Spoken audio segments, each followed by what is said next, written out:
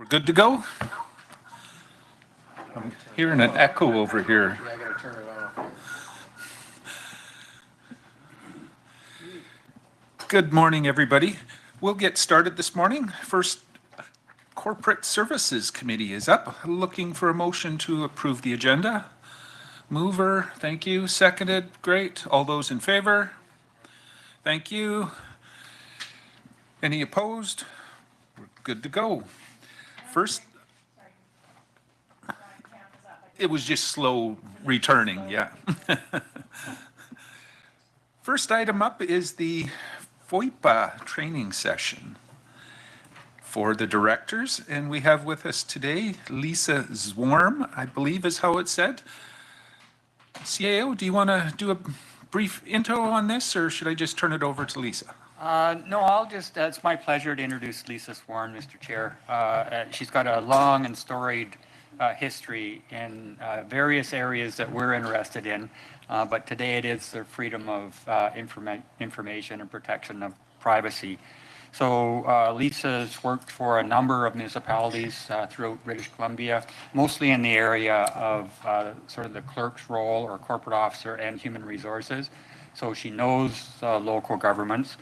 And then I was talking to her before. She spends, I think, most of her time collecting degrees and certificates and other distinctions that she has from over a clear. She is a lawyer and has been called to the bar. She has her certificate in municipal administration, and she has her local government administration certificate, and she is a professional parliamentarian. Wow. Both her and Ellie Mina are sort of the two left standing in British Columbia that give presentations to local governments. So quite a distinguished career. And then she does teach, so with Capilano College, and she does that for most of the year as well. Then she does go around and present to local governments and other bodies with regards to freedom of information and protection of privacy. So she does have a really interesting outline that she's going to go through today. We've got 2 hours booked for this, and we know that the board's interested in freedom. It's becoming more and more of Christie's job, just trying to keep up with the requests, and it is a very complex area now. So with that, we'll turn it over to Lisa, and she has indicated that she'd be willing to take questions during the presentation at any time. Okay, please go ahead, Lisa. Thank you. And don't worry if we don't get through all the slides. I set the slides up that they have the information that you can read on your own. So that's why I'm more than happy to take questions as we go through it. I'd rather answer your questions than just keep talking, contrary to what the men in my house seem to think, I think. Okay, so let's see if I got the magic clicker working or not. Oh. Okay. Yeah, so what we're going to do is there's two aspects to the legislation, and I'm going to cover off both of them for you today. So I'll talk about the legislation in general, and then, as I said, it's split into two. So we'll talk about the freedom of information aspect as well as protection of privacy. And then you're going to get some topics where they don't fit neatly in either of them, but they do have impact there, such as emails. So hence topics of concern. As you can see, I'm a little lazy with the typing. So if you see FOIPA or the Act, that's what I'm referring to. And I'm even lazier when it comes to personal information. So if you see PI on the slides, that means personal information. All right, we're good to go so far? Hope so. Okay. The main piece of legislation we're dealing with is FOIPA, Freedom of Information and Protection of Privacy. Some people call it FIPA. I'm not too concerned either way. But the whole idea, it's got two purposes.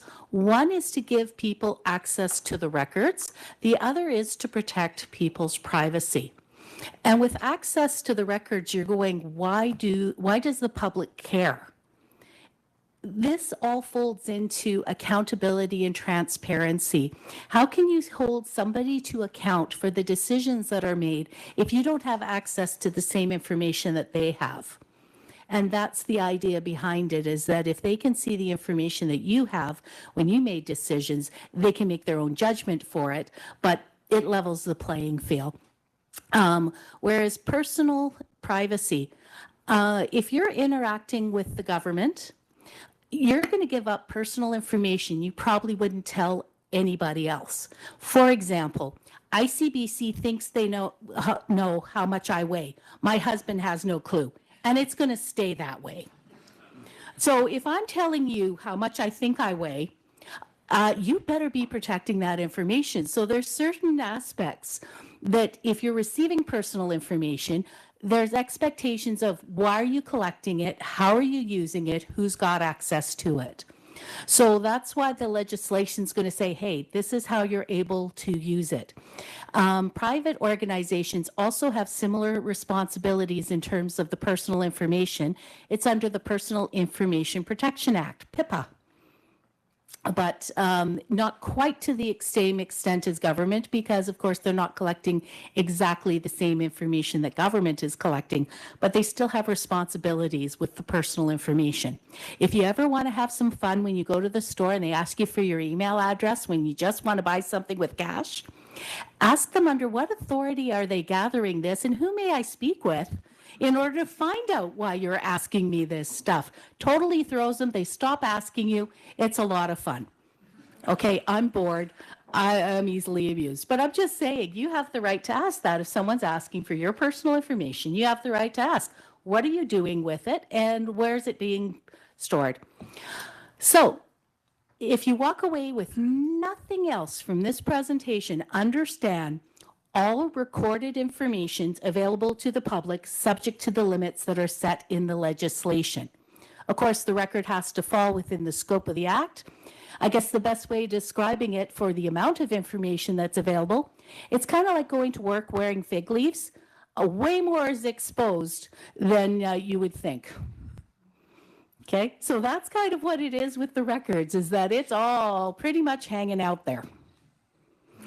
Now, there's somebody to sit there and judge about it all hanging out there, and that's the Office of the Information and the Privacy Commissioner. Those 4 letters, OIPC, strikes fear in the hearts of heads everywhere. Heads, people who are responsible for the legislation, because this is the person who oversees the act. They're independent from the provincial government, and the provincial government's probably regretting that ever since, because the commissioner can put forward orders and say, this is what you have to do in order to comply with the act if they find you haven't followed the rules. Most of the time, they're very helpful. If you do need assistance, you won't have to deal with them directly. The person who's responsible for FOI in your organization, as she sits there, is known as the head.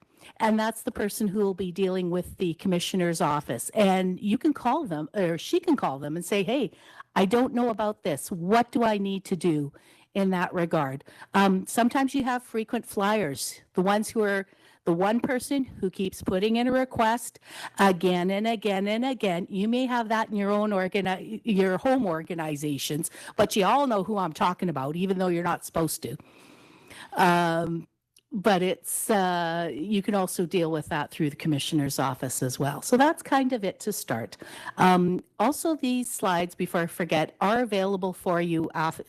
We'll release them to you electronically. So don't worry if you're not scribbling fast enough, you will have access to it. Any questions so far? I see a hand. Yep. Director Taylor, go ahead.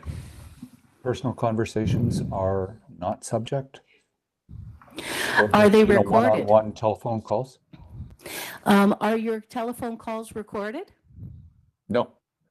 So, okay. Are you taking notes? No. Okay. If you've got these conversations which haven't been captured, so to speak, anywhere, that's, how can you capture error with that? However, if you're like me, because I've got a very leaky brain and I have to write things down, the notes I wrote on that conversation could be released to the public, subject to the rules. So, yep. Okay. Another question? Go ahead, CAO. Thanks, Mr. Chair. So you mentioned the head. And I know in the Act it talks about a delegation of head and that it must be done formally. Yeah. We do ours through job description. Is there some other requirement? The only thing I would suggest is, and I mean, that's fine if you say this job looks after this aspect. I would just, out of an abundance of caution, is have a resolution that says this person is the head for the purposes of administering the act. Another way may be in your officers and employees bylaw, where you've said, look, the corporate, I'll use the term, the corporate officer has the following responsibilities, those that are set out under, I think it's what, Local Government Act, Section 2367, and also the head and the head of records management and all that. That's another way that the delegation can happen. But I would still, out of abundance of caution, it's the position that has the responsibility. I would still tie it to the person with a resolution. Okay. Go ahead, Director Holmes. I have a question, which you might come to later, but regarding that one person, that one resident who makes multiple. Yep. So in terms of dealing with frivolous and repetitive requests, I know there's you touched on it, that there's a process. And will you be coming to that later? Or I'm not going into a ton of detail with that, but fair to say is that when you start getting request after request after request, the best thing to do is for the head to start talking to the commissioner and say, what do we need to do, to look at it. You'll still have to deal with every request that comes in. But when it starts getting frivolous or vexatious, it's only the commissioner that can say to the head, now you can say, had enough, no more, away we go. Right. So the process is working with the commissioner and meeting. The one thing you'll find with this legislation, because it's been around for a while, there's lots of little tests for every little section. So it'll be working through with that. But what I would suggest with your frequent flyers is have the head talk to the commissioner and start explaining that part of what you do with any request you receive is documenting how much time it's taking, where is it going with that, and if they're asking for stuff where they just, they make request number 1 and it takes, let's say, 6 hours, and then they ask for request number 2. It's just a little bit different from request number 1, but it's going with that. You're going to have to show to the commissioner is that this is how this person's turning this organization upside down, trying to comply with that. Okay, and follow up if I may. So in terms of time it takes, so say you have one person who's basically choking the system and taking up an entire staff position's time. And this one person isn't what they're hired to do. It's not what they want to do. So you're going to lose that person because they're not employed to deal with one person, right? Yeah. And in Summerland, that's where I'm from. $100,000, say one staff person, equates to a 1% tax increase. And so people aren't really aware of that. People aren't really aware of what we're up against. And so my question is, how much can we say publicly about the frequent flyer? Yeah, or not necessarily naming any individual, but what we're dealing with. Part of that is reporting out to the public and letting them understand this is the process, and you frame it. This is getting a little later in the presentation, but we'll do it with it now. First of all, is if there's something that that's going to be a real hot button in your community, proactive disclosure. Don't wait for the FOI requests. Release the information. You also would include with part of that is these are the requests that we have received.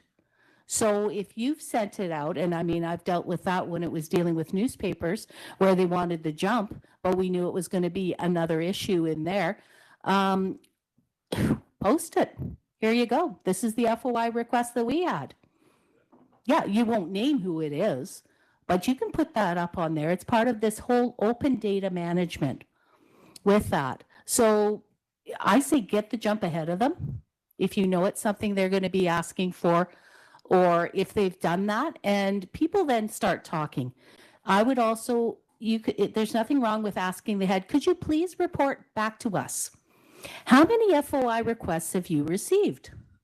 How long have these requests been? You don't name it, but here's a reporting of your process.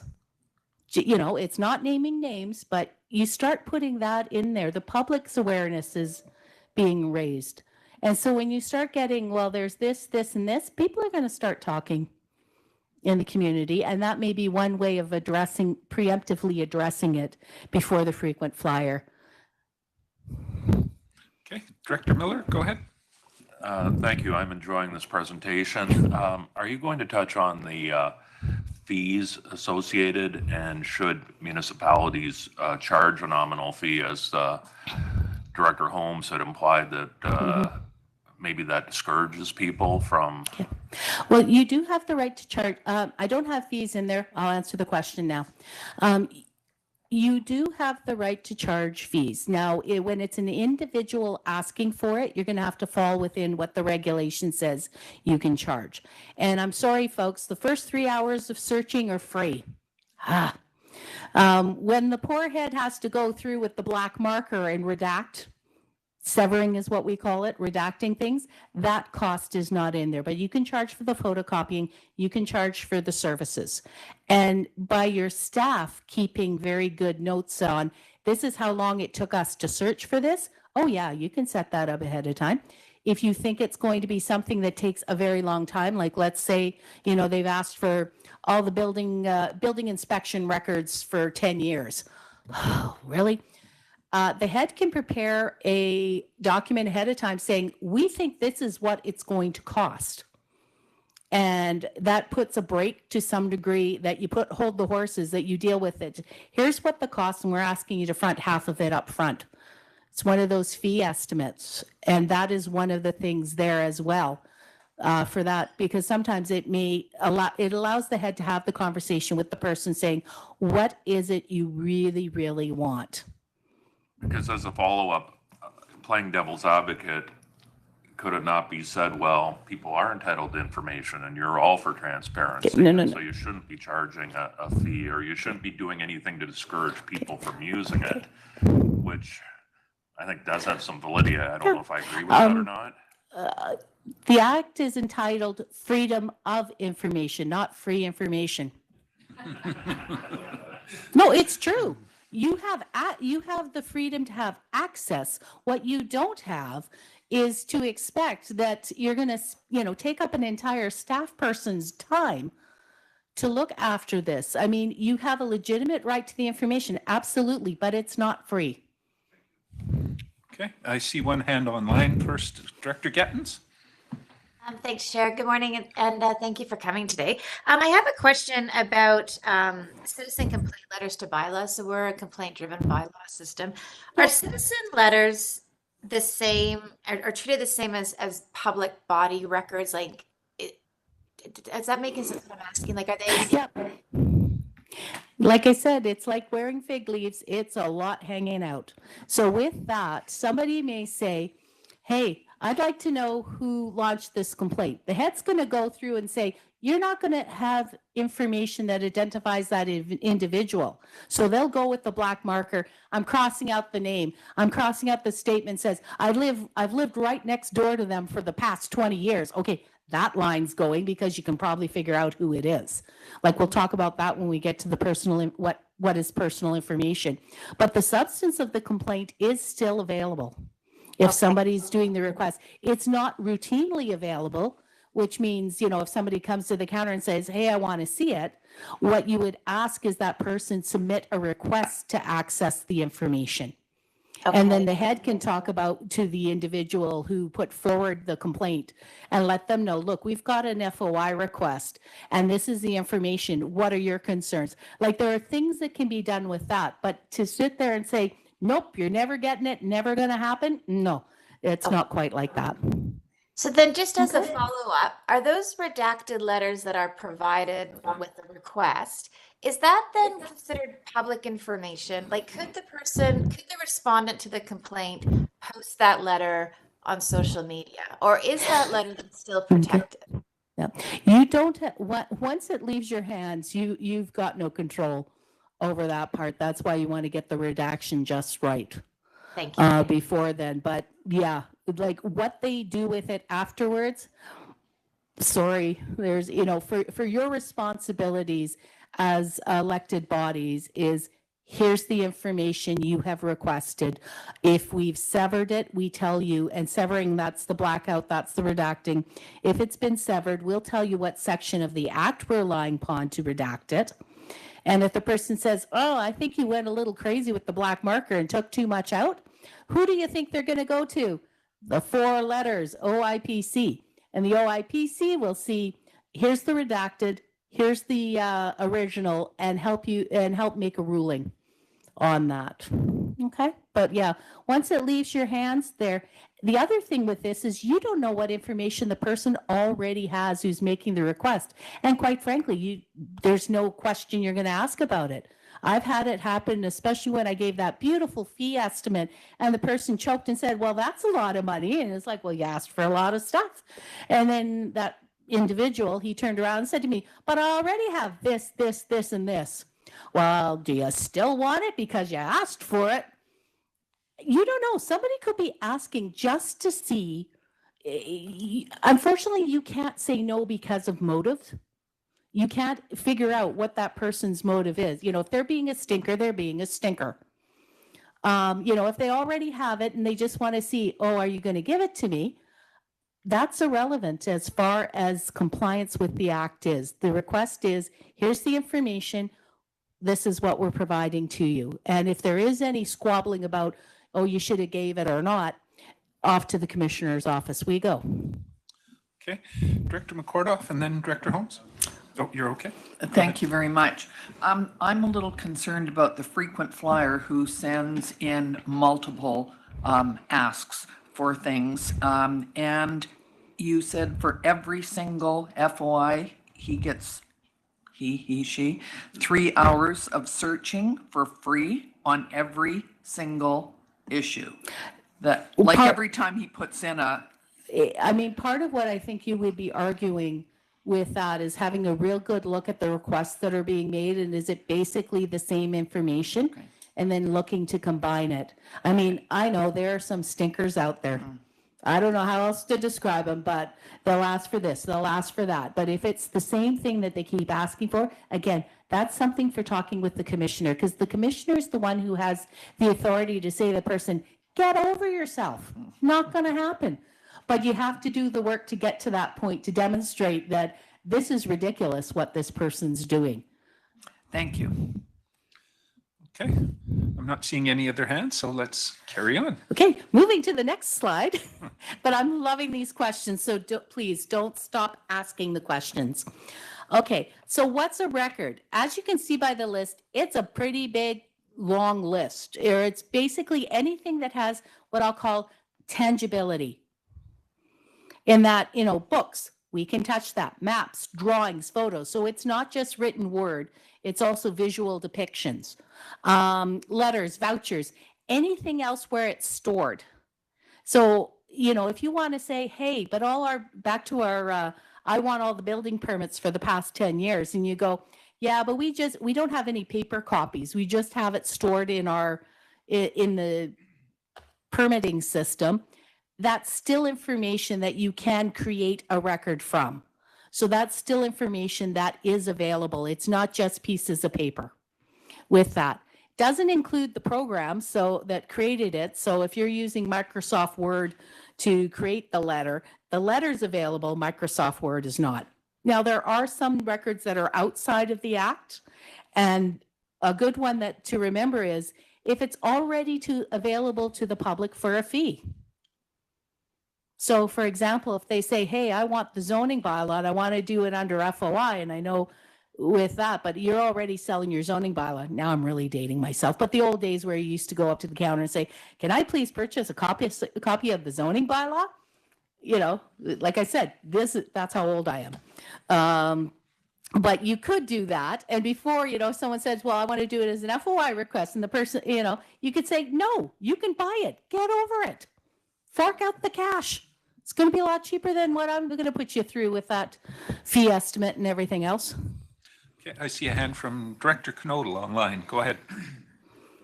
Thank you, and through the chair. I'm just wondering, how does video information fall into this whole grant of things? More and more, we're putting up cameras to protect properties, and I've also had a request from our fire department as they're being asked to basically act as bylaw officers for burn permits, and we've had a couple of quite serious issues there. So they're kind of looking at the idea of body cams, which I was wondering if that's even legal.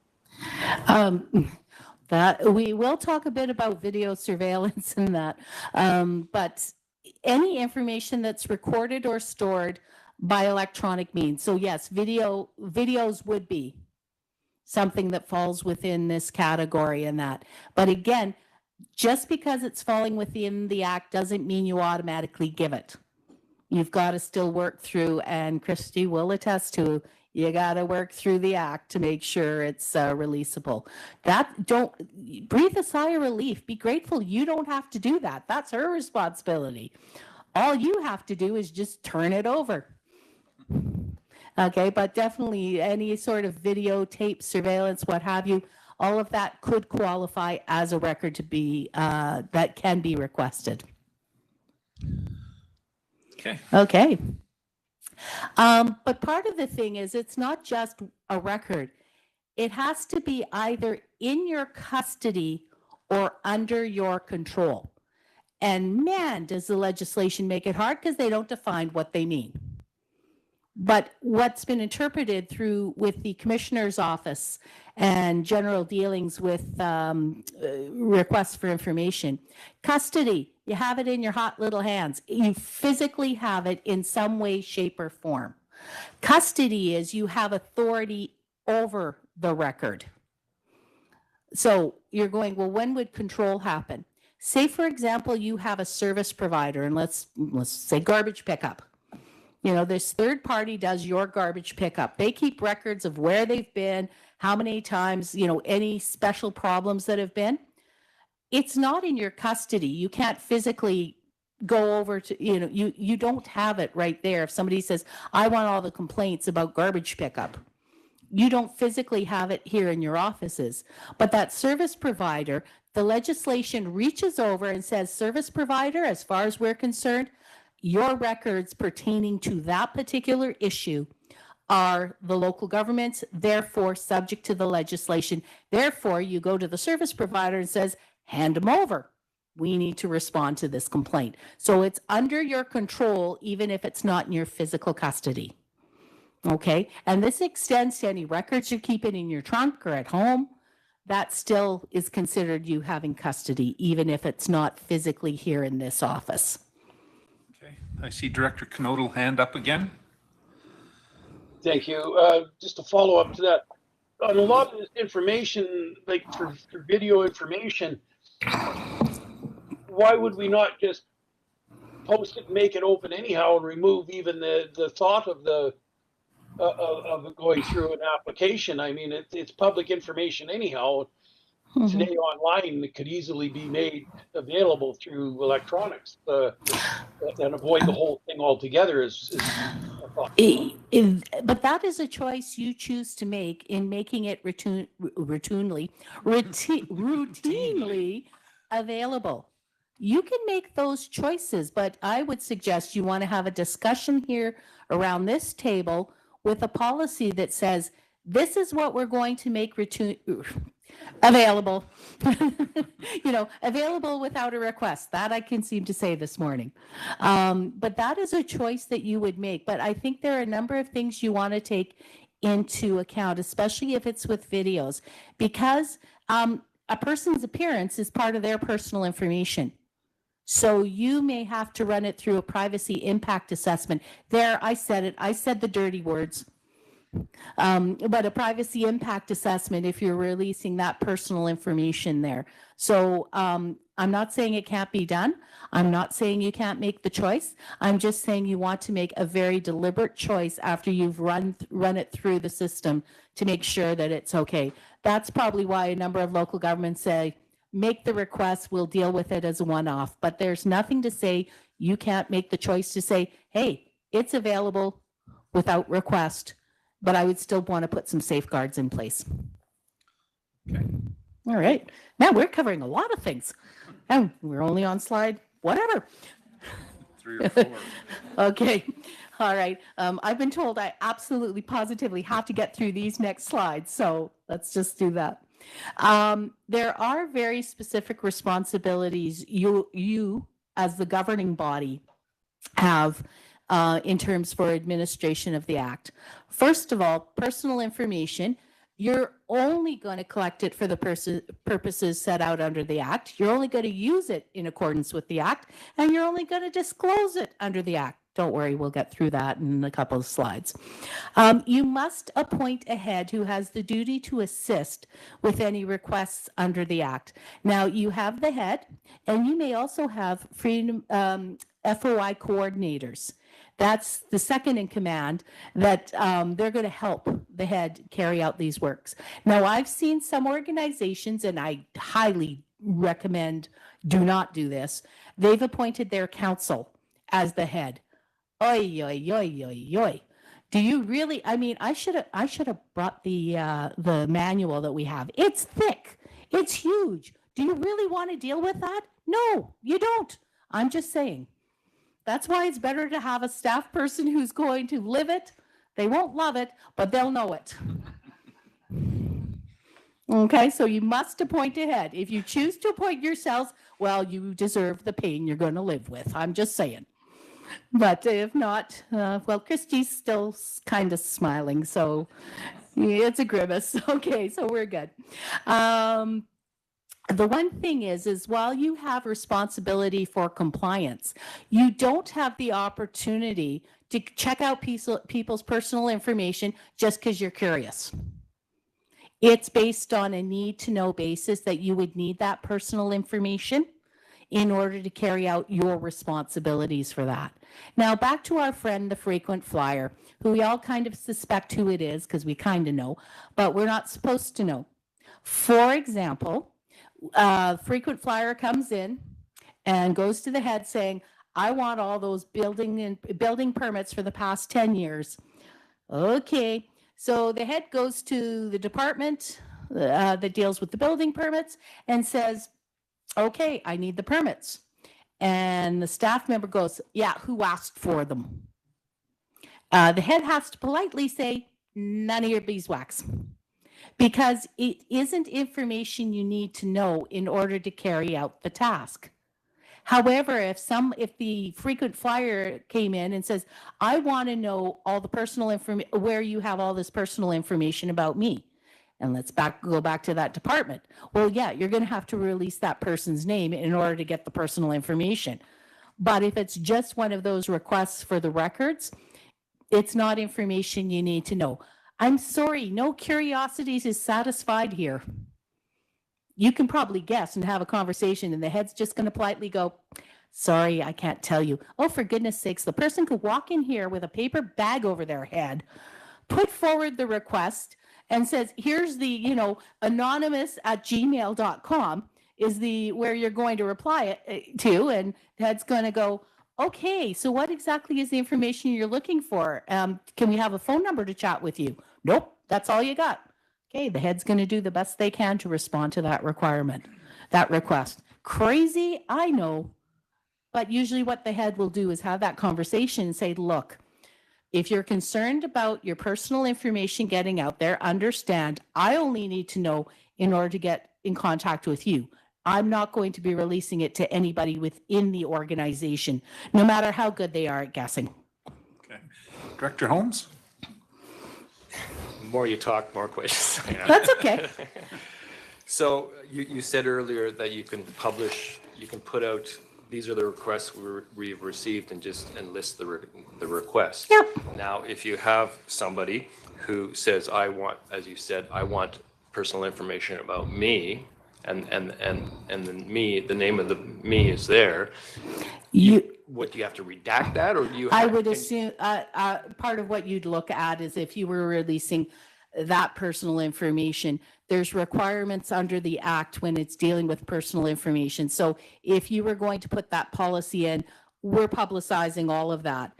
The head will still have to go back to the individual saying, we're looking at releasing this personal information. Do you have a problem with it? So they'd have the opportunity to say, yeah, I'd have a problem with it. Practically speaking, what I would do, if it's one of those, I would just put, when we're telling the public, here's it is, a request for personal information, and I would leave it at that. That's how I wouldn't publish it. But if somebody's saying, hey, I want to know about the floods that happen in this particular area, that's a different story. I'd still go through with the black marker to take out the personal information that's there, but okay.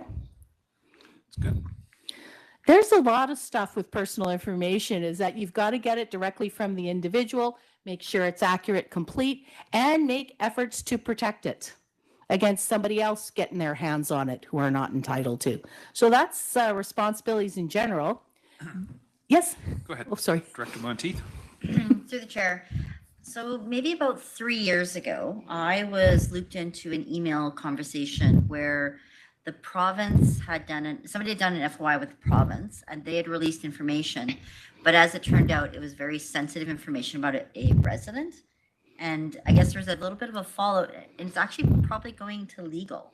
So I guess I'm curious to my information that was sent back. I mean, I'm not in anything, but it was specifically about this resident, and it was like resident against resident. So it's going to get really nasty. So I guess at what point is it, like, what can be done with that? Like, is that something that would be settled in court? Like, how would that? Depending on what it is, most likely what they're going to do is they're going to wind up going to the commissioner. And the commissioner has some pretty scary powers. Okay. Can put forward some orders saying this is what's going to happen. This is the biggest threat that the heads live with, is that the commissioner comes in, let's say, for example, the request was for information, you couldn't find it all. The resident pulls, aha, I've got this information you didn't have and you should have gave to me. Commissioner goes, really? Okay, let's go in and have a look at your records management system, and turn around and say, these are the things I'm expecting you to do in order to bring yourself into compliance. And it's the equivalent of a court order. Okay. Okay. All right. Go ahead. I'm just happy you're interested in this. This is very exciting for me. Your personal responsibilities as elected body is that you're not going to beat up an employee who blows the whistle. So, for example, if an employee says, whoa, privacy breach, this stuff came out, this information came out, you're not going to fire the person because they said, oh, by the way, there's a privacy breach. With that, and that privacy breach may be embarrassing. Or back to the example that Member Monteith had made about, scrapping neighbors, and this information came out, and oops, who did that? You're not going to be doing that, punishing somebody for cooperating with that. Not disclosing personal information is authorized. I even put it bold because it's one of those things to be very careful with the information, and it can happen real accidentally. I can think, for example, how you get those long everybody and their dog with an email address on the sent out to you. Okay, what if you accidentally forwarded that information to somebody else who shouldn't have had it? That could happen. That's why BCC is your new best friend, because you're not going to be releasing that personal information, that email address. And I know people say, but they've got it published on the Facebook. Everybody could get it if they wanted. Don't care. That's what they've chosen, but they haven't said, local government, I give you authority to blast my personal email address out there to the whole world. So BCC is your new best friend. Yep. Okay. Go ahead, Director Miller. I'm curious. I've read the Globe and Mail my entire adult life, and I never remember, say, back in the 1980s, ever seeing freedom of information mentioned anywhere. Correct. When 1996. That's when it kind of became a new phenomenon. In British Columbia, that's when the act first came out. And trust me, those were the good old days, because none of us knew what we were doing. So when did the I guess I'll ask it from the public standpoint, not a media standpoint, but when did this kind of become a new sensation with them of filing, Requests? yeah, It's more, dare I say, it's more cyclical in that if there are things that are going on in your community, is probably going to generate things that are people have got not problems with, but disagreements in how things are being done. That's probably when you're going to see more requests. I guarantee you about 6 months before an election, the requests usually go up because potential candidates, I'm looking for the one thing I can hang my hat on to say, this is how they're not doing what they should be doing. Vote for me. I'll do it. It's just in nature of the cycle. You're all laughing because you know what I'm saying is not inaccurate. So yeah, it's been evolving. I think the thing is newspapers were probably the ones who glommed onto it more in around 1996 and going, oh, this is an opportunity for us to get information we couldn't have gotten otherwise. Lawyers, sorry, I'm betraying my profession, so what? Lawyers will do FOI requests before they do lawsuits in order to give me the information I need to find out what's going on before to help me draft up my claim. But by the way, nice thing, depending, especially if it's a trip and fall, 2 months to launch that lawsuit, or they've got to give you notice and then 2 months to launch it. So they're going to work quick. so prior to 1996, was it just at the municipality's discretion if they provided the information or not? It might have been. I'm sorry, that really, believe it or not, that part's before my time. But yeah, trust me, it's been evolving and it's gotten more and more complex as people have been asking for it and the commissioner's been making orders. And quite frankly, we're just dealing in a different world. I mean, the good old days, filing, you went to the main file cabinet. There was, those who remember, the triplicate copies, the white copy that went to the person you were sending it to, the yellow copy you kept, and the pink one that went in central filing. That ain't this world anymore. So the complexity has certainly increased. Definitely changed. It has, and it's still changing. Dang it. I just want a bit of stability for a little bit of time.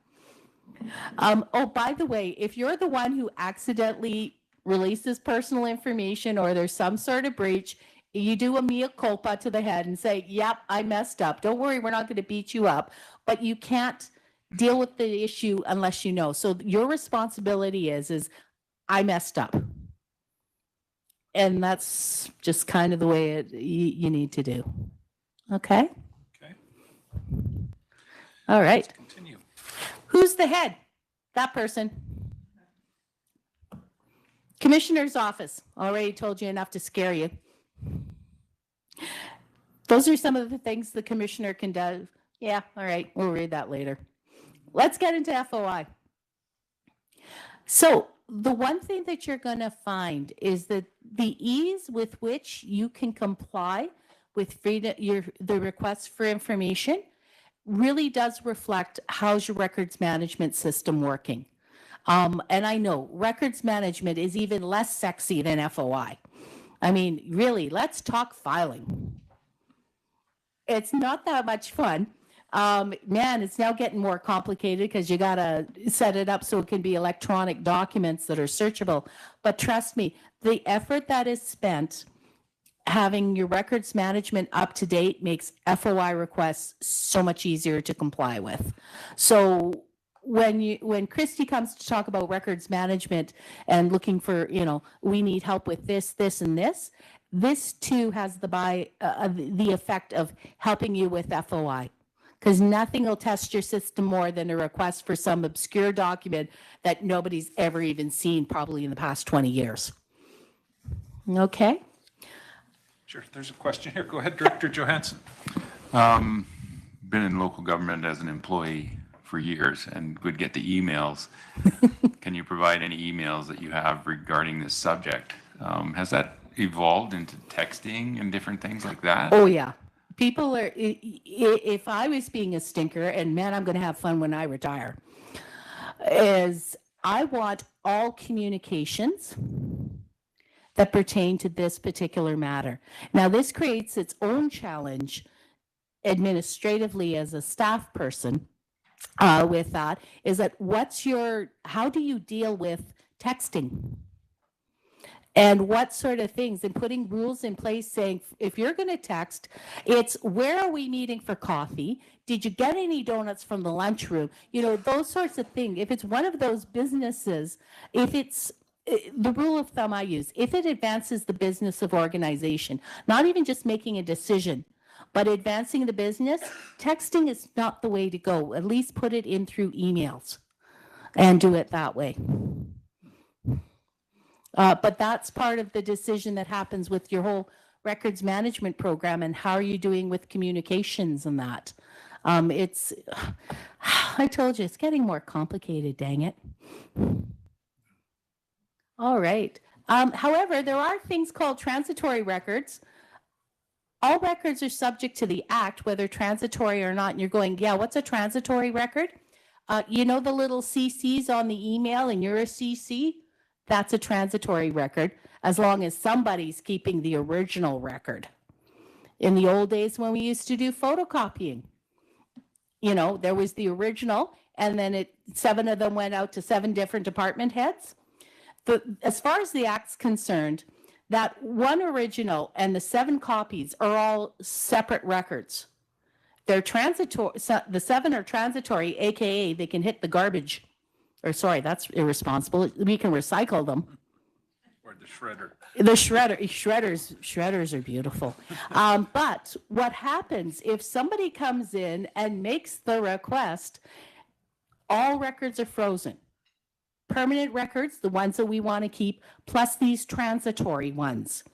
When the request comes in, they're frozen. So even if the day before I could have put it in the shredder and I didn't, bad me, it's now a record that has to be provided. And I've had that happen where it's the exact same record, but as far as the Act's concerned, it wasn't one original and 7 copies. It was 8 separate records.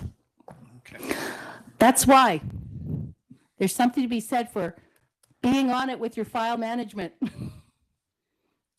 Okay. Looks good. All right. What can you do to manage it? I'll let you read that for yourself a little later. But basically, if there's a file classification number, use it because it makes it easier to figure out where you're going to put it. But only keep it for as long as you need it. So if you need that, you know, there's something to be said for Friday afternoon. Sorry, I'm working, and hide in your office or wherever it's safe for you to hide. Maybe it's the park. Just go through your emails and get rid of those CCs that you don't need. Keeping up on your records will make it so much easier for you to figure out where things are. Okay, but keeping your records secure. In other words, I can't let my kid go playing on my phone. That's all right, he's got his own phone, but you know, just keeping my business records separate. That would help. Okay. Duty to assist. As much as the head would like to say, I don't want to deal with it, the head is bound by the legislation to have to deal with a request. Even if you're reading it, you're going, what are they asking for? That's the head's responsibility to talk with the individual to try to narrow it down. So back to all those building permits for the past 10 years. Come on, let's have a chat and figure out which are the ones you're really looking for. If you want to do this shotgun approach for all the records for 10 years, okay, it's going to cost you. But if you're really just looking for the building permits for these particular items, let's just narrow it down there. So it's having that conversation to there. And like I said, motives for requesting it are irrelevant. We just have to deal with the process. Okay. Now, routinely, yes, I got the word out, routinely available materials. Those are ones where you say, hey, you don't need a request. Now, sometimes it's routinely available because the legislation says so. So just think of the materials that you have for this meeting. For example, somebody wants to come in and say, I want to look at what that person had to say about FOI. Have at it. It formed part of your meeting for that, and people have right to that kind of access. Go for it. Sometimes it's so much a part of the process, you need to have it available. So think about whenever you do a public hearing, And all those the engineers reports, the planning reports, all the, maybe there's an environmental impact assessment, all that sort of stuff. It's routinely available because how else can people know you're making the decisions you're making without having access to that? And as you can see, the OIPC has been, when they're not ruling on things, they write reports, they write protocols, they provide guidelines. So what is expected, especially under the Act, under Section 71, is that you will have a list that says, hey, this is all the stuff you can get without having to do an FOI request. So that is something that is required. All right. How does the request happen? Let me tell you. Somebody makes the request. They come in, like I said, they could be wearing that paper bag. That's fine. But they come in and they say, here's my request. And the head reviews the request and says, okay, you're asking for this, this, and this. The request is going to look, is this documents that are in our care and control? Or should it be moved to somebody else? Like, for example, say someone says, I want all the information you have about this, an investigation on this particular piece of property. Any of those police requests, because let's say it's that property that has a number of those issues that have been visited many times by your police force, those type of records, the head will go, you know what, go talk to the police force for access their records. We may have it, but it's not ours. Or they may say, we need to do that back to the fee estimate, because you're looking, it's like the past 10 years, really? Okay, they'll develop the fee estimate. If you're asking for business secrets, the head has to talk to the company with the business secrets. Or if it was asking back to that personal information about the other individual, back to the request for the complainants, the complaint made about the property in a bylaw enforcement issue, that would be one of those. The heads goes, well, I got to talk to that third party and see if they're comfortable with any kind of release of the personal information. So there's lots of little things that happen in the initial steps. Usually what will happen is that the head's going to sit there and go, okay, which department or who has got the information, and send that request to the information. Sometimes it's usually the staff, so depending on what the request is. Other times you may receive the request saying, hey, they want all correspondence dealing with XYZ. So you will conduct the search. All the people that are involved will conduct the search. Like I said, the first 3 hours of searching are free, but that's organizationally. So if you had 4 departments, each of them took 3 hours. 3 hours in one department is free, but you're going to be, trust me, you'll be billing them for the 9 hours for the other 3 departments conducting that search. So it's not 3 hours that every department's doing, it's 3 hours for the whole organization. So the head gets the record and goes, yay, now I've got to organize it. So the head organizes the information to see where it is. Usually you're doing it chronologically because that just seems to be easier to deal with that. And then the head has to go and review each of the items to figure out, do we have to release this, or can we release this or not? And there are various tests that'll happen depending on what the subject matter is and what type of information. So you may claim a solicitor-client privilege. You may claim, hey, that was in a closed meeting, so we wouldn't release it on this, or it's dealing with personal information or what have you. But the head's going to go through with the magic black marker and say, here's what I'm blacking out, and then has to keep a log going with it saying, okay, when I blacked it out here, here's the section of the act I relied upon to give the justification for why it was blacked out. So you prep up the records, head calls up the person who asked for it and says, it's ready. Okay. And then pay for it. Oh, by the way, it's 30 days to respond. All right. Director Gilbert had a question. Go ahead. Thank you, through the chair. I just want to know about this process. If someone were to do an FOI request and the restrictions about when a document's in draft, and whether they can request that document or not. Yes. Because it's a transitory record, but back to what I said was, as soon as the request comes in, all records are frozen. So even though it's a draft, they can request it. And if you've kept copies of these drafts, even though you could have torched it once you had got that finalized. Okay, well, maybe torching's a little extreme. Depending on the topic matter, you may want to light it with a lighter. I don't judge. But yes. Okay. Oh, now there may be a need, because they've asked for the universe and then some, there may be a need to have it go longer. The head can make a call that, okay, it's going to take us another 30 days and very restricted, for very restricted reasons, or the head can go to the commissioner. So back to it, they're asking for all of this information, back to our frequent flyer, that they asking for all this information, and it's going to take one staff member a good 3 months to do. The head will go to the commissioner saying, wow, this is the request. We're going to need extra time. We're not going to make this deadline without it. You have to ask for the commissioner's blessing to extend it, to accommodate, for example, that three month thing. And that's part of, back to the conversation about the frequent flyers. When the commissioner's office starts saying, oh, you're calling for a request, and oh, okay, because the commissioner is probably the only one who's going to know who the frequent flyer is, in addition to the head. The commissioner is going to start doing a head scratch going, you keep having to come back to us for this. This is starting to get a little crazy. Okay, Director Van Elfen, go ahead. Thank you. Through the chair, sorry for being late. No worries. If someone's asked this question prior to, I do apologize, but this whole FOI situation and regarding the frequent flyers and,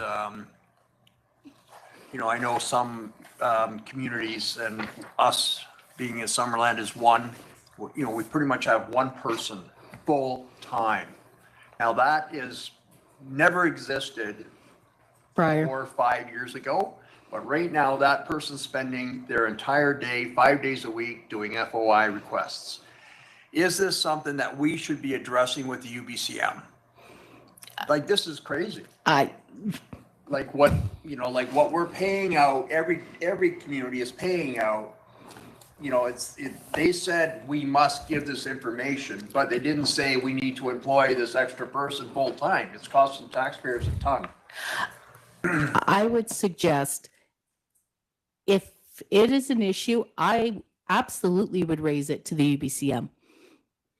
For the need for this is that, it's not just the Community Charter and Local Government Act that impacts the work that you do. This is clear responsibility for that. And if you're having problems with the frequent flyers, I think there's something to be said for a change in the legislation. But if there's that kind of groundswell, I don't think it would be ignored. I hope it wouldn't be ignored. Director Bloomfield, go ahead. Yeah. Hi, thank you. And got a general question, a little more general and sort of hard. Cities that do an open data portal, has that been effective in reducing FOI requests? I have heard that it is. I can't think of a couple offhand. Actually, Edmonton and Calgary are those that have done a lot of that. I mean, for goodness sakes, when Mayor Menchie was still in the mayor in there, he published his calendar. It was after the fact, but he published his calendar, cut it down a few requests of who's he meeting with, what's he doing, where's it going. If President Obama, when he was president, that was part of what he did, was here's my calendar after the fact. I think the thing is, you know how it is. As soon as someone says you can't have it, I want it. Yeah. But it's more as like, here, have it. It's like, no, I don't want it. It's vegetables. Don't give it to me. As soon as you give it to them, they don't want it. Just a thought. Okay. But everybody wants the broccoli. Nobody wants cauliflower. Director Gilbert. Yeah, thank you through the chair. And I think this is just a comment to some of about the amount of FOI requests and what you can do. So just as someone who is a provincial employee,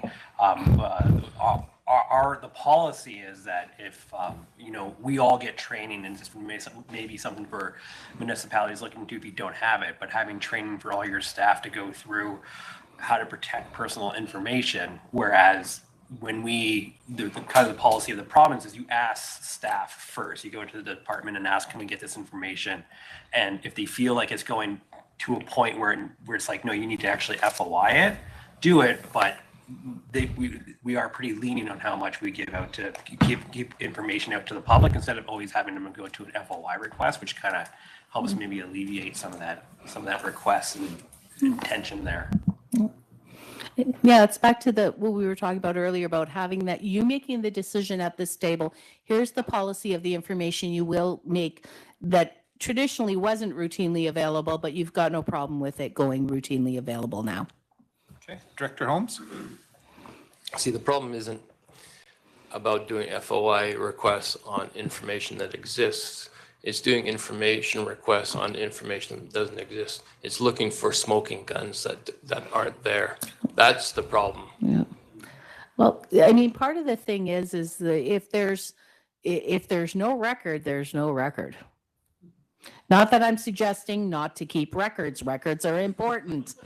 Not suggesting don't keep records, but I know the frustration you're dealing with the frequent flyers. But if you do get a lovely request from Christy saying, please give me all your stuff, hand it over. I mean it, everything. You don't have to worry about, can we sever this or not? That's Christy's problem, not yours. So you just have to hand it over. And because she's going to worry about going through the legislation and the tests that the commissioner put together and all of that. One thing I can tell you is you can't sever stupid. So you may have gotten a document and you're reading it and you're going, this person's a wingnut. It's okay to think it. Just don't put it in writing. Okay? Do not put that in writing, because if you put this person's a wingnut and poor Christy gets this and she's going, there is no section to sever stupid. So okay to think whatever you want to think about the person, just don't put it in writings, because there's no way to redact it. Okay, so I'm just, I'm certain you're all professionals and this will never be a problem, but I have seen the occasional oopsie, and there's nothing you can do. Okay. And then, of course, like I said, once the request has been made, all records are frozen. That means they can't be destroyed. So back to your question about, here are the draft reports. You could have got rid of them before the request came in. Request came in, give those draft reports as well. And then once the request is over, clean up your filing. So get rid of those drafts after, but until the request has been finalized, you got to keep them, you got to hand them over, you got to deal with them. Does that work? Well, whether it works or not, sorry, them's the breaks. Okay, so this is just talking about how to conduct the search. Basically, give the records as soon as you can. That 30-day time limit's kicking away. Describe what you've done. Say, I looked here, here, and here. I didn't look here, and here's why I didn't look here. Keep track of the amount of time that you spent looking, because that will go to Christy, and she takes all of those numbers back to when I talked about the 4 departments, each spending 3 hours each. Keep that kind of track of the record, the time it took for you, and then record what's been done. Okay. These are suggestions where to look. Like I said, in the old days when it was paper, man, it was a lot easier to search. Now I got to check my phone and my tablet and my computer and my actual file cabinet and maybe my voicemails. I'm sorry, it's not a complete list, but these are just some ideas of where to look. And this includes your local government email account and your personal email account if you have been using your personal email account to conduct business. I highly suggest no. Director Holmes? So when a request comes in and the head asks for, whatever records on this subject or whatever, either, I mean, we're often given a choice. Either you provide it yourself, or you can request IT to do a search. And is that written somewhere that you should have a choice of how you provide it? Or could an organization or a board or a council have a policy that you just allow IT to do searches? because that covers everything. Well, you can certainly allow IT to do the search, and that might be the first thing, but that doesn't remove the responsibility to do the search. And quite frankly, I mean, for example, I see a number of local government people, and I used to be one of them. I had my business phone, I had my private phone. And if I had anything on my private phone, I don't think you want IT on your private phone. They may find it interesting. You perhaps may not like that. So that's why the responsibility is please, when you get the request, yeah, you can have for IT, but still take that opportunity to look if there's anything in your personal records that are keeping. Because again, it's still that whole issue of custody and control. The organization may not have the custody of it, but there's still the control. It doesn't matter what the device is or who owns the device. And that's why usually the head will still ask you to have a look.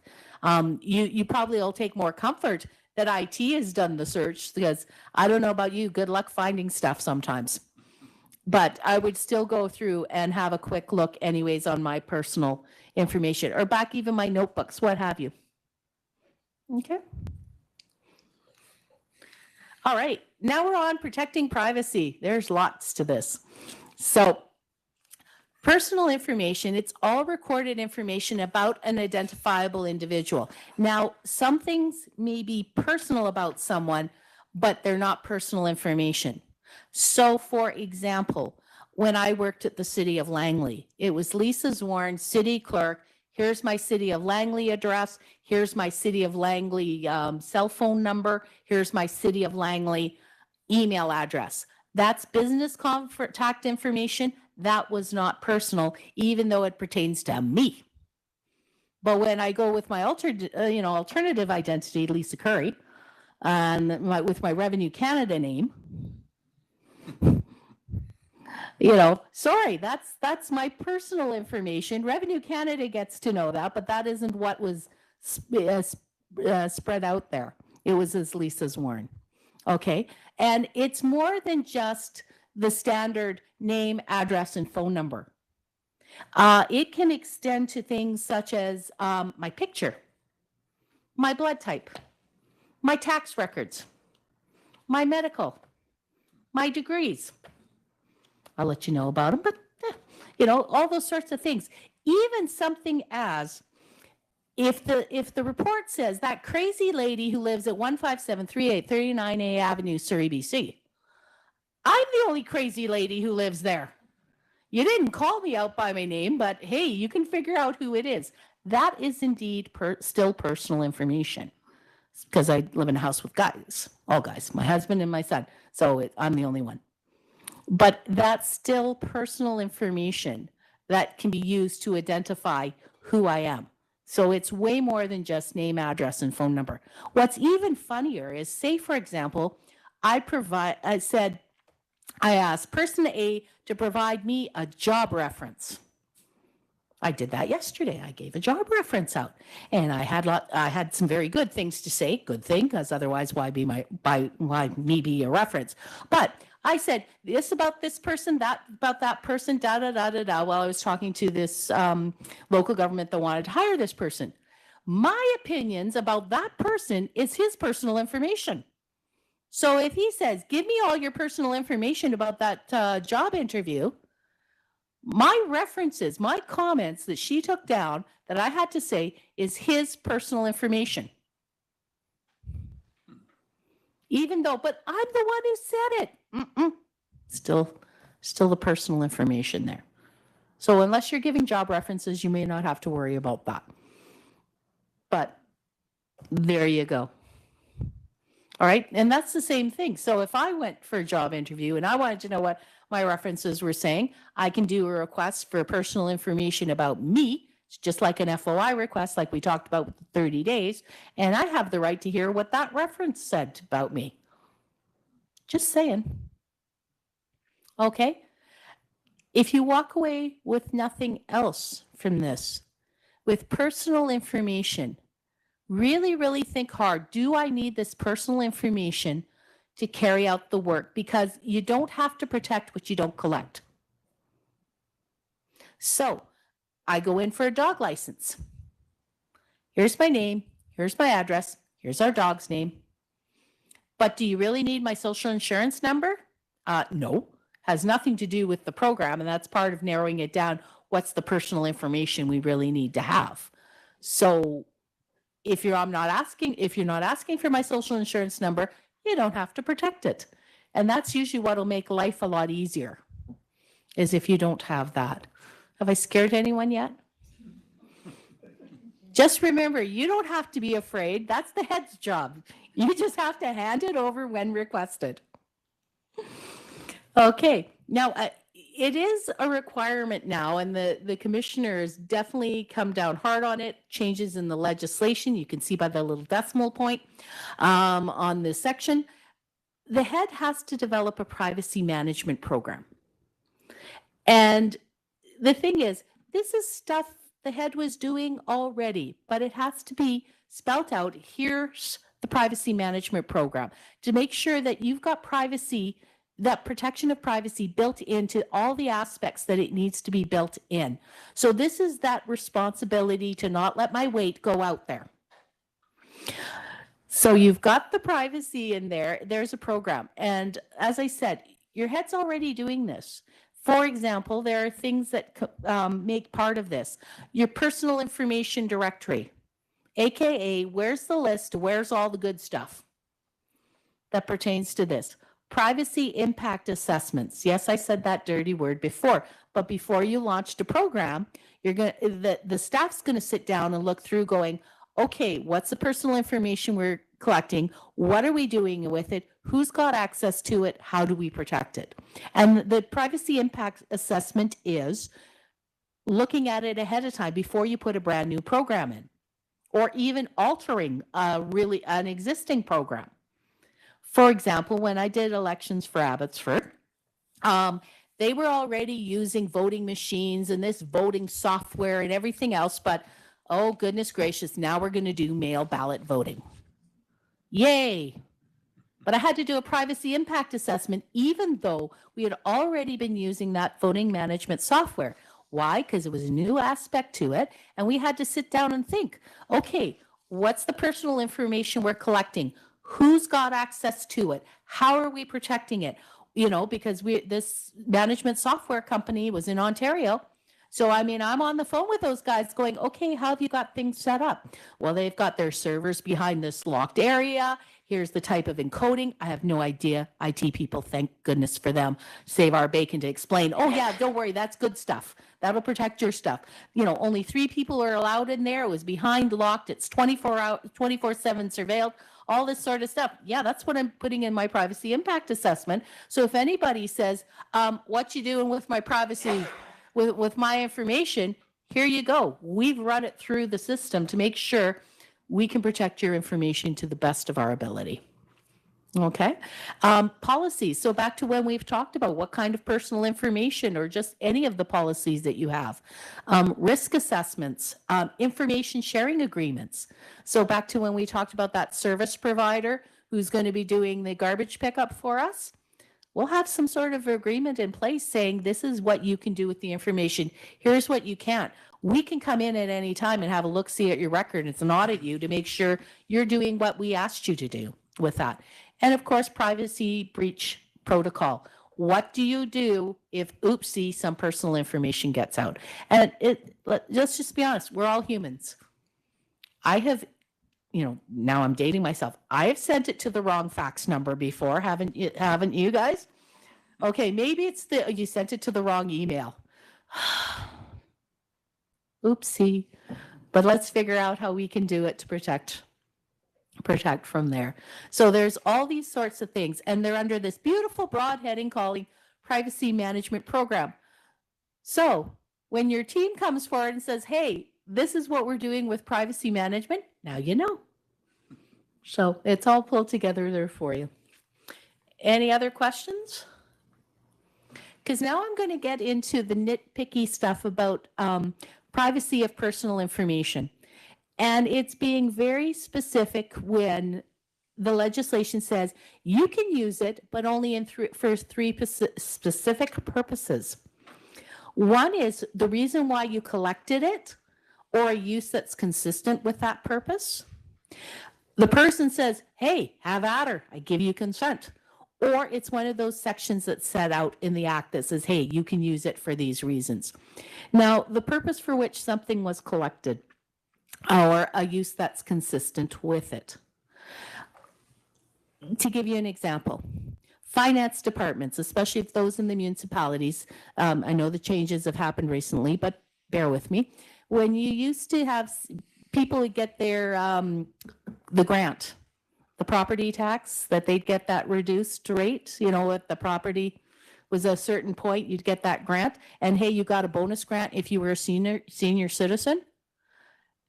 No problem for the finance department to use that, because that's figuring out what are those calculations that are happening. But what if the fire department, bless their souls, decided, hey, you know what we want to do? We think we should give fire extinguishers to all senior citizens so we know that they're taken care of, and give them some training. And off they tootle off to the finance department saying, hey, can you give us that home? You know who's 60, 65 plus here. You had the homeowner grant exemption and you can see who all those senior citizens are. Can you give us the information? Finance department says, talk to the hand. This is a great idea. I don't deny it's a great idea. Let's give the fire extinguishers there. But we didn't collect the information about their age for you to use it however you like. We only collected it for the specific purposes of determining how much money they're going to have to pay in taxes. As great as that idea is about fire safety and everything else, sorry, fire department, you got to figure out another way to go about to do this. And that great idea, but you just can't use, just because you have it. And yes, I am speaking to IT because they love it. It's like, we could do so many cool things with this information. Am I right? He's just quietly sitting there going, quit ratting me out. You have to think about, how did we collect it? And if you want to use it differently, you can go back to the people and say, are you cool with us using it for this purpose? Sign off here. Written consent. Giddy up. Not a problem. If the person says, oh, you want to do it for the fire extinguisher stuff? Great. No problem. But you have to let me know ahead of time. Not that I'm quite there yet, but you have to let me know ahead of time and I'll sign off on it. Totally cool. As long as I've given consent, or it's consistent, or it's one of those sections under the Act. That's how I can use it. Now, I can only collect it for certain reasons. Just because I can use it, I also have to worry about what I need to do to collect it. So I can collect it if it's authorized by law, if it's for law enforcement purposes. The bulk of local governments are going to be collecting this information under 26C. It's where the information relates directly to and is necessary for the operating of the program or the activity. So back to the dog license. I go in there for the dog license and you need my name, Fido's address, Fido's phone number. Okay. With all of that, that's in order to carry out this program so that you have that. Back to the social insurance number. No, don't ask for that. That's too much information. But that information, that's the authority you're asking for, because if we don't have that information, how can we issue Fido a dog license and reunite you with Fido when Fido goes AWOL? Off visiting, playing out with the other dogs, jumps the fence like a teenage kid, middle of the night, takes off. There you go. If the person's consented and a reasonable person says, yeah, that kind of makes sense in the circumstances. I got to tell you about the Stanley Cup riot provision, 26G, where you're in public and you showed up and you knew it was in public. Your public hearings, 26G is what you're relying upon if you're broadcasting like we are right now for a public hearing. And you tell them at the start, guess what? We're streaming this. We're capturing your personal information. If you've got a problem, talk to Christy. Well, you'll say talk to the head, but you're letting someone know is that if you have a problem with this, you can remove yourself, but we're giving you advance warning. We're going to do that. capture that. And the reason why I call it the Stanley Cup riot is like, when people are complaining about, oh, the police were capturing us on video and they caught us, committing crimes. Duh. You're out in a riot. What did you think? Even the Guns N' Roses riot was more civilized than that. But it was there. It's like, don't be surprised you're out in public. But that's why you'll give that warning. Well, just think it when you join the Zoom meeting and they're recording their Zoom meeting and they say, oh, by the way, the big flashing thing, the host is recording this. If you agree to it, press got it. That's what you're doing is you're giving your consent to say, oh, guess what? I appear on a Zoom meeting. Okay. Real cool with that? Or whether we are or not, that's just how it is. Okay. The other thing is it's got to be necessary, the information, not just nice to have or useful in the future. Okay. It's really, and it's not quite so much that it's impossible for you to do it without the personal information, but you just want to be very careful. Back to the finance department and the fire department with the fire extinguishers. It's the information you absolutely need, not just, oh, we could ask it and use it in the future. That's not what we're looking for. And of course, there's a report that was back in 2007. It was the 10th report. That's what F07-10 is. They said, look, when you start figuring out what's necessary, look at the sensitivity of the personal information that you're getting it. So that's, your fire departments would be worried about that because think of when they're dealing with people in their medical conditions, especially if the person's knocked out. And what's the purpose? How much are you collecting? All those sorts of things that go into that. Oh, sorry, my slides were out of order. There's my Stanley Cup riot one. Collection by observation at a presentation if the person voluntarily appears and the event's open to the public. Okay, you didn't get written consent, but they stayed. You voluntarily appeared. We told you could leave. You chose not to leave. You stayed. Okay? And over here from Director Conant. Yes, thanks. This is really interesting, but kind of turning the table a little bit. So obviously this goes for every level of government, and during COVID, a lot of information was collected from everyone in the province, including our telephone numbers for our numbers, all our every way to contact everybody in the province, really.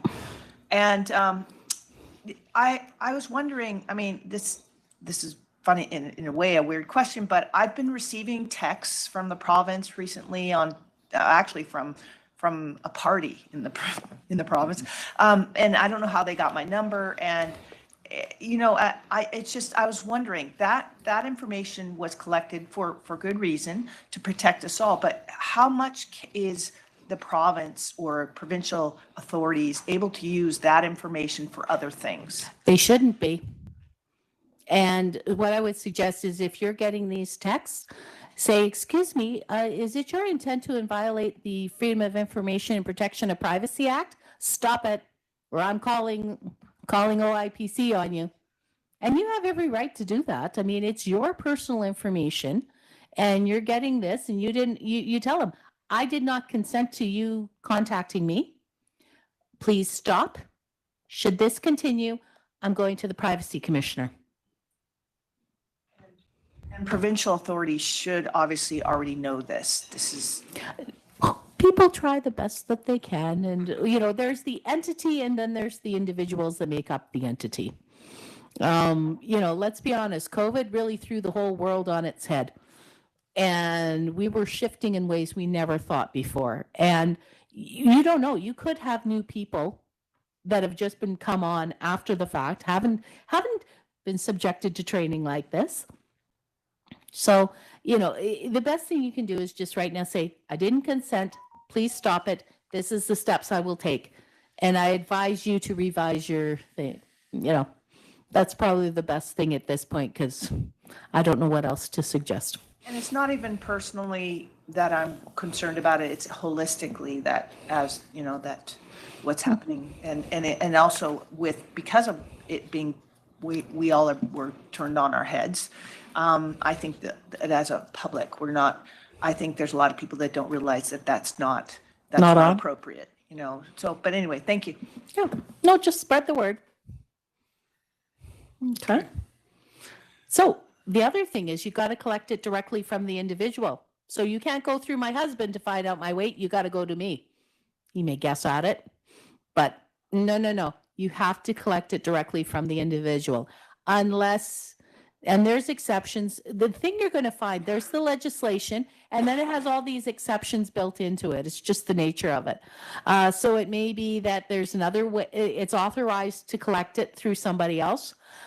You need it for medical treatment and it's not directly possible to directly collect it. Think about the person who's knocked out at a motor vehicle accident and the fire department's trying to find out who is this person. They were the only person in the vehicle, and into the, the wallet they go to find out who this individual is. That's one of those things there. Whether it can be disclosed under Section 33 or it's part of court proceedings, enforcement, reducing risks for violence. Disclosing it. What can I say? There's a lot of things in Section 33. I'm not going to bore you with them, but if you're ever really bored, you can always have a look at it yourself. But it lists a variety of ways the permissible disclosure without having to go back to the individual to get their written consent on that. But the thing that to remember is even disclosure of personal information between employees is on a need-to-know basis, not a nosy-to-know basis. So, for example, back to the example I already told you about. The head says they received the request from the person making the application, and I, in the department, being requested all those records. Come on, Christy, I want to know. It won't kill you. Just tell me who asked for this stuff. And she's going to go, need to know, not nice to know. You don't need to know to carry out your job for it. So it's one of those things there. Or just even think with the finance department, I may tell them, here's my banking account information to the payroll person. So I get direct deposit. Yeah, they kind of need to know I like getting paid. But if my supervisor went to the payroll department and says, hey, I want the banking information for an employee. No, you don't need to know it. It has nothing to do with the job that you're carrying out. So that's where it all is. So you can access the personal information if you need it to conduct a specific administrative task, not to get dates for Saturday night, okay? Got to have a bit of fun with this. Okay, I don't know what I was trying to say with Section 33, because apparently I forgot to finish the sentence, but Section 33, it regulates disclosure of personal information in Canada. Now, it used to be very, very complex, is that you couldn't disclose outside of Canada. You couldn't store things in the cloud outside of Canada. But the legislation has changed. And it says, look, we'll let you disclose outside of Canada in accordance with the regulations. Regulation says, guess what, head? Christy, you get to do a privacy impact assessment before you go storing it outside of Canada.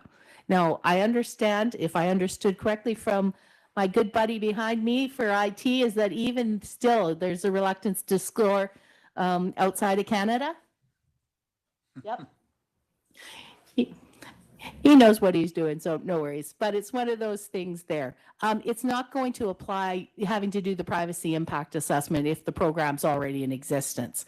Oh, the other thing is if you've used personal information, you have to retain it for at least 1 year. So, for example, if staff was interviewing for people for a position, and they had the 3 candidates and it came down to, and they picked candidate 1 for the job position, they're still going to have to retain the personal information of candidate 2 and candidate 3 for 1 year. But as soon as that 1 year is up, get rid of it. Okay, but that's the minimum to keep it if personal information has been used. Okay. Oh, and if you've got it, you're supposed to make reasonable security arrangements for that. And, you know, there are some suggestions coming from the commissioner's office to help bodies really have a look at what are we doing in terms of safety for the information.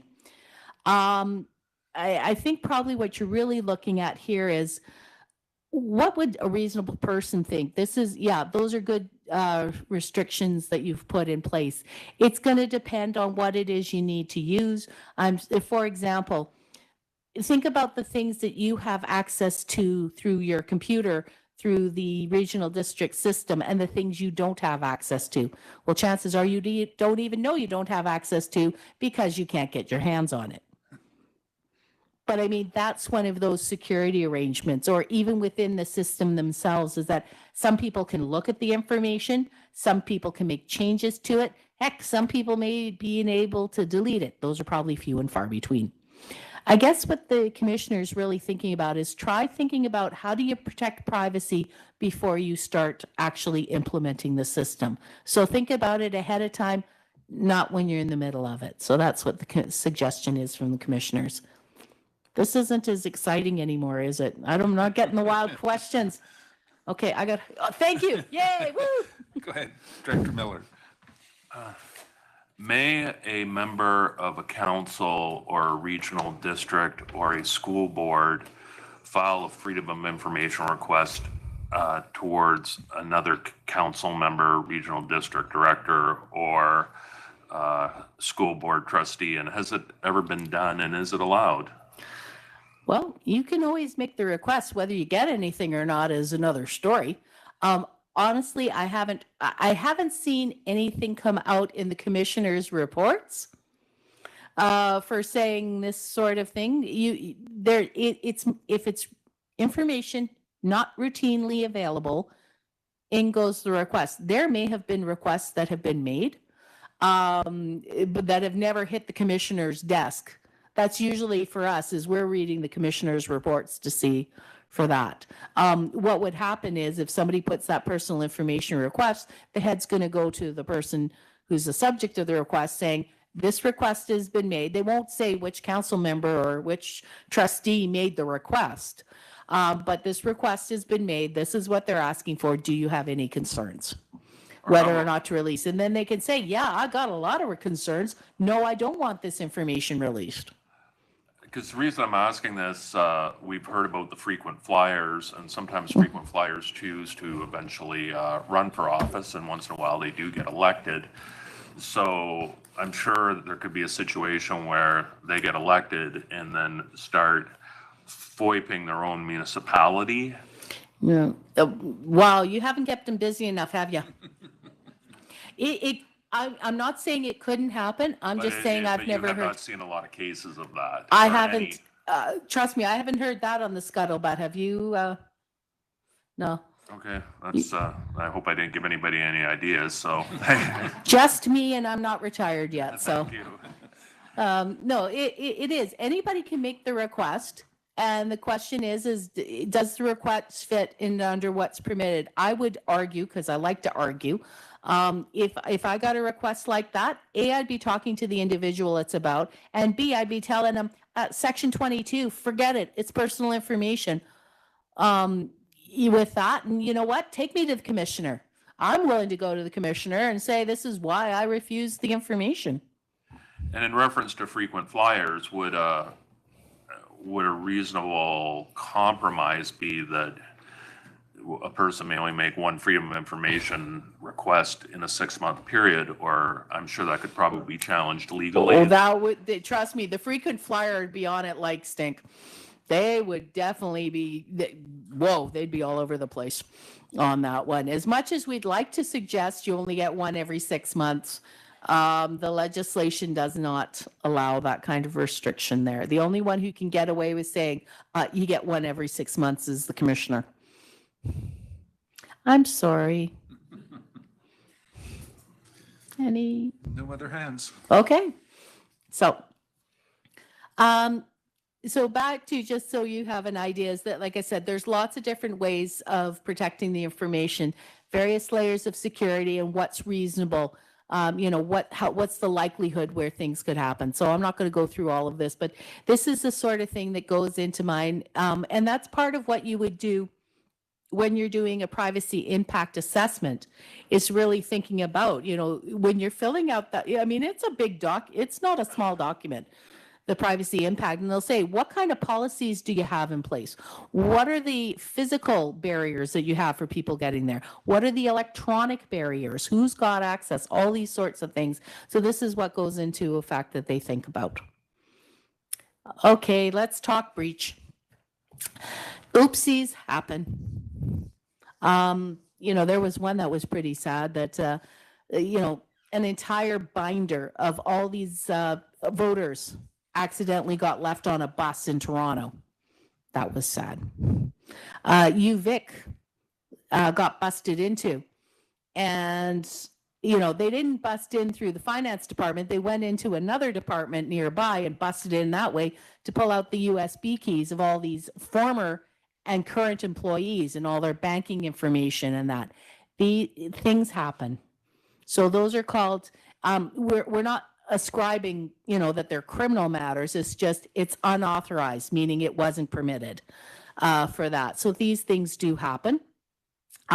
What happens is if there is a breach, let the head know immediately, because the head's got to investigate and deal with those complaints.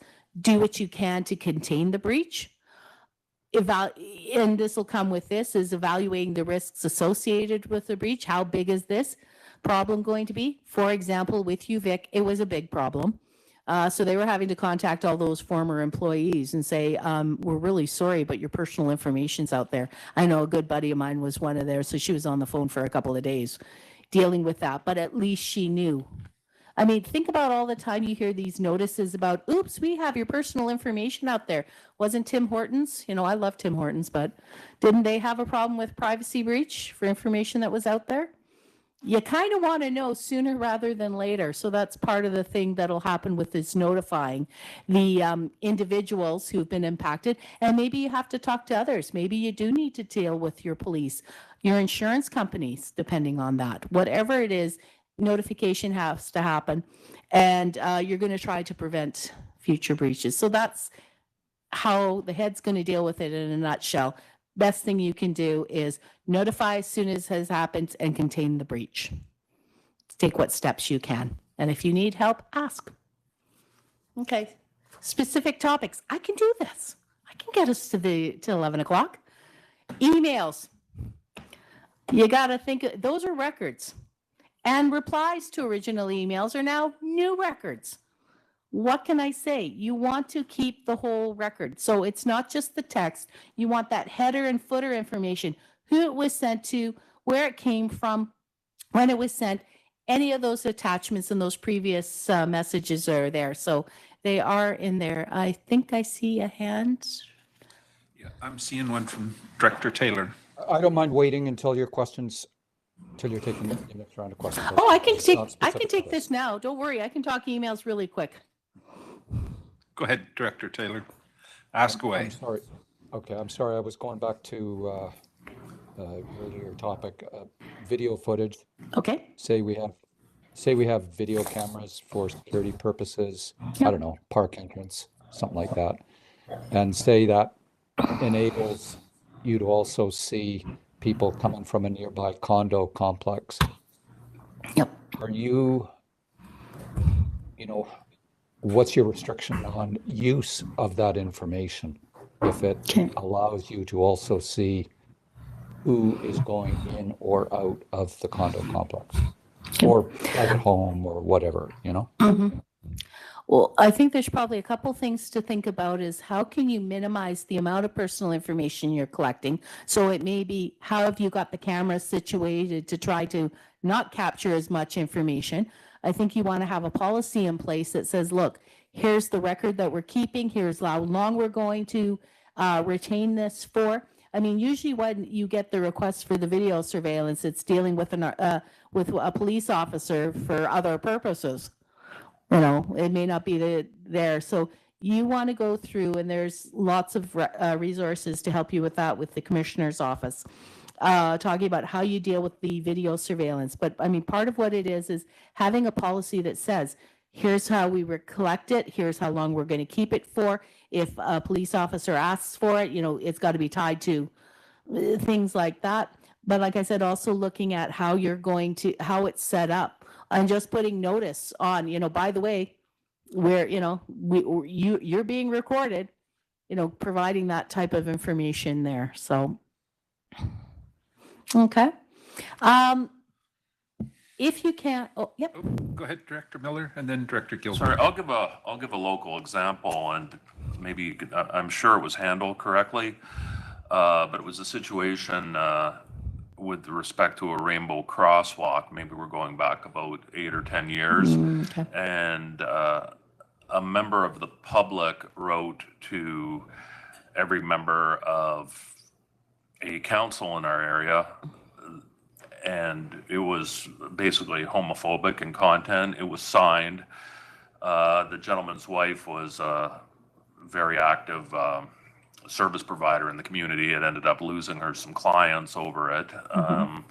But that letter, written by a citizen to a municipality, was released through Freedom of Information. So does the public need to know? Because the individual was very surprised that that was a legal working document and that it was released, and tried to do a 360 and say it was taken out of context or whatever. But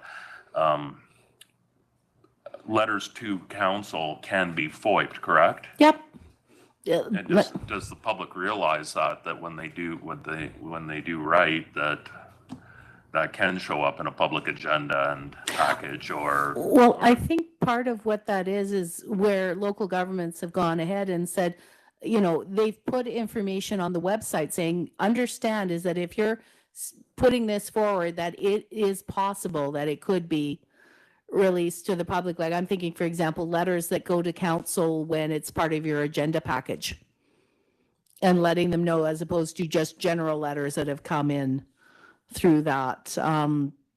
I don't know how much necessarily the public knows, but my suggestion is, and I've seen a lot of local governments do that, is saying, by the way, your letters to council could possibly be released.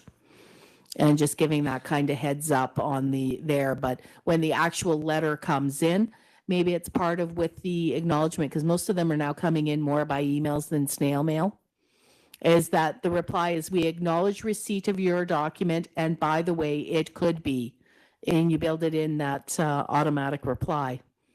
Acknowledging it is probably the easiest way to make sure that individual knows, and it provides you with documentation to let them know. Okay. Director Gilbert? Oh, yeah, thank you through the chair. This is just a comment. I really appreciate the tips here. And it's the one thing that it's been coming up a lot for us at City Council, is to really pay attention who's on the CC list and who's been sent to. We have we always have the letters to the editor or to the local newspaper in that CC. So if you reply all, just know that you might be also replying to the newspaper in your response to emails that come in. That's an excellent point. Just reply to the individual, because I don't know about you, who really reads the CCs? That's the unfortunate part. But I mean, if you've been the recipient as a CC with that, great point. I will be using that example. Thank you for letting me steal it. Well played. how about blind carbon copies? Those are beautiful, because you're not going to see who else has received it. So that's why I suggest using blind BCC. So you're protecting the other people's email addresses. Because, yeah, when you get that, it's like, as nosy as I am, dang it, I can't see who else got it. Okay. Think before you send, and it's true. I mean, that's the thing with emails now. Before, in the old days, you knew who actually physically had copies. Not so much now. But definitely use your local government address for local government business. So, because do you really want people to have your personal email address? Probably not, because then they'll use it and they'll never leave you alone. Dang it. Calendars, guess what? Those aren't personal either if you've got it blended with your business and your personal information on there. So you may just want to, if you've got, you're on Outlook, just block the time that says, you know, not available, as opposed to going to see this person for this reason. Just suggesting with that, because someone could, in essence, I've never seen anybody request a calendar. No, I'm lying. My apologies. I had that happen once where someone says, I want to see the mayor's calendar. With that. Notes. Even though you made them, if they're advancing the business, they ain't yours to keep. So if somebody says, hey, I want your notes from this meeting, they could ask for it. And then again, we go to the act to look through there. I'm not saying don't take notes. However, if you write it in another language, hey, you complied by handing it over. If you have me, if you're like me and I got chicken scratch and use all sorts of codes in that, have at it. Good luck deciphering it, but have at it. Okay. You definitely want to keep your personal records separate from your official records. So again, just careful with information in the cloud. If you're no longer using that computer, it is worth the time to clean your stuff out of the computer. As I see all of the laptops sitting here, clean it out. Make sure before you hand it back to the organization, you don't need the good stuff floating around. Yep. Go ahead, Director Miller. And this isn't an anti-Hillary Clinton comment because I would have voted for her if I was an American that year. But what was your whole take on the Hillary Clinton triple delete, what they made a scandal out of? And I only ask that because it was so prominent and such a well-known news situation. I think it goes back to the fact is that unfortunately, when you're in the position that you are in as an elected official, I think the safer course of action is to assume that what you do and the emails you sent, someone could ask for them. Is it right? Is it necessary? Maybe not, but unfortunately, it's just being aware of. That's why, like I said, I like to keep things as separate as possible. That's why I would be using my business email. I know if I'm scandalizing and going through with my personal emails, using that to avoid it, it doesn't matter who owns the equipment as far as the legislation is concerned. It doesn't matter the form or the content or where it's come from. If it's content, that the content is what's key under this legislation. And if it's pertaining to the local government's business, then it's going to be subject to the act and then everything that flows therefrom.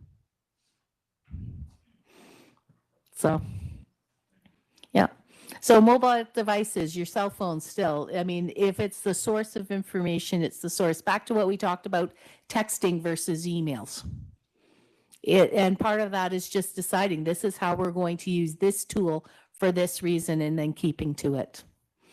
Okay, you can read this for yourself, but bottom line is just be careful with the information that you take away and avoid viewing in public. I gotta tell you a story, is that my kid used to play soccer. We'd be stuck in the gyms in the winter time. I'd be sitting next to this gentleman and he is working on his laptop because, hey, had to do something. Me, I read books. And I'm nosy and I'm looking over his shoulder. It's like, oh, you're an ophthalmologist. Oh, this person needed this information. I mean, you're doing it over a public Wi-Fi right here with a nosy person like me looking over the shoulder going, wow, I didn't know. Maybe if I spoke doctor, I'd find it even more fascinating. But if I was one of his patients, I'd be pretty frosted that my personal information for someone as nosy as me could see it. He would have done better to sit in his car. I know it's not as comfy, so sit on the passenger side and work your laptop there. So I'm just saying, you never know how many nosy people like me are snooping around. So you just want to be, just mindful of it. It's more if you're dealing with somebody's personal information.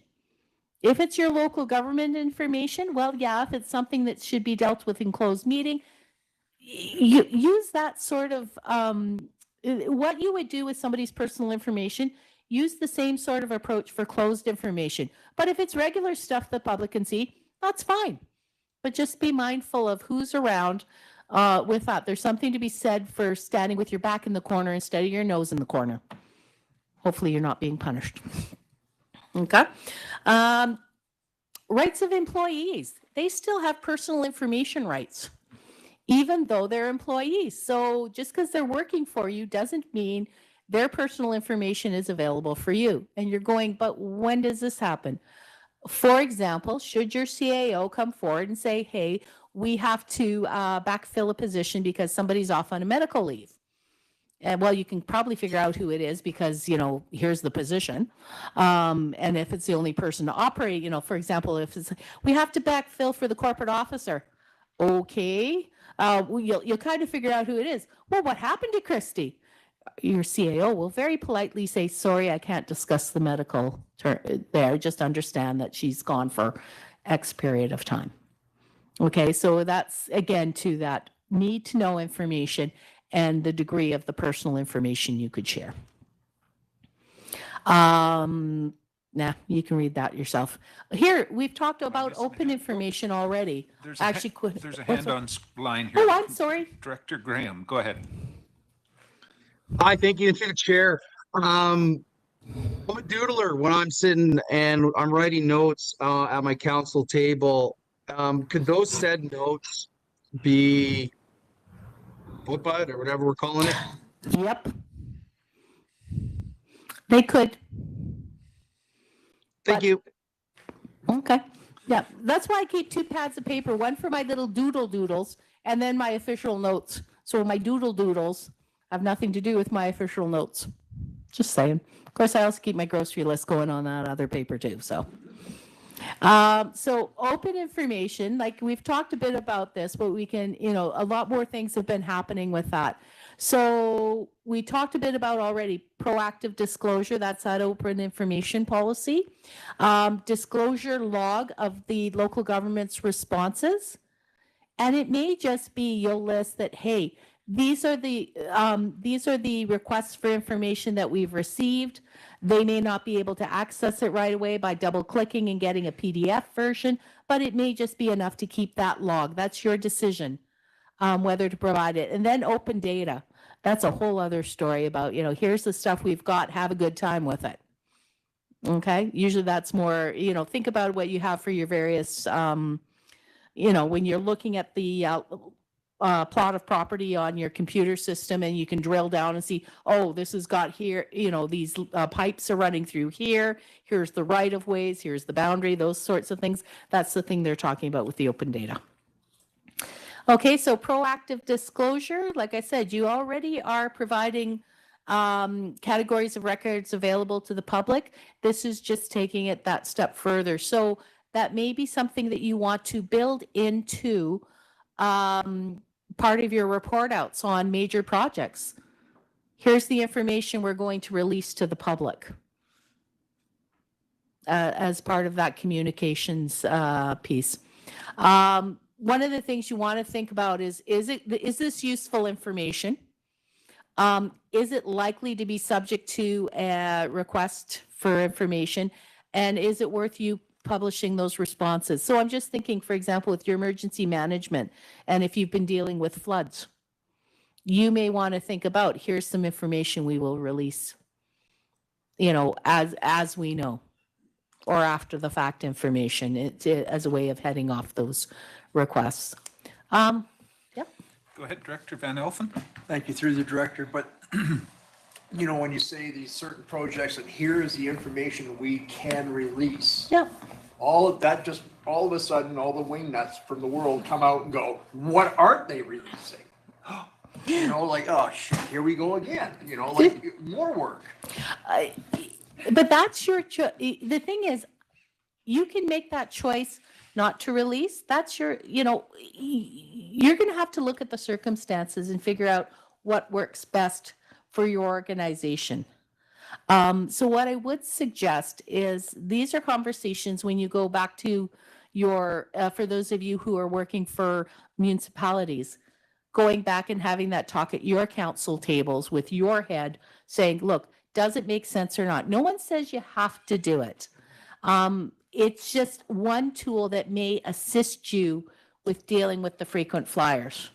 But that's totally your decision, what you're going to choose to make routinely available. Okay. So that's it. That's all I got. 4 final thoughts.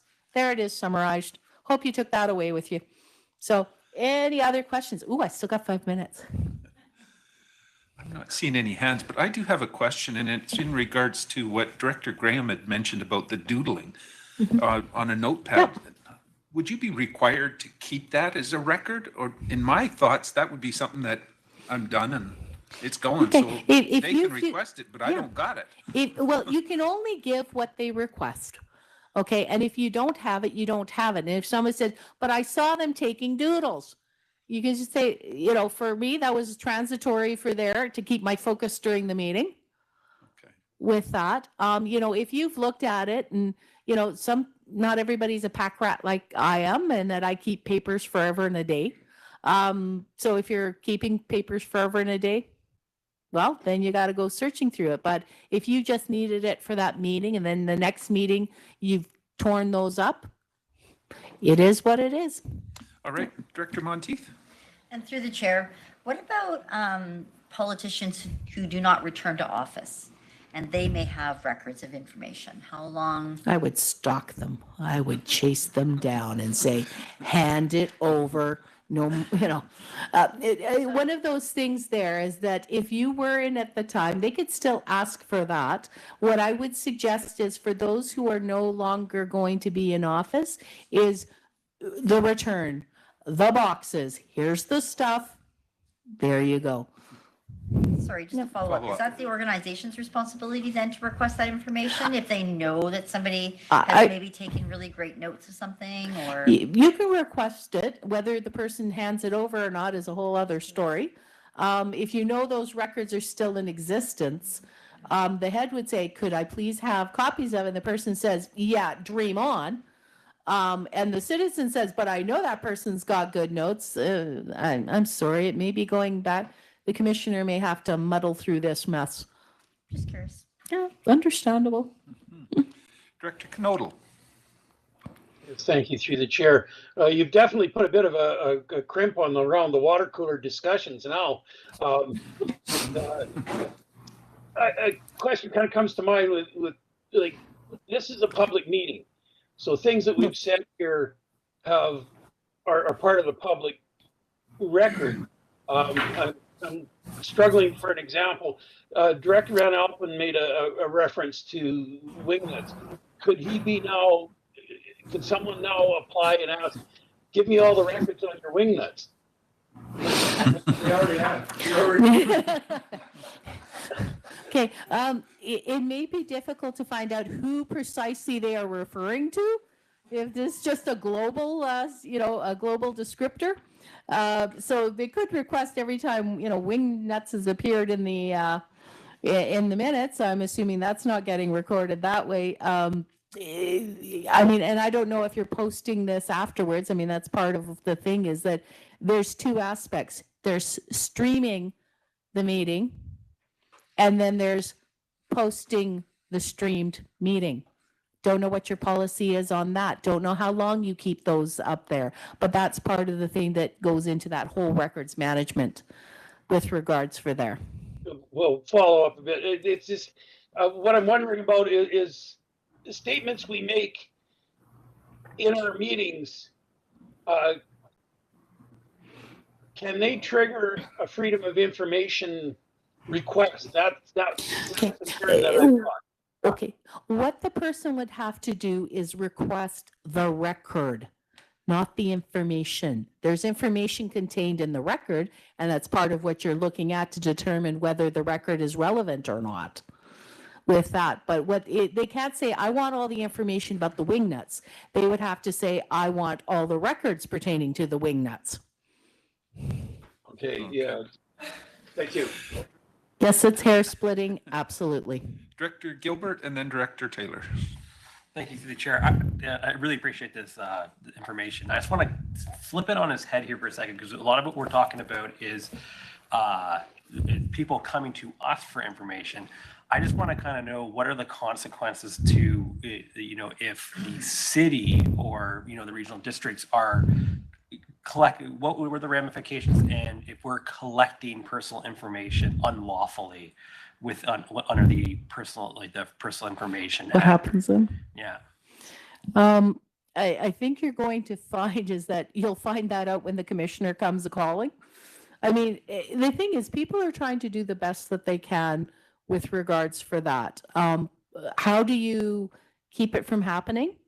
Is really thinking about, do we need to collect this information or not? If so, how is it tied to the work that we're doing? What's the minimum amount of information we collect? If you put that kind of filter on, and that's part of the reason why you're doing privacy impact assessments if it's a brand new program, is to make sure you've put that thought there so you're not unlawfully collecting. Should it happen, or if you've got questions, you're going, oh, wow, should we be collecting this? Go to your head and have your head have a chat with the commissioner's office. As you know, as scary as they may seem, the commissioner's office, they really are there to help you figure out what you need to do and what's the best way to comply with the legislation. That's all that yours, and nobody said you had to figure it out on your own. Okay. Director Taylor, did you have something, or your hand's gone? So. Yeah, actually, I'm participating in one of these requests right now, and just wanted to say thanks. This is really helpful. It's actually put my mind at ease considerably, and I'd like to really thank you and staff for, I think this was a really good presentation and really boiled things down into layman's terms for me anyway, so thank you very much. You're welcome. Like I said, if there's any other questions, the best thing you can do is chat with Christy. I mean, she knows the information and she will help you work through it. Or if it's specifically dealing with your particular municipality, if you're coming from there, is having a chat with your head in your municipality to help you navigate this. Okay, I'm not seeing any other hands. Well, we do appreciate you coming and enlightening us on this subject. There's a lot to it, so appreciate it. Thank you. Thank you. And we will recess this meeting and move over into the community services. So I'm going to go to Director Monteith for that one. Go ahead. Thank you. I'd like to call for a motion to call this meeting to order. First, second, all in favor? Thank you. Moving over to item B, a delegation from BC Transit. CAO, please. Thanks, Madam Chair. So we do have BC Transit back with us. Different topic this time, really talking about future plans. And we have two delegates at the table, Chelsea Mossy and Aaron Sparks, and we'll just turn it over to them, Madam Chair. Thank you. Please proceed. Fair enough. All right.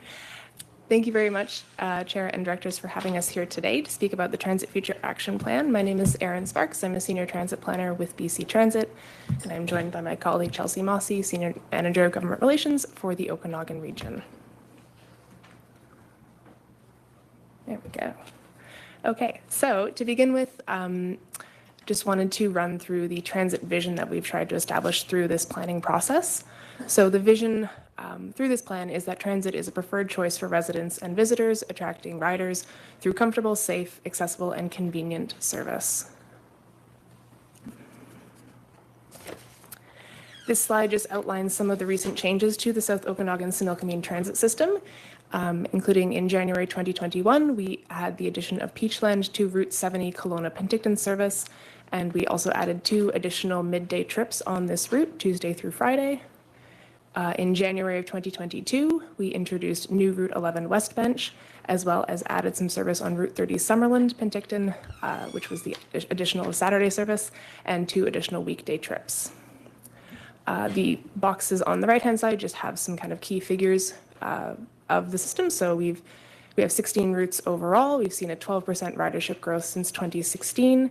There are 20 vehicles in the conventional fleet, and 38,000 annual service hours in 22-23, and service operates Monday through Sunday, so 7 days a week.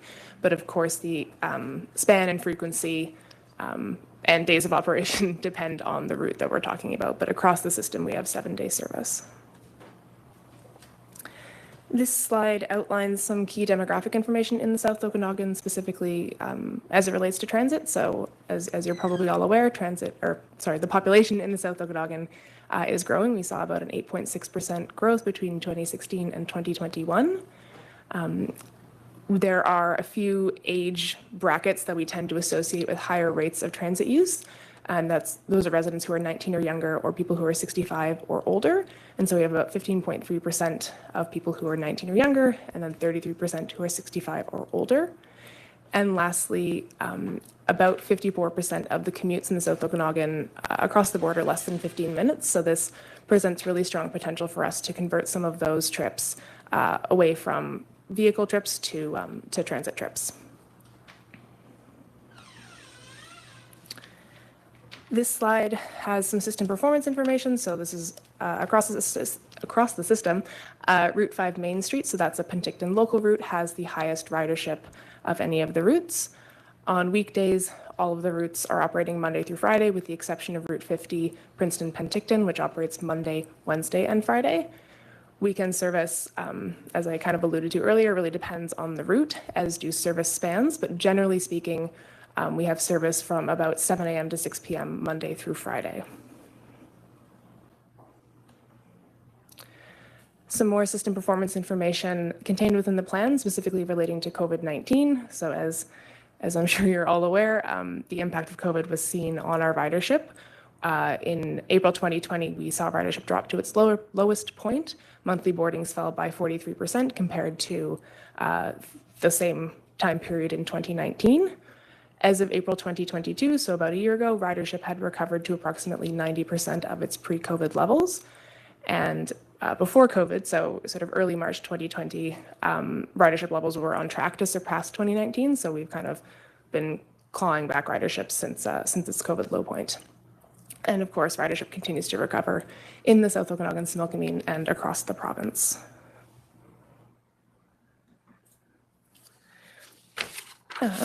Moving into engagement for this plan. So we conducted a fairly lengthy engagement process for this plan throughout 2021 and 2022. We had multiple phases. In phase 1, we had key stakeholder workshops and onboard intercept surveys. So the intercept surveys were people going onto the buses, asking people what your trip purpose is, how often do you ride the bus, are you transferring to another route, questions like that.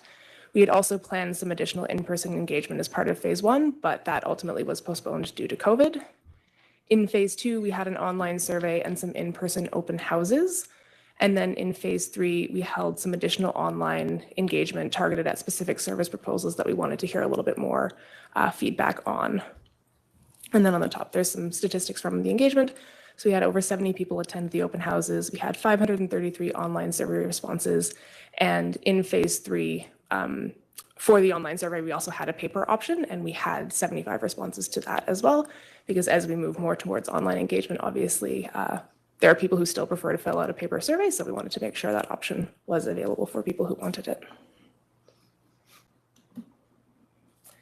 In terms of who we heard from, so we saw that about 52% of the people who were responding during engagement do not take transit, which might seem a little high, but I think it's actually good information to have because now we have more information on latent demand. We know more about why people are not taking transit, and we can kind of better tailor proposals to kind of draw those people into the bus.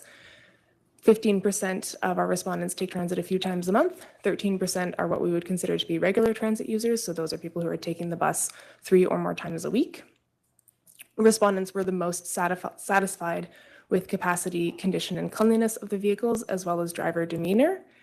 They were most dissatisfied with service span and frequency, so the times that the bus is operating and how often it's operating, as well as the ease of trip planning. And on that note, I will just flag that our engagement for this plan happened before we introduced Next Ride and the ability to have real-time vehicle monitoring information and the use of the transit app. So our hope is that since the introduction of these additional tools, folks will find trip planning a little bit more straightforward.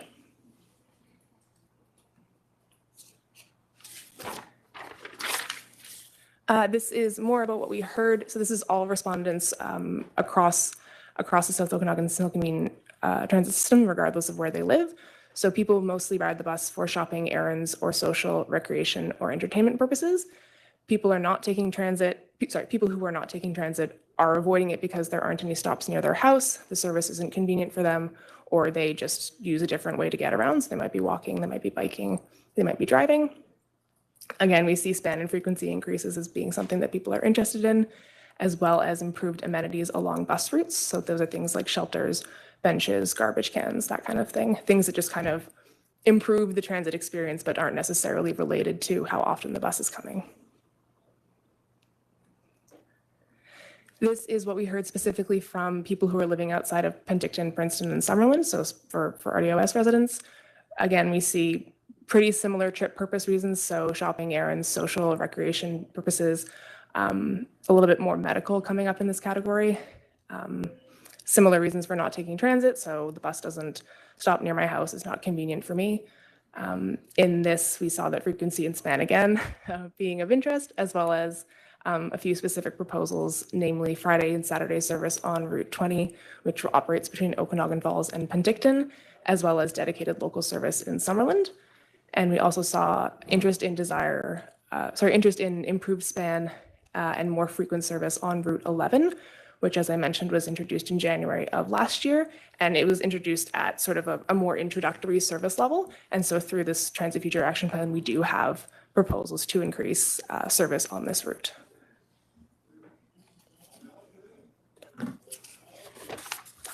All right, so moving into specific proposals for the Regional District of Okanagan-Sinilkameen. These are not all of the proposals within the plan. These are just a few that we wanted to highlight today. So I encourage you to read the entire plan and look at the additional proposals that I'm not going to cover. So first we have, these are our shorter term service priorities, I should clarify. So these are priorities that we would be looking to implement in the next few years, of course, contingent on support from the RDOS as well as provincial funding. So we would be looking to increase service on Route 40 Osoyoos Penticton up to 4 round trips a day. So that's doubling the current level of service. So that would be a resource requirement of 3,000 annual service hours and 1 vehicle. On Route 70, we would be looking at adding Saturday service. So currently there is no service on Saturday, so we'd be looking to add that with 800 annual service hours. We would also be looking at introducing local service in Karameas on 2 days a week with trips through Karameas as well as to Costin and Olalla. That would be 500 annual service hours. Route 10 Naramata Penticton, introducing both Friday and Saturday evening service, extending service to 10 p.m. So currently on the Route 10, the last trip leaves Penticton at about 4:40. So we would be looking at extending that service so people can travel back and forth a little bit later on Friday and Saturday. And then Route 20 Okanagan Falls Penticton, similarly introducing Friday evening service, extending service to 10 p.m. Again, the last trip currently leaves Penticton at 5 p.m. So again, allowing for later travel on that route. Specific select longer term service priorities. So these would be moving more towards the 2027 and onwards time period in terms of when we would be looking to implement them. For Osoyoos service improvements, we have the introduction of Saturday service on Route 40. We would be looking to expand Route 41 Osoyoos local to have 5 round trips a day. So there's currently 2 round trips a day on this route Monday through Friday. So we'd be looking to increase the service on that route. We would also be looking to introduce Saturday service on Route 41. In Oliver, we would be looking at introducing local service. So currently there is a route that operates through to Penticton, but there is no local service. So we'll be looking at adding new Route 42. That one, it's a new route, so it's a little bit of a larger investment of 1,000 annual service hours on 1 vehicle. And then we would be looking to kind of layer on Saturday service to that once it was established. Then we have Route 20 introducing Saturday service. A lot of these priorities focus on just adding service on new days and extending the existing service. So for this, we'd be looking to add Saturday service between Okanagan Falls and Penticton. And then lastly, introducing Saturday local service in Karameas. So building on that local service I mentioned previously, adding on Saturday service.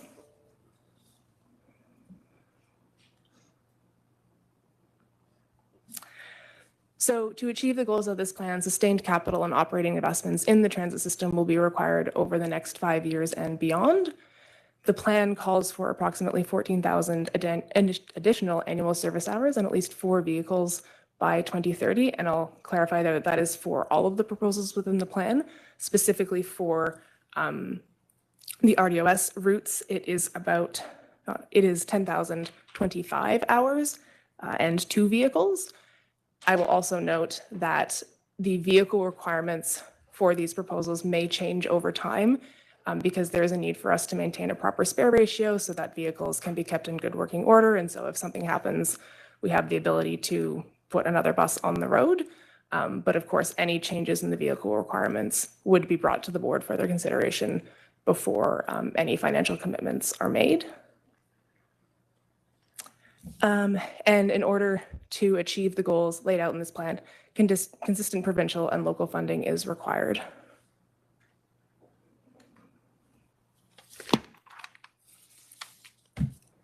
Moving forward, service improvements will be integrated into the 3-year transit improvement process. These priorities will be costed and presented to boards and councils for approval prior to seeking provincial funding. TIPS is a 3-year rolling program, so we present boards and councils with memorandums of understanding that outline priorities over a 3-year timeline.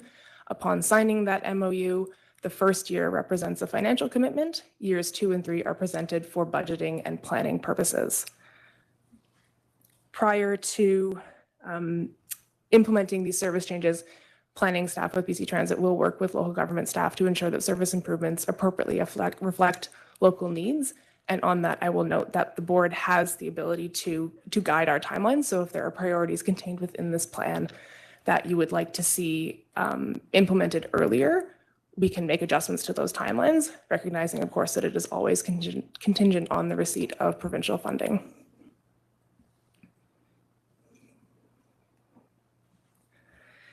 In terms of next steps, we have our recommendation from BC Transit is that the Regional District of Okanagan-Similkameen endorse this Transit Future Action Plan to be the guiding document in the South Okanagan over the next 5 to 7 years. Following endorsement, the proposals will be integrated into BC Transit's expansion and service change planning process that I spoke about just now. And endorsing this plan does not constitute a financial commitment. That comes later as we present you with memorandums of understanding. In endorsing this, you are just endorsing the path forward for your transit system.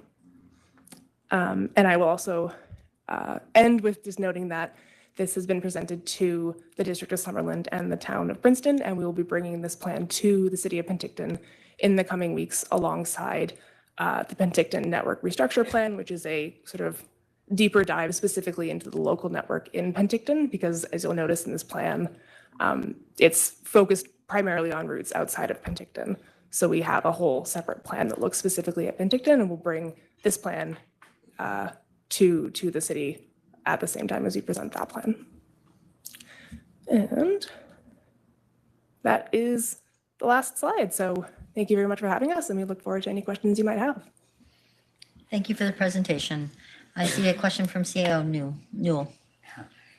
The only expansion or addition that I was aware of was the transition into Princeton route to make it regional, and I didn't see that in there. Through the chair. So we don't view that as an expansion. That's an existing service that's on the road today. That's a change in the back-end administration of how that service is currently administered. So currently we run the Route 50 Princeton-Penticton through an annual operating agreement with the town of Princeton. We will be looking to transition that to an annual operating agreement with the Regional District of Okanagan-Similkameen. That will have funding implications between your local governments, but not for in terms of net new funding that BC Transit requires. So it's not contained in this plan, if that makes sense.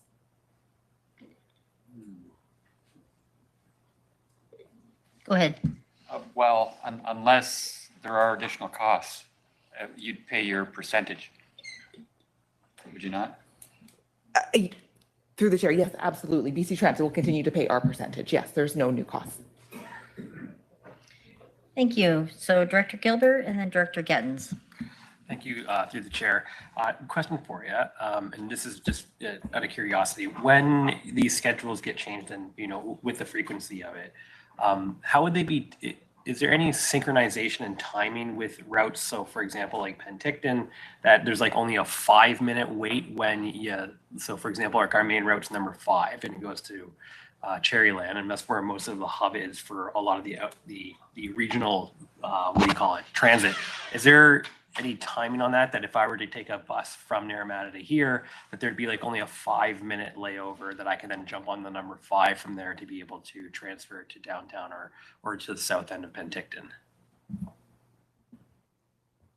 Through the chair, just to clarify, are you just wondering about how we coordinate schedules for transfers?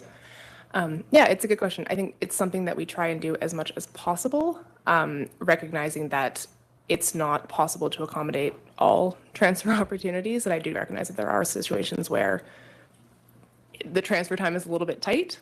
So it is something certainly that we try to do as much as we can. It's not possible in all scenarios. And I think that I'll just quickly add to that. We do have proposals in this plan specifically related to the Route 70 to kind of adjust the time that it leaves on to enable more time in Penticton, just because we know right now it's not currently possible to make the trip from Princeton all the way to Kelowna and back in one day, because you have about, I think it's 12 minutes in Kelowna if you want to get back on the bus and go back down to Penticton and then continue on to Princeton. So there are some proposals in this plan that kind of try to address those situations as much as possible. Thank you. Gilbert, one more follow-up. Yeah, thank you so through the chair, and thank you very much for clarifying that. I guess my big thing is like I would love to see more transit use, and I kind of like look at my one comment is like looking at like the Swiss model for their trains, where that train is going to be there on the 10 minutes, and the other one's on the 15, so you can get off that bus and you're transferred on to the next one.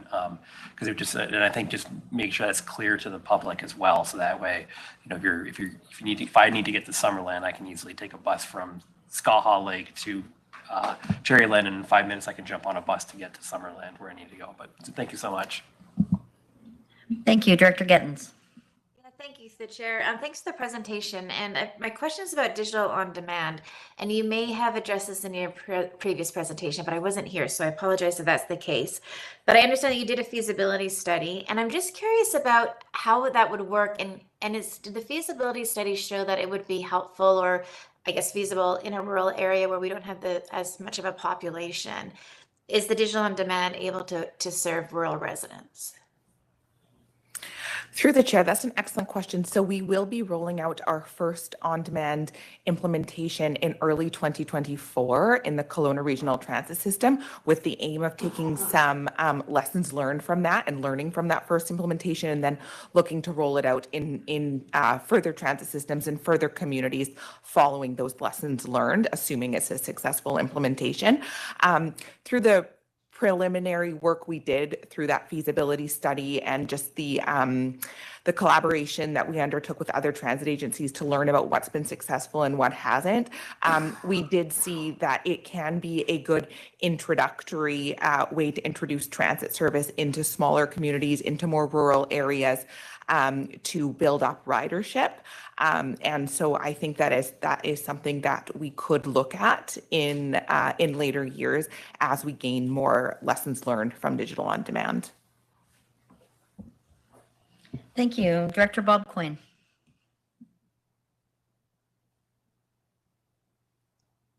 So with this expansion into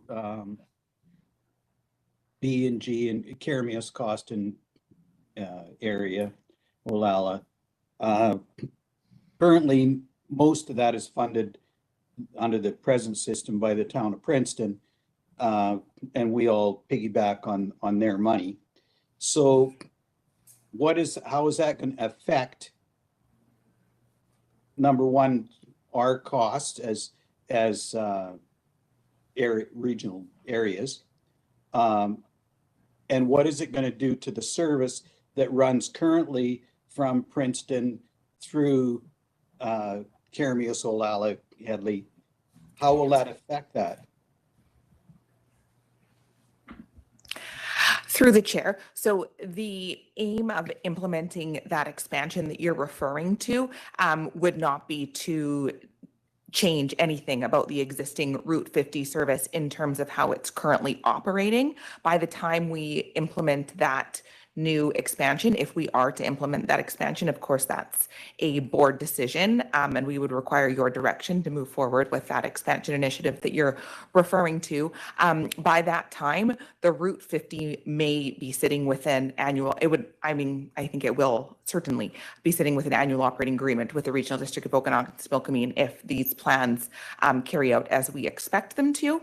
And then it would be up to the Regional District of Okanagan-Similkameen to determine the how the local share of the funding is made up within the RDOS for that new service.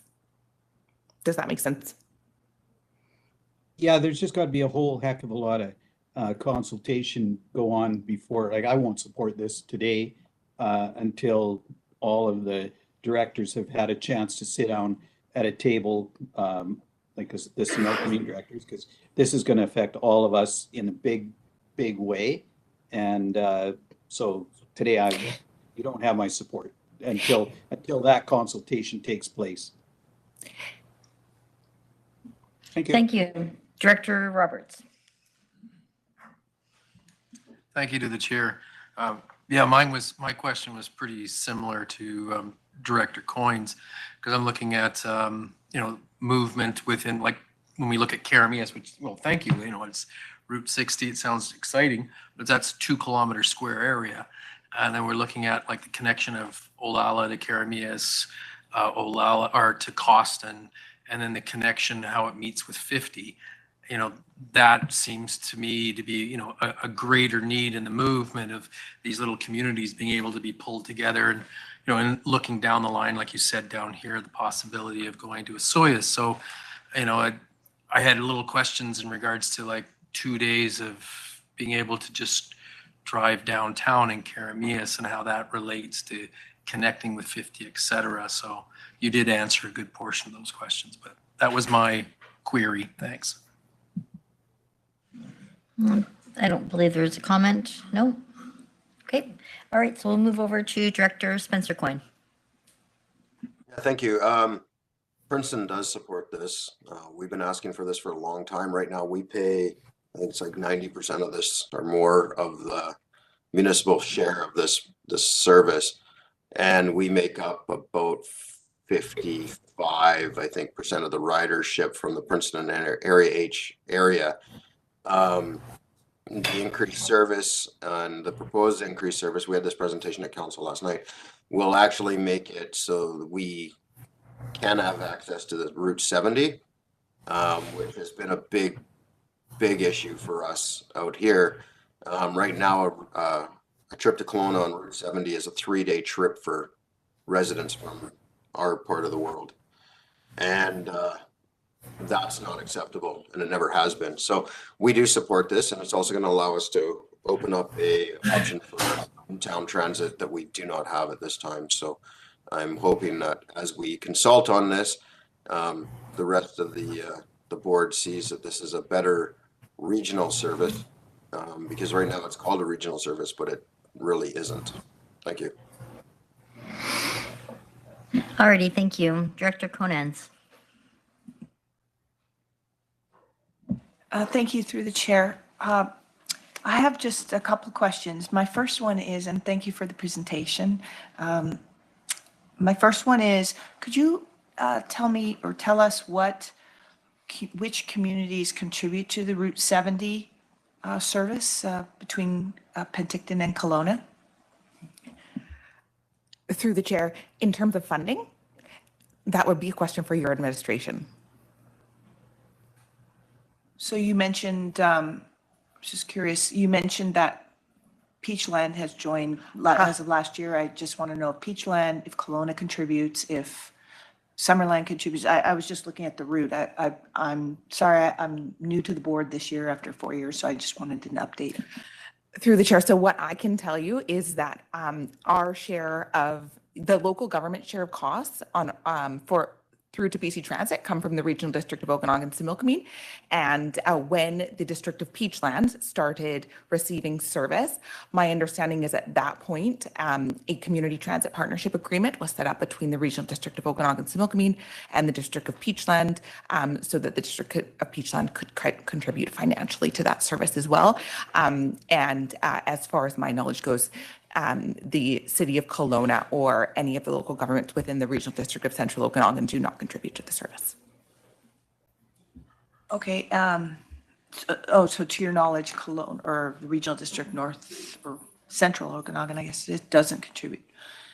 Okay. I think my second question is one that I had, I believe, for you when you came to present in Penticton. I was just wondering if, again, I'm sure you don't have the answer right now, but if you could let us know, how long does it take for somebody to take the bus from Penticton to UBC Okanagan with the transfers? I think it's a hugely needed service, but I know that I've heard that it takes quite a while, and I just wanted to know if you were able to find out for me and maybe get a hold of this board and let us know.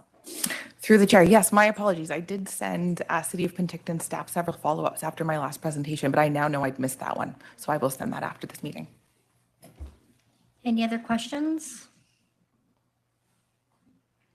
Are we looking for a motion, a recommendation? Just for information today, Madam Chair. Thank you. So seeing no further questions, I'll call for a motion to close this meeting. First, second, all in favor? Thank you. Chair, please. Okay, thank you, Director Monteith. We'll go to Protective Services Committee meeting now, and Director Roberts, please go ahead. Thank you. And could I get a motion to accept the agenda for protective service? Thank you. And thank you. Second. All in favor?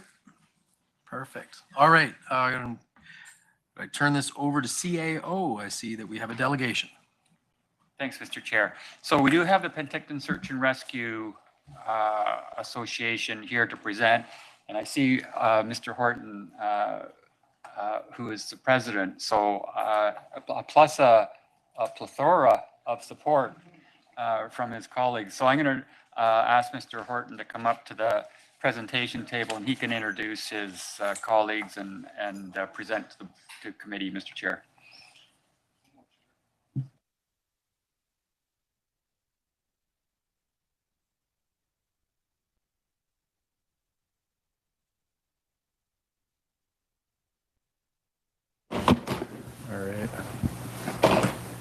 All right. So my name is Steve. I'm with Penticton Search and Rescue. We also have Paul and Gordon from Princeton Search and Rescue. We're here on behalf of SOSAR, which is the South Okanagan and Similkameen Search and Rescue Association. I guess we should probably just get right into it. Thank you for agreeing to meet with us.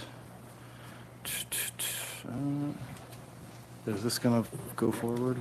Sorry. Oh, there we go. Okay. Yeah. So Penticton, Oliver, as well as Princeton.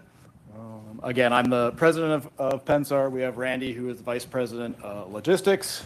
We have Ron, who just got back from a task. He was out flying at 4 o'clock this morning. He's our VP operations. We have Jesse hiding over there, and Natalie is our newest board member. So don't grill her too hard during question period. There we go. So we'll just sort of start with a brief sort of overview of what search and rescue is in BC.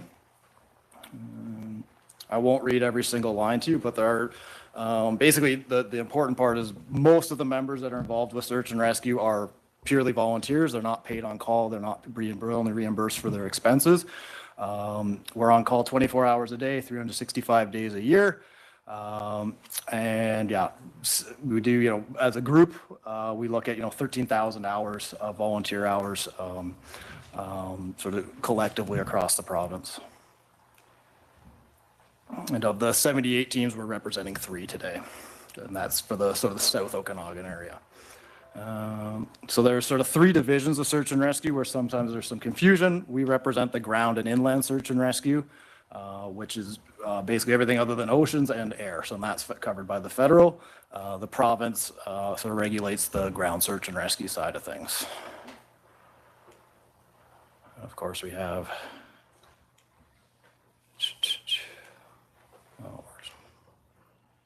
So tasking agencies, so search and rescue team can't just self-deploy. If someone goes missing, it has to go through one of our tasking agencies, which is primarily RCMP for missing persons, BCHS for injuries if they're not able to get to the subject on their own. Fire department, same thing. Coroner service, as well as local governments, so yourselves. Training partners. So this photo is actually from the fires up in Apex last year. We have several different organizations that do our training. EMCR kind of does the oversight on all of that. And then we have the JIBC does a lot of training for us, as well as sort of individual private companies such as Rescue Canada, Avalanche Canada, Rescue Dogs, those sorts of organizations. Again, this is all.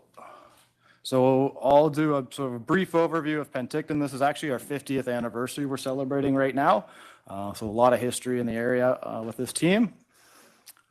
Currently, we have 35 operational members, 2 support operational members, as well as 2 administrative members. And again, of all of those people, only 2 of them are paid, and the rest of them are purely volunteers.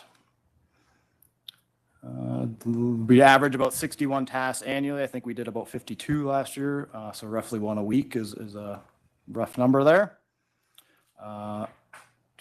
And that is, I'm not sure if that number is accurate. We were talking about that one, but the point is there's a lot of unpaid hours and a lot of volunteers on task, as well as the back office stuff, administrative stuff. Preparing everything, keeping track of the gear, maintaining things, and then cleaning up afterwards. And then there's a whole pile of paperwork every time we go on task that has to also be taken care of. That's our team alone there, yeah. So yeah, unfortunately, SOSAR is here in spirit. They couldn't send anybody. Oliver and Osoyes. They're also on their 50th anniversary. They're based out of Oliver. 29 operational members, 2 support members. Again, average hours shown there. And then we have the Princeton team. They were established in 2000, obviously based out of Princeton. They have 20 operational members, 3 non-operational, and they average 22 tasks annually. So this graph, again, I won't bore you to death on the numbers, but the general trend is here that we are seeing an increase in callouts and being tasked, sort of consistently growing. Last year was a little bit of a downturn. 2021 was by far our biggest year. But we are seeing, there's a number of factors attributing to that. I'd say number 1 would be the population growth in the area. As more people come here, more people are going out in the back country and getting injured and getting lost. And of course, we have more tourism in the area. People are coming from the U.S. We're promoting biking and hiking and climbing and everything in the area. So we're finding that as that happens, we're getting more callouts accordingly.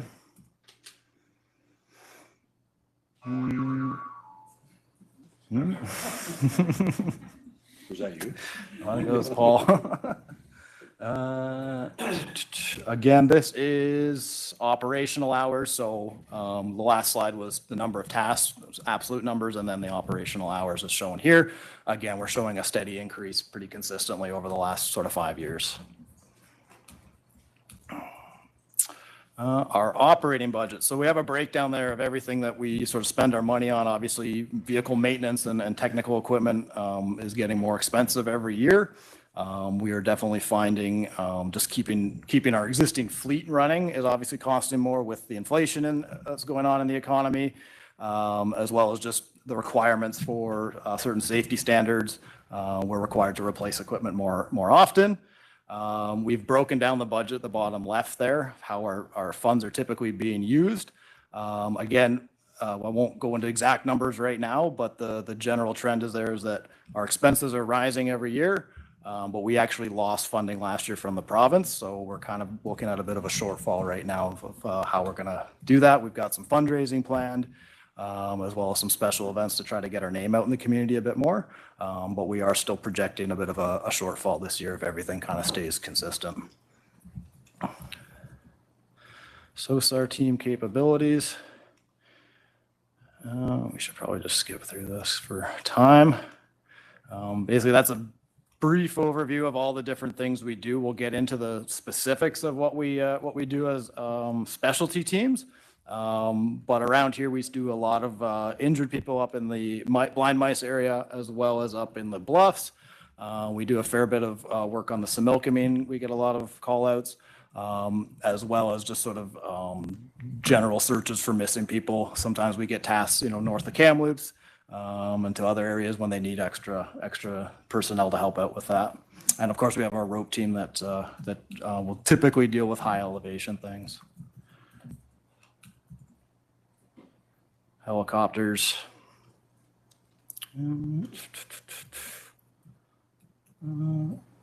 Ground search and rescue. So ground search and rescue is kind of the foundation of what everything we do. That's when, someone's gone missing and we need to go send a bunch of teams out looking for them. And so, minor injuries as well. We can pull people out on a stretcher or just help them get to safety. Everybody in this room or with our group here is a basic GSAR member, and you need that in order to go on task anywhere in the province. And then we move into, rope rescue, that's high elevation stuff. So you can see from the photos, that's probably taken in the bluffs. We had a task there recently, an injured person in the cave up there. Our rope team often gets called in to do that, as well as anarchist was a big one there. We had our rope team and our helicopter team pulling that injured person. That was about a year ago now.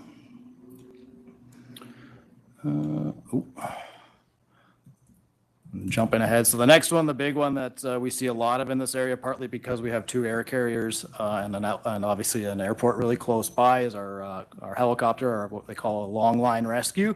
And that's when they hover the helicopter, drop a rope down and pull an injured person out that way. And then they're transferred off to BCEHS from there. Swiftwater, we touched on that briefly. Again, the Similkameen, sort of our primary response area there. That's for people stranded in the river, missing people we go searching for, or in some cases, body recoveries from the shoreline. Flat ice rescue, pretty self-explanatory if someone's fallen through the ice. Winter rescue, so this used to be called avalanche response. It's been brought in the scope to winter rescue. So basically anytime there's snow and there's a hill and potential for any kind of avalanche, this specialty team comes in to perform that search or that recovery if needed. And then flat water, again, typically will be called out to assist fire department or police if they're doing a search. And we can facilitate either a search or a body recovery in that case. And not everyone here has an equestrian team, but it's fairly unique. But there are a few teams around the province.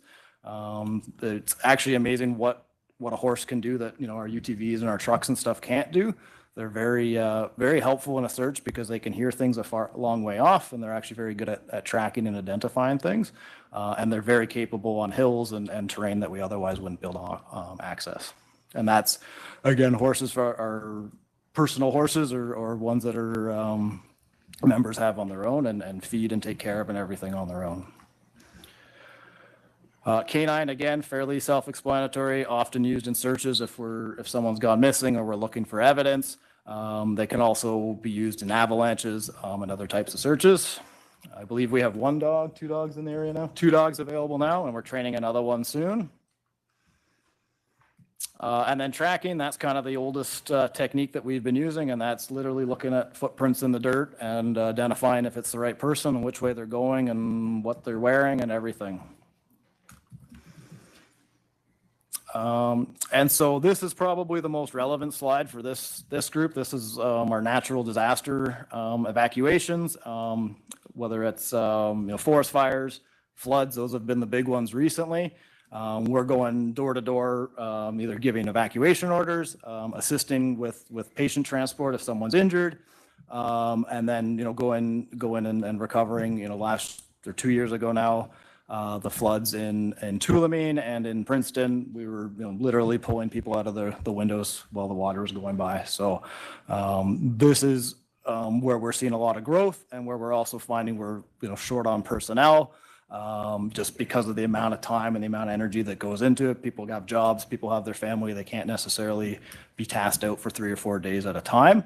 But also, certainly for this committee, I imagine this is sort of the top of the mind. Question to ask is, if we didn't have 50 volunteers ready to do this, who else would do it? Because the police don't have the resources, the ambulance certainly doesn't, the fire's fighting the fire. Someone needs to take time at 11 o'clock at night and go door to door and make sure everybody's aware. So again, if we didn't have all these volunteers, this would be a very difficult task for us to perform. Anything else on that, Randy? No. All right. I guess that brings us into our questions. I don't know if anyone else had anything to add that I missed. Thank you. That was really well done. I'll just start taking this. I got Director Miller. Okay. Thank you. A comment and then 3 rapid fire questions for you. My comment being, I'm glad to see that search and rescue for the last 5 or 6 years, I think Randy Brown started it, but that you're actually submitting media releases. And I think that's great, because then that lets people know the great work that SAR does, because there's a lot of groups in the community that also do similar great work, or a big part of different great work, but then they really don't blow their trumpets at all, and so people are unaware of it. So I think your making information available is awesome. So 3 very quick questions. Your canine unit, are you basically using German Shepherds? The slide, it looked like Shepherds. I guess it's not. I was just. They're usually either Shepherds or Retriever breeds. Okay, great. Second question, you said it's the 50th anniversary for both Oliver Seuss and Pensar. Are you doing anything to mark the anniversary? We are, yeah. So we have a community barbecue coming up May 29th coming up. It's going to be actually right across the street here. We have a whole bunch of food trucks coming. We're going to have some demonstrations going on, have all our vehicles and everything set up for that. And then we're also planning a gala dinner for November right now. That's going to be for all first responders in the area to come to, as well as community partners. Okay. That's sort of our legacy project. Legacy project. We're going to try to do that sort of annually going forward. Sounds great. And my final question, last Friday was National Day of Mourning, and I was across the street at the ceremony that Penticton put on. Have search and rescue volunteers ever died in the course of volunteering? Yes, there's one for sure that I know of. She was a member of the Nelson team. She was unfortunately in a drowning incident, was pinned under a vehicle in the river, and they weren't able to recover her in time. That has sparked a whole lot of more regulation and policy from the province and each team individually on how do we assess risk, how do we manage that risk, and what is acceptable risk for us to take on. Well, thank you for putting your lives on the line for people. We appreciate that. Thank you.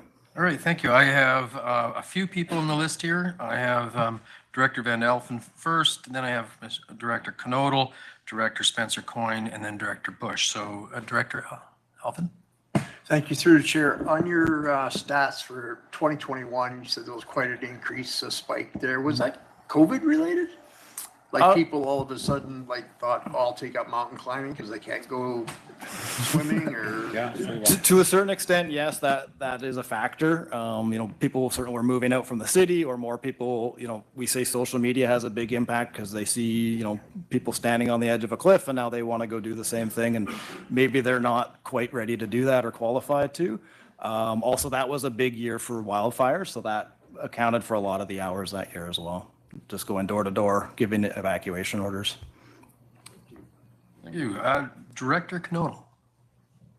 Thank you. Through the chair, you've definitely not appreciated enough for the service you do. And I do see the growth growing in the future, especially with the, as you said, the natural disasters.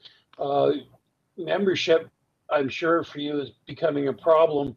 I do know that you lost the Caribbean outlet here recently, and I'm sure that puts considerably more weight on you. So I'm wishing you all the best, and most definitely more exposure in the media will help a lot. You're not in there a lot. And lastly, I'd just like to thank you for your service to the community. It's definitely needed. Thank you. Great, thank you. That's a good point that I didn't make earlier. Probably the biggest problem that our team and teams internationally are seeing is just burnout with their members. They're expected to do more and more every year. They need more and more training, more and more tasks, but our numbers aren't really growing at this point. And we're, in fact, most people who are stepping away are just feeling burnt out or just overworked at this point. So that's a push for this year, is trying to increase our membership. Thank you. Director Spencer Coyne. Thank you. I've got two questions. One, you said you lost some funding from the province. I was wondering if you could elaborate on that so we understand that better. And the other one is, it's not directed to you, but it's directed to Princeton GSAR. Was that a name change? Because Princeton's had ground search and rescue for a lot longer than since 2000. I was on it in 95, so I'm just curious. Thanks. For sure. I can certainly answer the first question. The province sort of revised the way that they're giving out the funding. Basically, the way it was put to me is there's a pie of money, and each team in the province gets a certain piece of that. And unfortunately, because we had lost a few sort of ground search members as well as specialty team members, our piece of that pie got smaller as a result. Princeton, do you? Yeah, it's just the current version of Princeton Ground Search and Rescue started in 2000. There were 2 other versions before that, but they changed their names, closed, whatever. But we've been around for 23 years. The smaller communities certainly struggle with membership, as you mentioned with Caramias. They just didn't have enough members for, there was 2 people left, and the decision was made to dissolve that team. They joined, I believe, Oliver Soyuz, and their gear and their equipment was sort of distributed around the teams, but same thing, they just couldn't get enough active membership to remain operational. It sounds like Princeton has been through that a couple times. It sounds like they've disbanded and then started up again. So this is the most recent version of Princeton. And Steve? On the Caramias, when Caramias closed, the 3 other search and rescue teams, we split up the response area. Right. Sort of natural boundaries in that. So in the Caramias area, you may have Princeton, Ground SAR, Penticton, or Oliver Soyuz responding to the area. And typically, if it's a large task, you'll have all 3 search and rescue teams operating in Caramias. Thanks, Ron. Perfect. Director Bush. Thank you. And thank you for what you do. A lot of my questions were answered already about Caramias, but one thing I wanted to know, is there any compensation for people who, like in skiing, that go out of bounds or prohibited areas or anything that, or you just can't find stupid?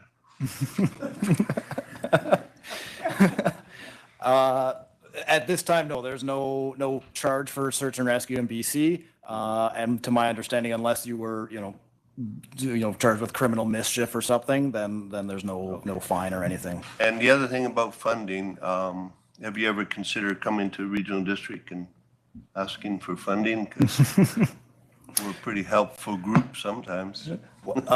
We did put together a proposal last year. Unfortunately, we had a bit of a miscommunication on the dates of when that needed to be submitted by. I was told this wasn't a budget discussion, so I'm supposed to just hint at it, I guess. But yeah. Thank you. Sure. Next question's from Director Taylor. Yeah, I'm just wondering in particular about water rescue.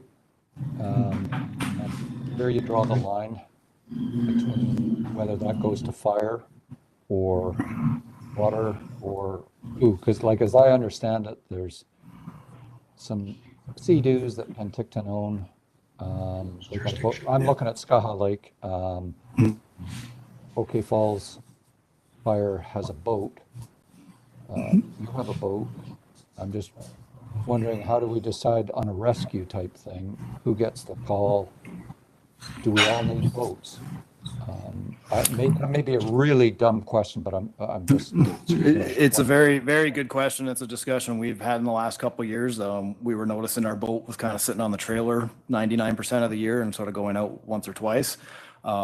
There's, I guess, a lot of the response, it has to do with the response time. Like if somebody's drowning in the a channel, we typically don't get called because our members are at work. They need to go get changed and come, and by the time they get there, it'd be too late. So typically fire would take that kind of rescue.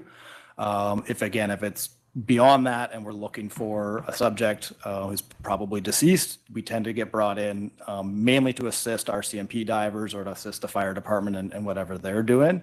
You mentioned Skaha Lake. There is a bit of there's a jurisdictional issue there in that Penticton Fire doesn't actually cover that lake. As you mentioned, OK Falls has a boat, but often if we're going out, it's normally on Skaha Lake to sort of fill that void. Okanagan tends to have, we have the Penticton Fire Department, we have Summerland and Naramata, as well as Peachland, all have boats. So the decision was made that we don't need another boat sitting at the marina there, but we are sort of looking at expanding that on Skaha, even if it's to say to the fire department, here's the keys, hop in the boat and use it. At least then we're using that resource a bit better. And then we've been sort of trying to use it more in community events as well, for the Ironman as an example, or the air show last year. If they need a support boat, we can be there as well. Thank you. CAO. I was just going to say, Mr. Chair, we do have 71,000 from the regional district budgeted this year for the three remaining search and rescue organizations within the regional district. And I'm sure what we'll receive shortly is a letter from that organization explaining, because they've lost funding from the province and because of the administrative costs and the complexity of the expanding field of search and rescue now, that they would benefit from additional consideration. So that would be presented to Budget Committee at the appropriate time. Perfect. Have Director, sorry, I can't see you there. Gilbert, I just want to make sure. Yeah, thank you for the chair. I just want to say thanks to all the work that you've done. I was a former BC park ranger, so I think I've probably interacted with not interacted, but know the work that you've done in all the parks from Manning Park to the Okanagan. The buzz phrase that we had at the city of Penticton that came out was interoperability between organizations. And I was wondering if there is any conversations with the PennSAR groups around the province to start looking at that interoperability with provincial employees, because a lot here, for example, I know a lot of your call-outs are in provincial parks, and there are provincial employees that park rangers could be trained as search and rescue. I know we were never trained in that. Actually, we barely even knew that you were in our park until after it showed up on Castanet that there was a rescue that came out. But I was just wondering, just for, volunteer and burnout, that, is there anything that the SAR groups around the province have been trying to work with the province of getting that type of, maybe some of the public servants that are in parks or other fields to help out with search and rescues? Do you want to go? Yeah. So if in the provincial government, I was retired from there, but as you know, there's the temporary emergency assistant management system where provincial employees can get engaged. They usually get involved with the MCR. Nothing has crossed over into the search and rescue area. If it would be, the only close would be on the federal side would be federal wardens who are trained in that, but that discussion hasn't happened in terms of your question. Perfect. We have a lot of different partners and tasking agencies, and communication isn't always amazing, and it's something we're always kind of working on and trying to improve those communication lines. You had mentioned the burnout. One of the things we're trying to do to address that is bringing in more non-operational members, so people who can do our administrative stuff, all the paperwork, people who can help maintain the vehicles, restock the shelves, do medical stuff for us. so that our members it's not all falling on the operational members. And by the time, sometimes by the time a task comes in, we've already done, we've been in 3 meetings that week and done a whole bunch of other stuff, and now we're exhausted and now we have to go out in the mountains. So trying to delegate that stuff to other people in the community who are willing to help, but maybe not in an operational way. So. Director Van Alphen. Thanks, through the chair. So can you give us the date of the event in the park?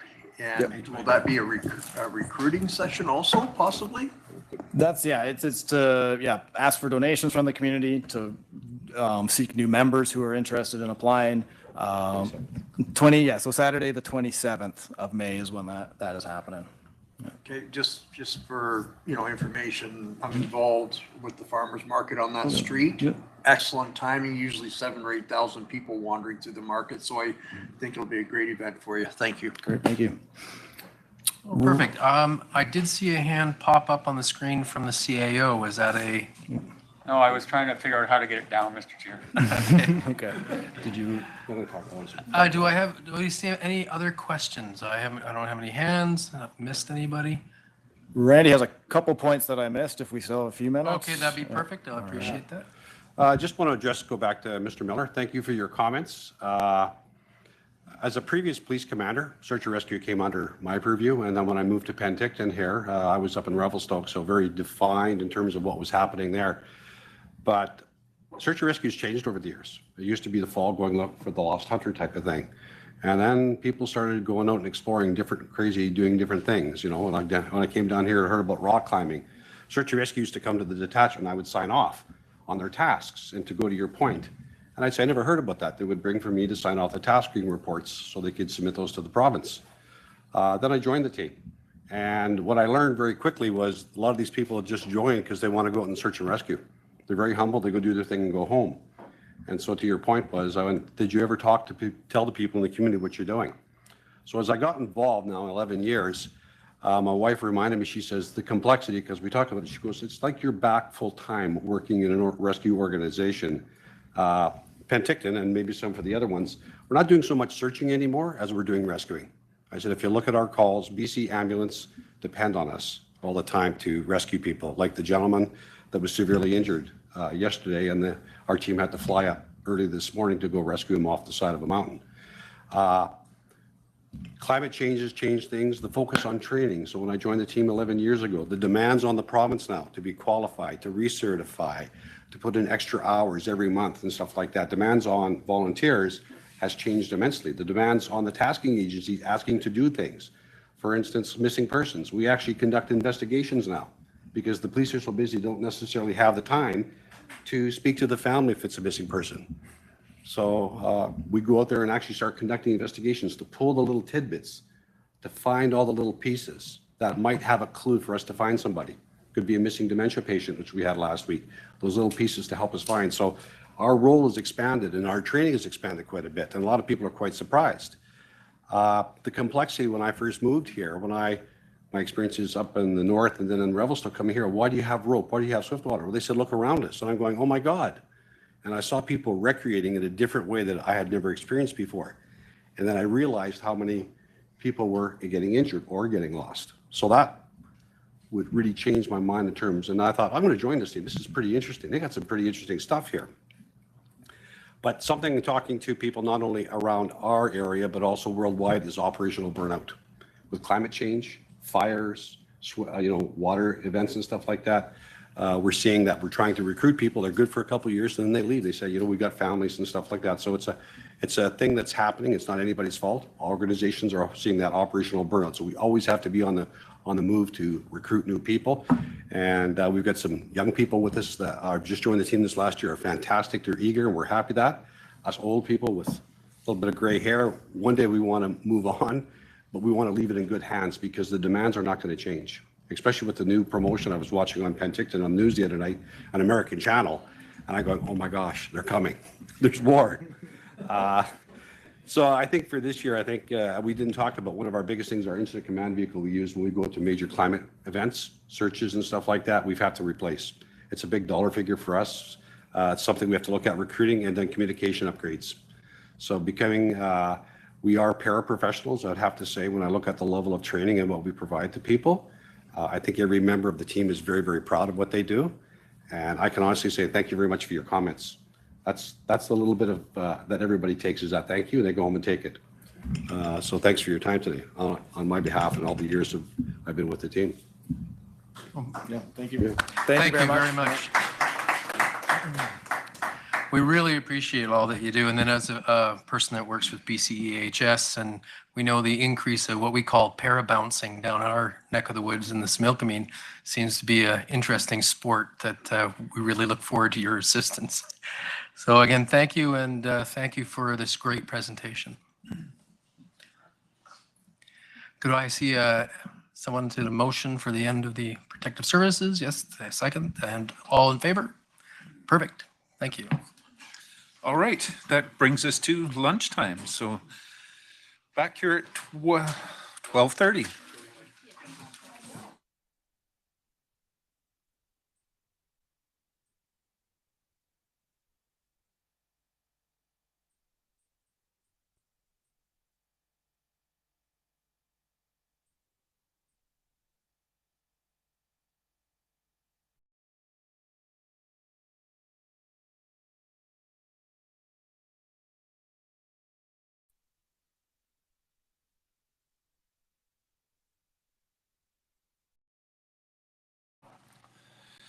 Getting some thumbs up signal, so we're ready to start here. We go to Protective Services Committee now, and I will go to Director Knodel to chair that one. Please, go ahead. Thank you. Sorry, Planning and Development, my mistake. I said that. Director Knodel, anyway, go ahead. Yeah, I'm not leading the band today, so it gets a cut of step. Welcome to the Thursday, May 4th Planning and Development Committee meeting. I'm looking for a motion to accept the agenda. I'll move Director Bush, second Director Holmes, all in favor? Any opposed? Seeing none, moving forward. Section 52 Agreement Transportation Act. This is a holdover from the April 20th meeting. I'll go to the CAO to enlighten us, please. Thanks, Mr. Chair. So our zoning bylaw does not apply to controlled areas under the Transportation Act. And that means that anytime we make a zoning change within 800 meters of a highway, we have to send it into the ministry for approval after, I think after third reading, in order to bring it back to the board for approval. And of course, that adds the time that we don't want to see wasted in moving forward with our amendments. So there is a section of the act that says that we can get around that by having an agreement with the ministry. So Mr. Garish, as he has done, being innovative, has drafted a potential agreement, and we want permission from the board to start those discussions with the ministry to help us get out of this Section 52 requirement to send it into the ministry after third reading. So that's the recommendation, Mr. Chair, is that we enter into negotiations with the ministry under the Transportation Act. Thank you, CAO. Do we have a presentation from Mr. Garish, or are we going to go right to the... Oh, do you have something? Sorry.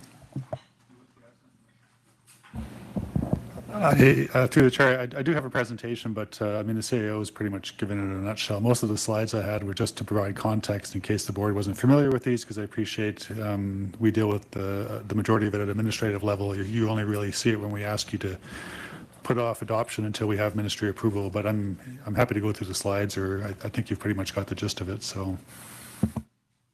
Thank you. I'm content, but if anybody wants to see them, speak now. If I ever hold your peace. Director Kenton? Yeah, I'd like to see the slides, please. Very good, sir. Mr. Garish, would you, or ma'am, Mr. Garish, would you carry on, sir? Sure, will do. Okay, so just for the board's benefit, I mean, a lot of this is just providing additional context for what's going on with this deferral of zoning amendments, and the province is interested in controlled areas. So this is just a definition out of the Act, and I've got a map that's also in your report that kind of gives a visual illustration of this. And so a controlled area is basically anything within 800 meters of a provincial highway. In the context of our zoning bylaws, when the ministry takes a measurement as to when its interests might be impacted, it's the traveled length of the road that connects to the highway, not the distance as the crow would fly. So I've got a couple of examples here that show, well, actually, sorry, first the context. So there's 5 highways that are designated controlled areas. So it's the major arteries through the RD. You can see them here.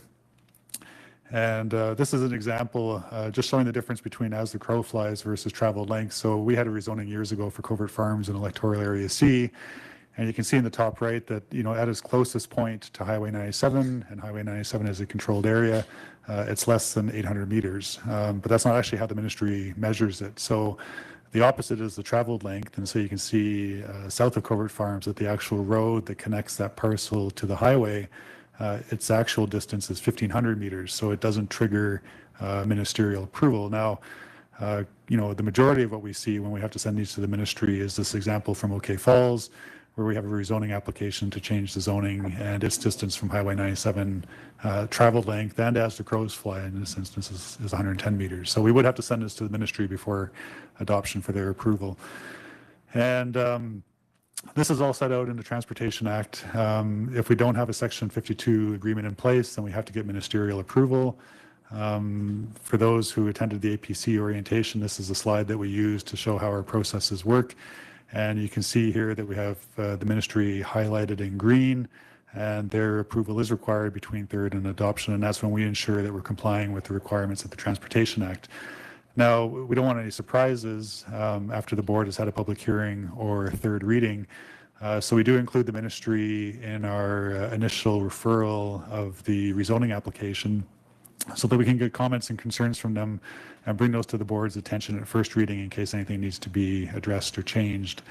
And, you know, so what we understand from ministry staff is that when they receive these rezoning applications from us, there's 3 key things that they're looking at.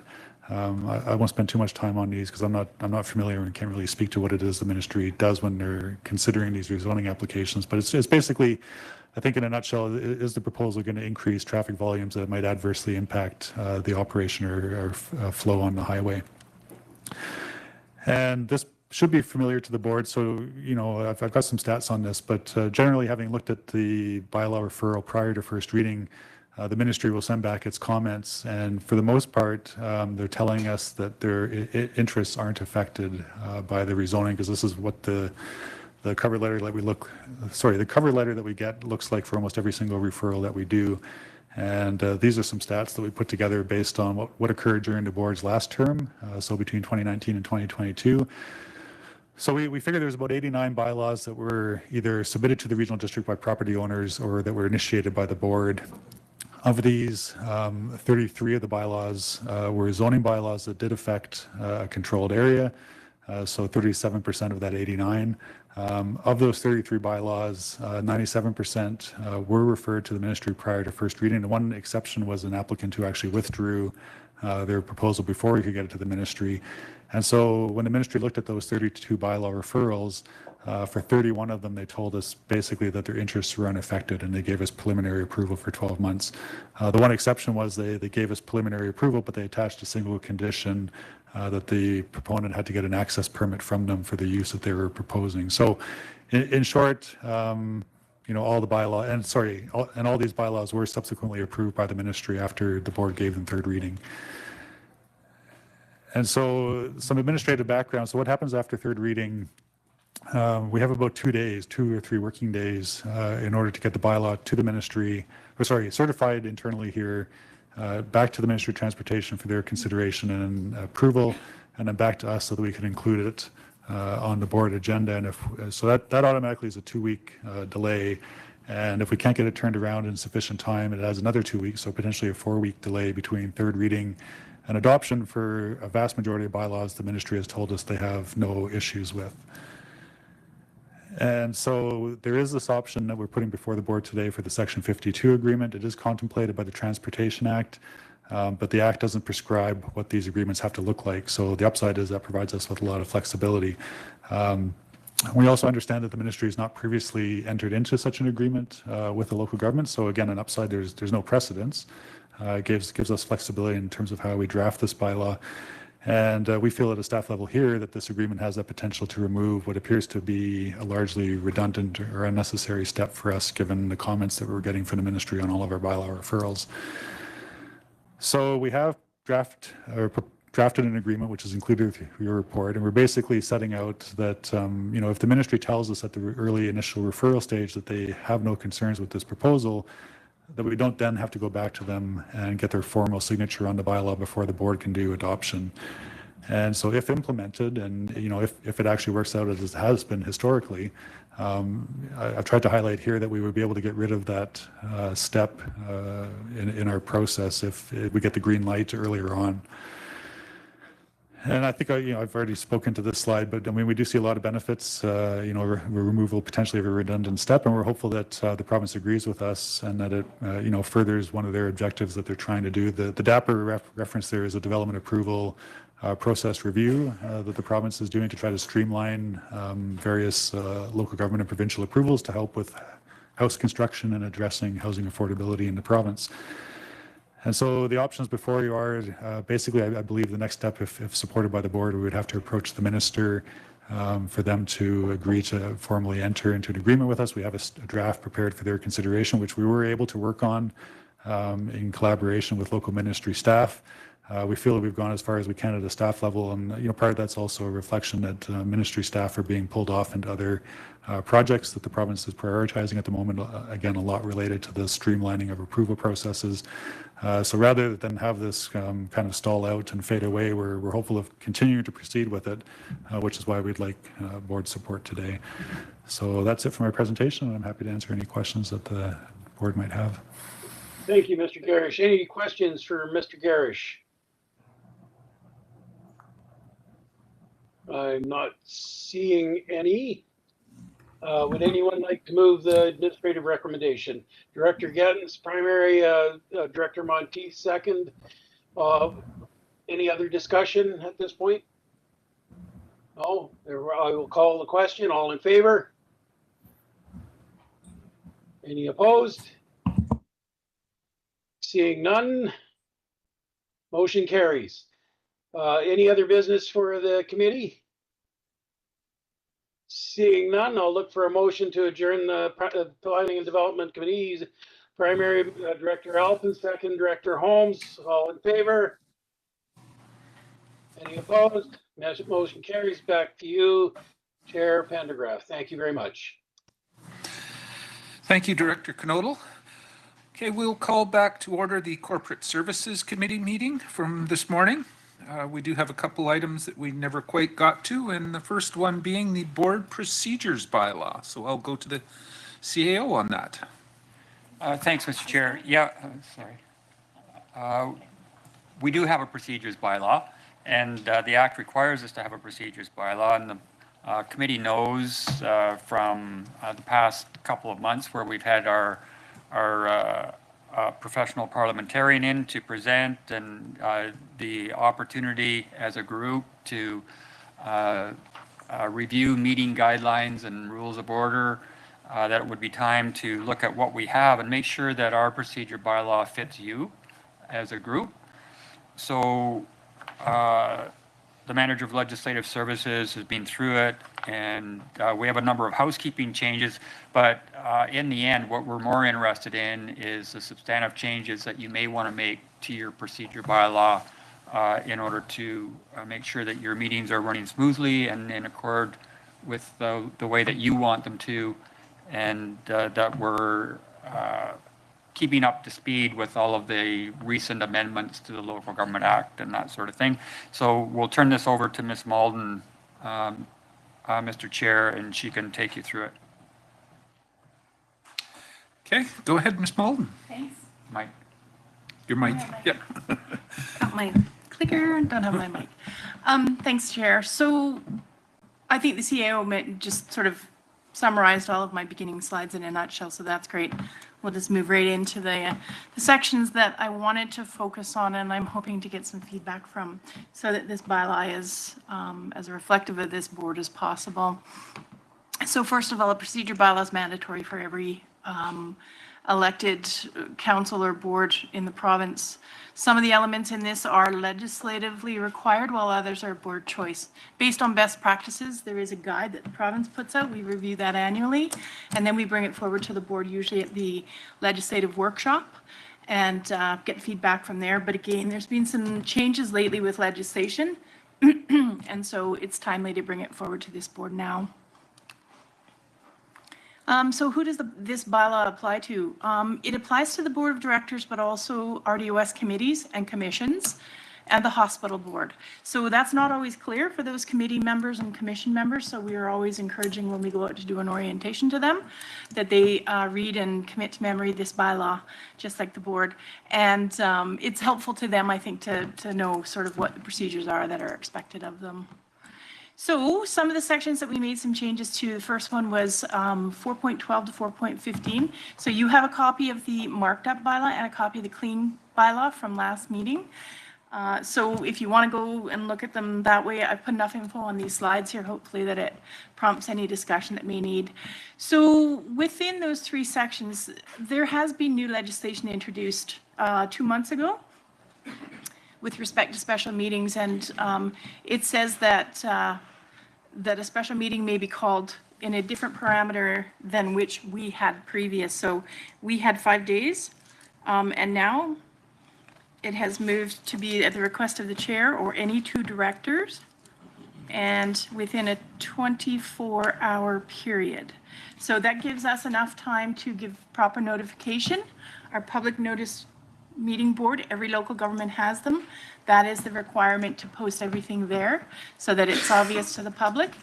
And we also put it out on our Facebook, our social media, our website, that sort of thing. So as many people that may be following our board meetings can also see that as well. So this is quite a change to the procedure bylaw, and it is legislated, this one. So closed meetings. So this is one where it can be challenging to be sure whether you're in closed meetings correctly or not. But I guess the most important thing, and our bylaw never did say this before, I guess we assumed that the authority to close must be stated in the open meeting. We do it as a matter of course, but I thought it's important to embed that in the bylaw. It's kind of a practical thing. So it indicates in there now that a resolution to go in close must first be passed in open meeting. If the board is in camera and a director has determined that this is not an in-camera item and they object to that, the process for that would be that they would raise that as an issue and that the board would vote on the matter. Prior to doing anything else at that moment, all conversation would stop and the board would vote on whether it should be in camera under the specific section or not. Okay, I see a hand from Director Holmes. Go ahead. But you can go into closed to discuss whether it ought to be enclosed or not. Is that correct? Yep, so that's what we're getting to right here.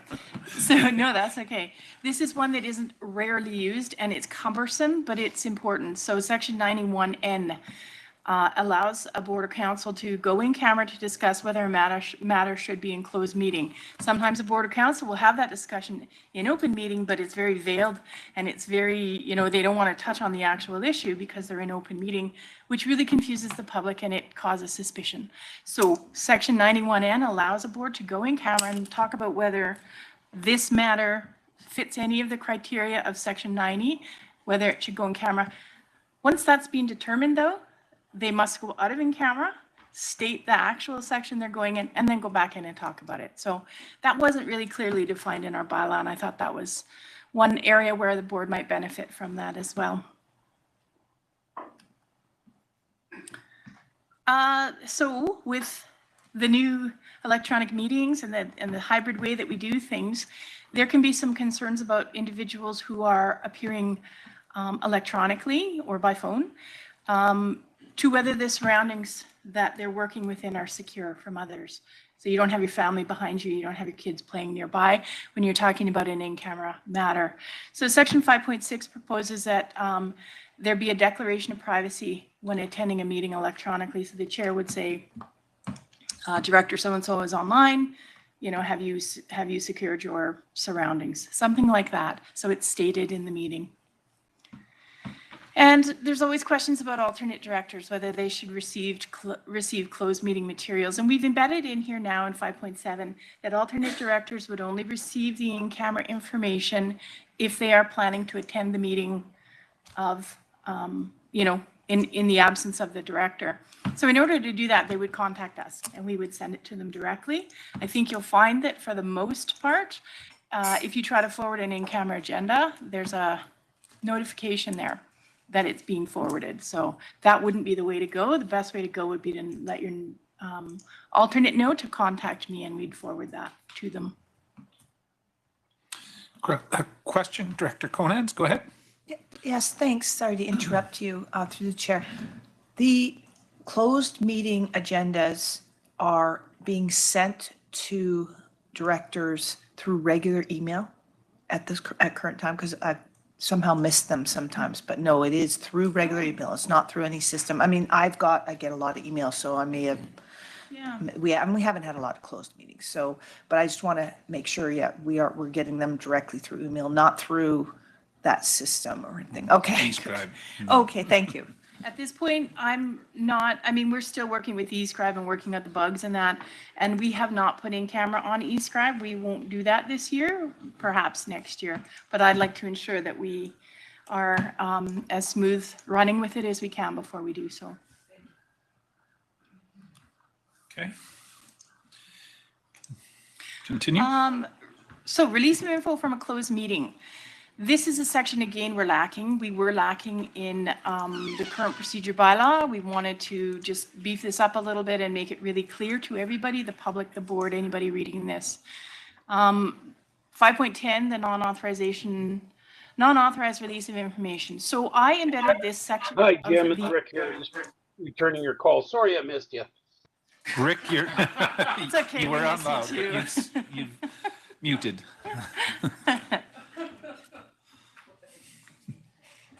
Is he good? Is he muted? Okay. He's muted. So I embedded section 17 of the Act in its entirety, which spells out very clearly what the responsibilities are with respect to releasing information from an in-camera meeting. So it's right in here, section 17.1, board member, council member must, unless specifically authorized, keep in confidence all records and information discussion that occurred in an in-camera meeting. There is opportunity for the board to provide authorization with a resolution for an individual or a council to release that information. And this is a discussion that we've had every year with the procedure bylaw. So there is the provision in there that the board may pass a resolution to enable an individual or a council to release specific information only to their council. And I think important to note here too is if the municipality or the local or the regional district suffers a loss or damage because a person contravenes the above subsection which we just went through, and the contravention was not inadvertent, so it was intentional, municipality may recover damages from the person for the loss or damage information that has been put out in the public.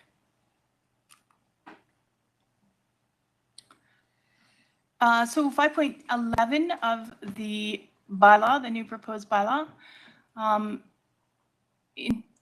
it puts upon the corporate office to ensure that we're releasing information out of in-camera once it's no longer considered confidential. So about every 4 months, you'll see an in-camera part of the board, and it's just adopting minutes, or, you know, it's just sort of clearing up some of those loose items which were discussed in camera and had not been released. That's an opportunity for us to look at things and make sure that any property purchases where that has already taken place, the property is transferred, or any items which need to be cleaned up are then dealt with at that meeting. So that's when you get that list of all sorts of in-camera meetings and perhaps some resolutions as well to properly come out of in-camera into the public. And it should be noted too that FIPA protected information is never released. So that is something, again, would come through the Freedom of Information Protection Privacy Act through the head. There is some things that just never will come out. So, and you can just dump that on me if you ever get questions on that.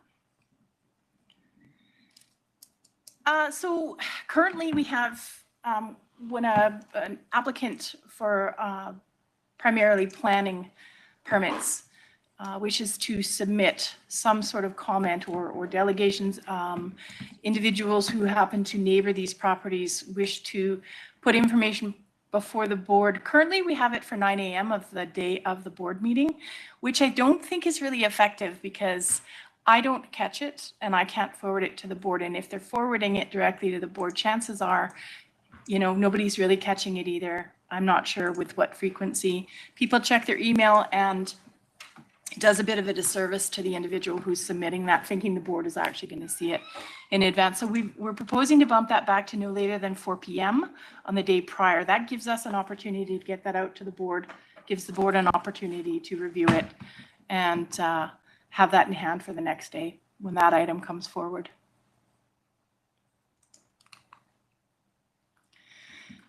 So quorum and voting again, this is a bit of a challenge with our new electronic system. What is present to vote? So a member is considered present in a meeting, whether attending in person or electronically, when they are in their chair and prepared to vote on a matter. So this can be tricky because sometimes there will be board members wandering around in the gallery and that should be known that that isn't present to vote. So if you are here and you raise your hand, it's not likely going to be registered. So it's important that if you're here present in the room, you're at the table, you raise your hand, it's acknowledged. And I look frequently for hands, and, you know, sometimes if it's over here, I certainly am going to miss it. So that's an important point to note there. Voting electronically. So a member attending electronically must have their video on, or the chair may ask each to confirm their vote. So if at the moment we were going to take a vote, and it could be a very critical vote as well. And so if there's a member electronically attending and they've got their hand up, they're voting, and that their camera's not on, obviously that is not going to be registered. And that can be important if the vote is weighted or if it's close. So this provision suggests that the chair ask each individual who does not currently have their camera on to confirm their vote. So I've got a couple of hands here. I'll go to Director Gettins first and then Director Conants. Go ahead. Thanks, Chair. I actually have a couple of questions, but it's not, I might just wait till the end because we've just a few slides away now. So I'll just come, Sure. I'll wait at the end to ask Okay, them. Director Conants. Just quickly, if it's not a close vote, if it's not a close vote at all, isn't it the public should be able to see how everyone votes anyway, shouldn't they? So if let's say it's not a close vote, it's actually unanimous, but there's a couple of blanks screens with their camera off. Shouldn't we, or would they be counted as not present? Because wouldn't the public want to know how everyone voted? Generally, but if they put their virtual hand up, then it's one thing. But for discussion, go ahead. Yes, Chair. Well, that's hard sometimes if you're watching at home. So I like that the roll call be read off because it's just you have that quarter of a second to, and depending on what view you're having at home, just a thought. Okay. Director Gilbert. Thanks through the chair. I do believe that the minutes would say who's opposed and who's against, who's opposed against the motion when it's it'd be in the minutes. It'd be who's opposed and not, and if it carries unanimously, it wouldn't. Or unless that procedure is different than in the RDOS compared to other minutes that municipalities work off of. Do you want to clarify that, Ms. Sure, Molden? yeah, no problem. So at the moment, yes, we always record the opposed vote at the board. We don't do it at committee. We do it at the board. So this is just a little bit of a different thing, and it's more about transparency and what the public can see if they're watching the board meeting live, and what they see when it's streamed on YouTube are two different things as well. They don't always see those board members, but again, in the minutes is at the moment is typically where we're indicating who's opposed. Okay, follow up, Director Gilbert? So just to follow up, so the public could find documents publicly of the minutes of who was opposed to it, even if they don't see the director vote on the screen. So there's still evidence of that elsewhere that the public has access to. At this point, yes. I guess my only concern about that is we don't register actually how many people voted. So if their screen is blank and they didn't raise a hand, you're assuming they go in favor, but they may not have voted at all. And that's not clear to the public. So that's a thought. Director Miller? Yeah, I just think that people, when they're going to the time to watch a meeting, they obviously have an interest in the meeting, and I think they would probably like to know right away and not wait 3-4 days. So it's like reading a mystery novel and having to wait 3-4 days to find out who the killer was. So I think the instantaneous thing is kind of convenient to the public. Yeah, that's difficult to put in a procedures bylaw though, maybe, isn't it? But we can, go ahead, Ms. Malden. So I guess something which might make this a bit easier is in our eScribe module, there is the option for electronic voting. And in fact, it actually will go right on here. So we haven't implemented that, and I don't know that we're near that yet. And Danny and I've talked a lot about it. It is something we had purchased with an eye towards the future. So, the board can each press their button, and it shows up on the screens who voted which way. And that's for public use only, really. Okay. Director Van Elfen? Through the chair. So if I choose not to raise my hand, that's a yay vote, am I correct? Mm-hmm. So if you don't raise your hand, you're in support of. It's basically the way it is, but sometimes it's important to know how many actually voted. But Director Miller? Sorry to keep this going, but Director Bloomfield will recall this. I was elected at the tail end of the pandemic, and I remember the mayor of the day would call out a roll call because we were all on Zoom, and we'd have to say yes or no. And maybe for those that are participating electronically, maybe you can call the roll call out. In practice, the only time we've done that is when it's a weighted vote and it was close in a regular vote, then we'll go and do the roll call. But that is an option if the board so chose to go that route. Director Conans? I think through the chair, it's a really good conversation, actually. I think it's if we're using eScribe to vote, then I don't really know how much different that is than just saying, are you there? Can you vote? And if they aren't there, then they're not present, and so they just aren't voting. And that would be the difference. I mean, we wouldn't even need eScribe for that. So I think it's a question of whether we want to know who's actually present in the room, and then who's voting. Okay, lots of hands going up here, but before I go to those guys, I'm just noticing on this, it says, or the chair may ask. I think maybe the chair should ask if they're present. So maybe change the word may, but that's my thought. Anyway, Director Taylor and then Director Holmes. Yeah, as many of you know, I use the electronic system for some of the meetings. I find it quite effective, the hands up or showing my hand. And I guess at the end of the day, it's how the board votes as opposed to how we vote individually, from my perspective anyway, so. Okay, Director Holmes? Yeah, I was going to say more or less the same thing. I think we're trying to fix something here that's not broken.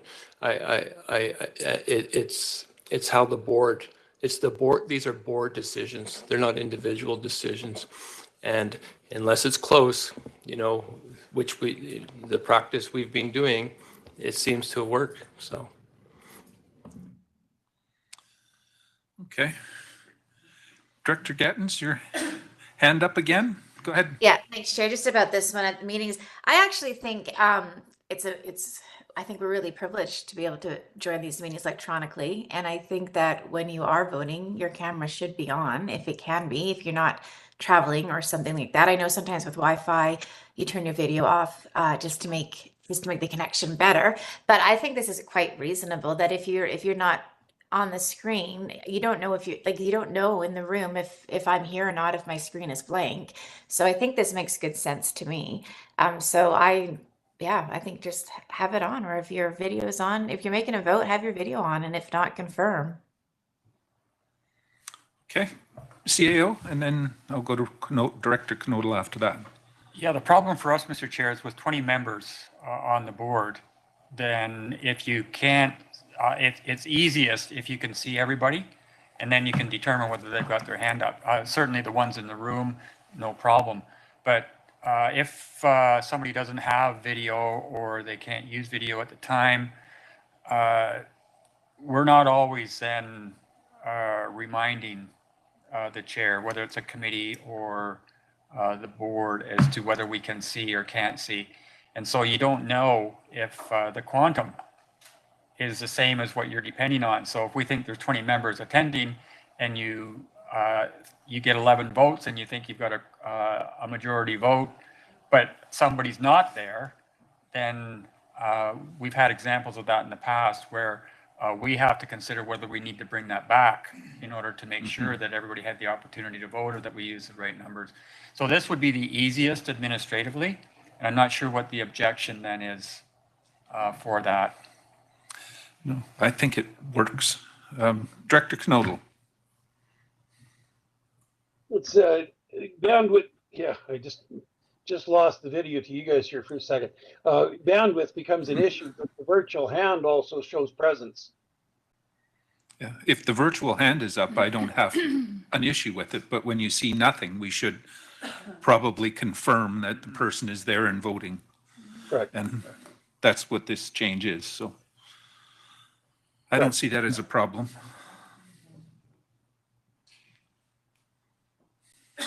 Okay. Great.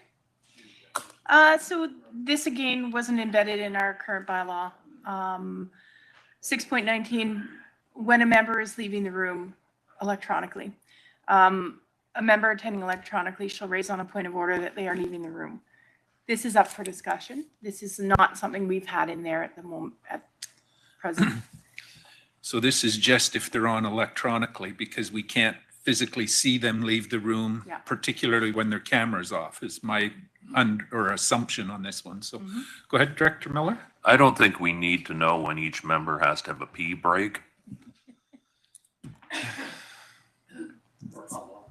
Yeah. Well, it depends if Or they take that something side. to read with them. Okay, so I'm not really seeing a Not a lot of positive on that one. Fair need enough. for this one. Okay. We'll confirm if they're there to vote though, so that kind of covers that off in a way too. So.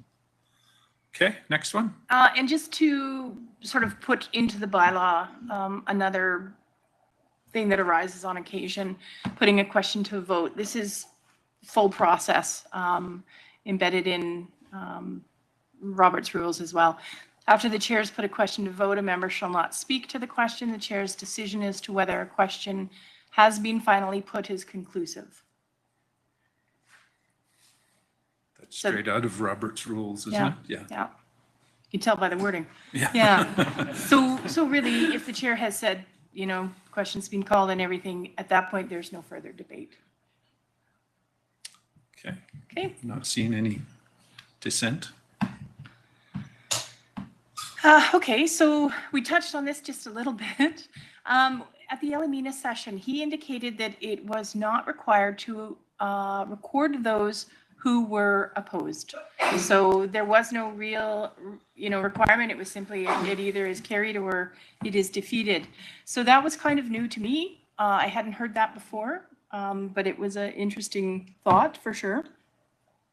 I should note that So what we put as draft in here is whenever a vote of the board is taken, any member may call for a recorded vote and the names of those voting against the motion entered into the record. So not as a matter of default, but just when one member decides that indeed they would like that captured for that specific motion. The one thing that I should note is if a reconsideration is to take place, it's important to know who was on the assenting side of that. So I would always be recording it regardless because I would need it for that. But it may not show up in the minutes. It may not show up in the record. So you would have record of who voted how then? Because that was my first thought was how do we ever I would tell need who to find a voted method. how? I would probably have somebody in the background scratching that down. And again, that's where it's important to take the time to get the hands and the names and that sort of thing. CAO? So, Yeah, the other reason for this that Mr. Mina pointed out was that once the motion has been put and seconded, that it's not in the possession of any specific member anymore. It's in the possession of the board or the committee. So there's really no need to record who speaks for or against it, whether it passes or not. I can tell you from working in 4 provinces and 2 territories, BC is the only one where I've ever seen them record just the negative votes. That always, if a member wants a recorded vote, that's acceptable, but I think either do it or you don't. In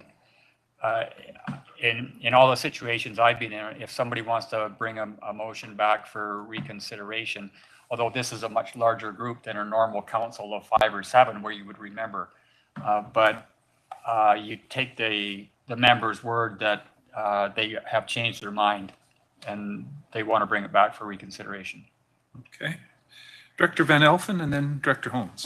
Thank you, through the chair. I remember the conversation with the Alameda workshop, and I mentioned at that time, I mean, I've seen it done a lot. I think I've done it myself. I want my vote registered. And it's for historical fact. So when I'm no longer on council and somebody's, like you did this, no, go back. I recorded my no vote. You know what I mean? If you feel strongly on a position, then I want my vote registered with my name attached to it. So that would allow us that option, but you'd have to say that first. Director Holmes, and then same. Yeah, I just wanted to, I remember when I was first elected, we didn't record negative votes, but you could say, could it be recorded that I was opposed and that would appear in the minutes. So that we could still do that. Yeah. Thanks. Okay. Director Miller? Yes, that's clearly the solution because I think 90% of the votes are so often routine that it would almost be, I don't want to say a waste of time, but would be time consuming. And just if it's a contentious issue or one that's could be seen as potentially controversial, ask for a recorded vote then. Just to ask for that. Okay, so we're okay with this wording as presented? Okay. All right. Well, where did my... Went away. So that's it. I run out. No. So other than those housekeeping items which are in there, those were sort of the bigger ones. So I think we got some great feedback, and we'll go back and we'll adjust the bylaw accordingly and bring it back. Okay. Director Gettins and then Director Holmes. Thanks. I just have a couple of questions just for clarity, Chair. Just really quick on the reconsideration. So is it correct that only somebody who voted against the motion can bring it back for reconsideration, but the chair can bring it back regardless of the chair's vote? Is that correct? Not against. You had to vote in the affirmative. So you supported the motion or the way the motion went, and then you change your mind. Or the chair can bring it back at the next meeting. But let me confirm that with Ms. Molden. So our bylaw currently reads that a motion to reconsider may be made by a member who voted on the prevailing side. So that's Prevailing side, okay. Yeah.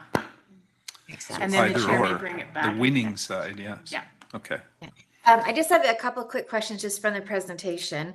Just to confirm, so for municipal directors, they cannot release the information from an in-camera meeting to the rest of their council, is that correct? That's the way it is, I think, at the moment, but CAO? Yeah, I think what we've decided in the past is that it's just a courtesy to ask the members of the group that have discussed the motion in camera for their permission to release it to your council. It's just and hopefully do it at the start of the meeting. Some people will say some things if they believe it's just in the room, and they won't say it if they believe it's going to be more broadly broadcast. So I think it's just a courtesy. Okay, thank you. And I got two more quick ones if you don't mind. Okay. So with rural directors and their alternates, is the same apply? So what I'm thinking of, if there's an in-camera meeting that's going to go to another meeting that I'm not going to be at, can I ask permission from the group then to loop in my alternate director to prep them for the next in-camera meeting? CAO? Yeah, always the recourse is to put it to the board. So, I mean, in its the extent, it's always something that happens in camera stays in camera to those in the room. If you want to go beyond that, whether it's an alternate or a member of another council, just ask the board. Okay, thank you. And then finally, the day before the 4 p.m. cutoff, when an applicant wants to provide information, I still, just for scheduling, that's still a pretty tight timeline. If you get it at 4 p.m. the night before a board meeting, especially for board members that have to travel quite a ways.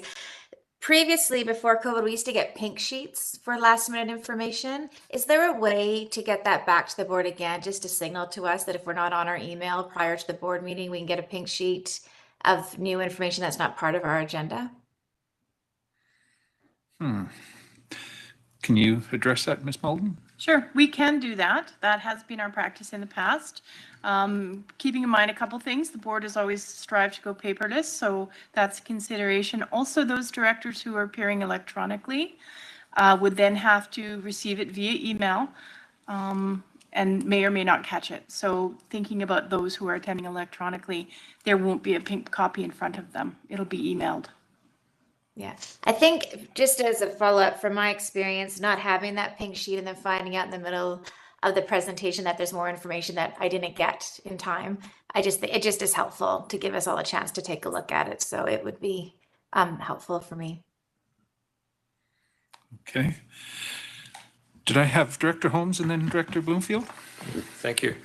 So I don't know if this is a matter put into the bylaw itself, but if we're talking about operating in an effective manner, I think the hybrid meetings work really well, and I think it's a great opportunity to allow members to participate in meetings if they can't be here in person.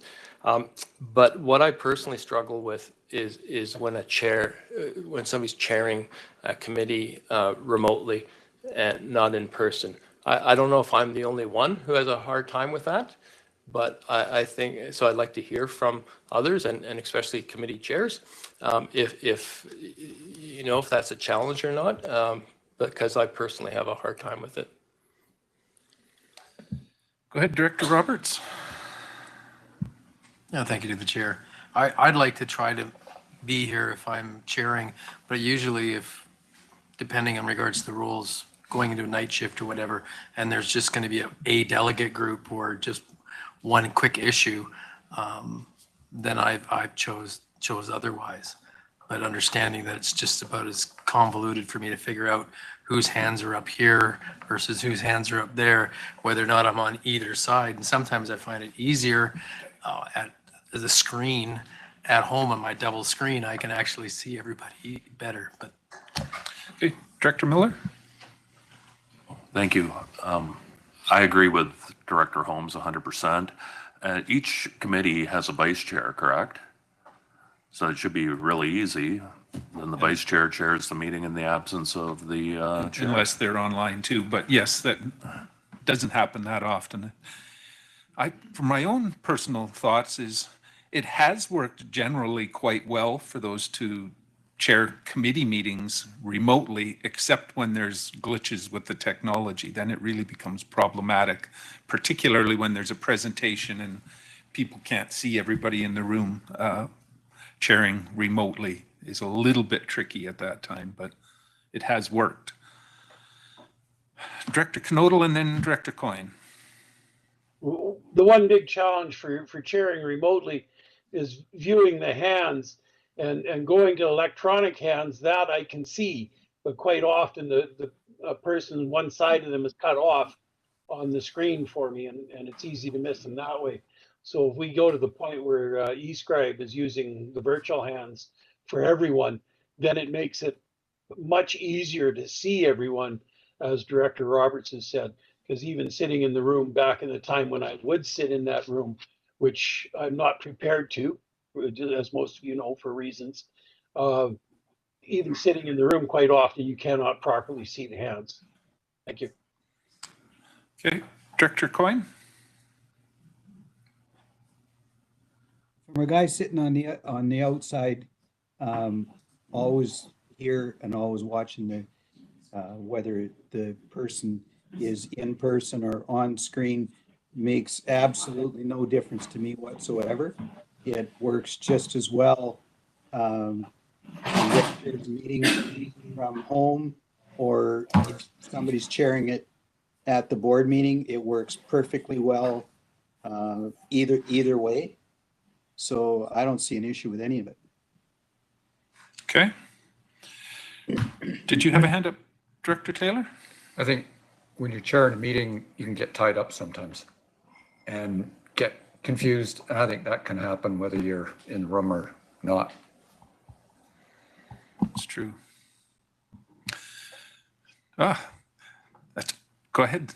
I was going to say Director Danny, but just go ahead, Danny. I just wanted to say that chairing a meeting remotely is training we didn't do, but training we can offer. There are techniques within WebEx to allow that to be much easier to facilitate from a remote aspect than what you've been attending as just a participant or a panelist in those meetings. So that's something more than I can work with your offer for those that are specific to running chairs remotely. I just want to let you know that that capability is there, but we're not really utilizing it because this is still growing, this hybrid model. It's all new, and having that second screen can also eliminate some of those little bit of problems as well. You have something further? Go ahead, Director Just a Taylor. second point, but we brought in, or the RDOS has brought in some terrific technology here, and I wasn't part of where you were before. I just got elected, but I think we could benefit from some of this training as directors. Like, I haven't gotten my head around eScribe. I'm using PDF, and I think this training, if we're going to make this leap and we're going to have stuff available in eScribe and we're going to use hybrid meetings, let's get good at it. Okay. So I'm not sure we got a clear direction on. Go ahead, Director Johansson. Thank you, Chair. For me, I think for committee meetings, I think it works electronically. For a board meeting, not a chance. I think you need to be here. The chair needs to be here. I couldn't imagine chairing at our council table in Oliver if I was remoting in. I would go to the acting mayor. But yeah, for the board meetings, yes. Committee meetings, I think we can make it work. Okay. Director Miller? Well, I hate to be the one who says this because it's hypocritical, because the last meeting I chose to participate electronically. The other time at one of our training sessions, I did legitimately have a bad head cold and wasn't going to infect everybody at the table. I liked the motion that came forward about 5 months ago about, if you're going to be absent, then your stipend will be half of what it is. I agree with Director Johansson. I don't think it's the same thing. With that said, there was an outstanding editorial in the Globe and Mail on Monday, which did list all the benefits for people working at home, such as travel time, expense, which I realized that would go back to the regional district, positive frame of mind, the environment. And but I still think unless it's a very valuable or a very legitimate exception, I would love to see that motion come forward again. I remember the day that it was voted on, there was a very bad snowstorm out, and so maybe it wasn't the best, but I think everybody else's council is meeting in person, because I'm assuming the Souyuz and Oliver, everybody comes in person when they're available, yeah, so. Okay. Summerland, so those are my thoughts, but I'm not offering a motion, but. Yeah. Director Gilbert? Thank you through the chair. I just, alternate, I kind of know about that motion that came forward, and I think that electronic just allows more accessibility to the directors. I don't think directors should be punished for zooming in or coming in electronically from it, like they're doing their job. You know, it expands outside. Our job as directors and counselors expand outside of the meetings. We're here to make decisions on the stuff that is coming forward. And we're getting this information before the meeting as well. So we're spending time outside of the meeting, making sure that we're prepared for that meeting. So you shouldn't be punished if you're not going to come to the meeting in person. All right. So unless a motion comes forward at some point in the future, we're going to stick with what we've got. But Director Roberts. To the chair. Yeah, like you were stating, difference in regards to like a municipality, a lot of times it's smaller geographically, but we look at where for Area H in Princeton or Karamias or Osoyoos, you know, a lot of times, and when you stated about, when it was stated about snow, you know, it's provided an opportunity and a savings to the taxpayer in regards to, you know, for instance, for me, it saves, you know, over $50 the taxpayer each time I zoom in. I'll go to Director Taylor and then Director Miller. And just, I'm not up on my rules of order, but are we trying to remake a decision that we made a while ago, in which case you're the only one that could do that? No, there's no motion on the floor, so it was just a discussion. No, I seen Director Miller and then. I just believe that it's far better in person. You can read body language. You can hear. It's kind of like I would rather watch the Rolling Stones live in Vancouver than watch them on PBS. It's just better live. But yeah, well, that's not inaccurate, I would say, but we got what we got at the moment. So, Director McCordoff? Thank you. I saw the Rolling Stones live in Ottawa, so I agree. I do think that it's better, if possible, to be here in the room. I think the camaraderie is better if we can chat with one another and so on. However, that being said, I do think that that people who make the choice to attend and do it virtually, like the people on the screen, obviously have made that decision for various reasons. They are taking part just like the rest of us are. And one of the things I would say is that in the wintertime, especially when we have meetings at the regional district, and sometimes we have a meeting on a Thursday and a Friday, I always take the opportunity to stay here overnight, because I would rather do that, stay at a hotel, than go home late in the day and have to get up early and come back in the morning. So I think certainly people that are not right here, not right in Penticton, it's easier for people who are very close locally to not have to make that decision. But for those of us in the outlying areas, I think we're doing our job, whether we're here in person or on the screen. So I'm totally in favor of this method. Okay. Director Wiebe, I see a hand from you. Yeah, well, I think one of the things we haven't discussed, and I just want to make sure you can hear me okay? Yeah, hear you fine. Good. I know we've had issues with my mic before, so. But we also haven't talked about the fact that not every health issue is seen, and there are legitimate reasons for being at home. And to suggest that someone that stays at home is worth half somebody that sits in the chair. I think it's a little bit inappropriate to assume that some of us that may opt for being at home are only doing so because maybe we're lazy or we don't feel like coming in. I think it's an inappropriate assumption. So I just wanted to speak to, there are a multitude of reasons why someone may not be in person. And definitely wouldn't be in I see the favor hands. of punishing someone on that, for not being in person. Okay. I don't think that was meant as, I know, I don't think it was meant that we were trying to punish anybody. It's just the preference would be that people do attend in person when possible is how it should have probably came across. But Director Monteith, go ahead. All right, through the chair. So I brought the motion forward initially. So prior to COVID, I was in the boardroom, watched every meeting for a year, read the agenda, know exactly who attended. I play chess. I love my strategy. So, members from the municipalities from Caremias, Princeton, made it to the meetings regular. There was never missed meetings. Sometimes they were late. Yes, roads can be bad, but people still got here to their job, which is to attend meetings. So the motion that I brought back was to have that discussion because during COVID, we made a change to our bylaw to be paid the same amount to be in person or on Zoom. Before that motion, during COVID, we only got paid half the amount to be virtual. So that was that call-in time. So that was the whole, so during COVID, things changed. So the request there during COVID was to start meeting together. Everybody wanted to meet together.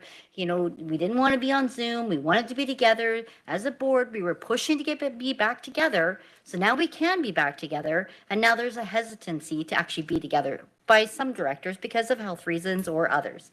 So I do understand it is convenient. I absolutely would appreciate the opportunity to use Zoom at times, but it's also not good governance to not be together with your coworkers and be able to hash things out. So I do see both sides of the story, and I do think that it's better governance to be together, and I stand by that. And I know that the ratepayers that we represent, they want to see us together. They want to see us work, and they want to see us have a healthy debate. And it's not always easy when we have these hybrid meetings. And, as the chair mentioned, sometimes technology is not our friend. And that's where we get into challenges. So I do see both sides, and but I know I'm always going to advocate that we get together, and that's important to me. Okay. Well, I think we'll leave it as where possible, attend in person, and there's going to be times where we can't. But keeping in mind that we never had this ability previously either. So anything further on those, any more changes? Do we need then no motion required here yet until we see it come back as another draft? I'll bring it back for the board to review again. Sure. Director Bloomfield? Hi, excuse me. Excuse me. I just wanted to scroll back to the reconsideration on a vote. And I believe, I didn't hear it confirmed, but I believe that when a member, when a director is reconsidering their vote and they were in the negative, they can only bring it back for reconsideration if that vote would change the result. Don't know that there's anything about changing the result. You just had to have been on the winning side, whether it was a yay or a nay. Yeah, but if it was a close vote, if your vote would make the difference to the original vote, then you could, then the board member can bring it back for reconsideration. And I think that's what's in Robert's rules, but I'm not sure. So I see. Yeah. Ms. Malden? So this is actually taken from Robert's rules, and it is just specifically prevailing. It doesn't really reflect on the change to the outcome, but that's typically why something is brought forward. Otherwise, you could have board members demanding to be reconsidered ad infinitum, right? Again and again and again, because it's only that meeting though that they can reconsider. The chair can only bring it at the next meeting, okay. And then after that, there's no more reconsideration. So, I think that is in the Local Government Act too. So. Yeah. Okay. Director Conans? Yeah, and through the chair, I just wanted to scroll back also a bit on on being allowed to talk to your council or alternate, I guess, also about an in-camera meeting subject. And in our example, our Penticton's example, we have 5 people that are sitting at this table, and actually it's worked out pretty well so far. We haven't had a lot of alternates here, but I think moving forward, we're probably going to have alternates on a regular basis because people not being in town or even being sick. So I can tell you right now that probably every in-camera meeting, I will probably say, is it all right if we bring this back to our council because, or bring it back to an alternate, because if, let's say, I'm not feeling well and I ask Isaac, through the chair, if I ask Isaac to come the next day or something, I would want to fill him in. And if I haven't asked the board, especially if it's a follow-up. And I know I'm kind of, maybe this doesn't happen that often, but I think it's important that I all of a sudden don't send an alternate in to something. I'm sorry, I can't tell you about it. You're just going to have to go in blank, you know what I mean? I'm just trying to, again, follow good governance here. So in the past, we've always been able to share, right, with alternate. Not necessarily with the municipalities. We've always asked permission generally to take it to even council. though they're we've got 2 alternates on our board, on our council, right? We've got 2 alternates and 5 people on the board. Yeah, it's interesting, right? And the other thing I wanted to ask is, if we have an alternate here and we go into an in-camera meeting and he comes out, now is he allowed to go tell the regular board member? And I guess that goes for all alternates. Do all alternates get to go back to the director and tell them what happened in an in-camera meeting? CAO, is there a thought on that? I think in the 15 years I've been here, we've only had this discussion once. So it doesn't happen that often, but again, I'm going to say it's really just a courtesy that let the people in the room know if you're going to share their information so that they can behave accordingly. That's reasonable, I think.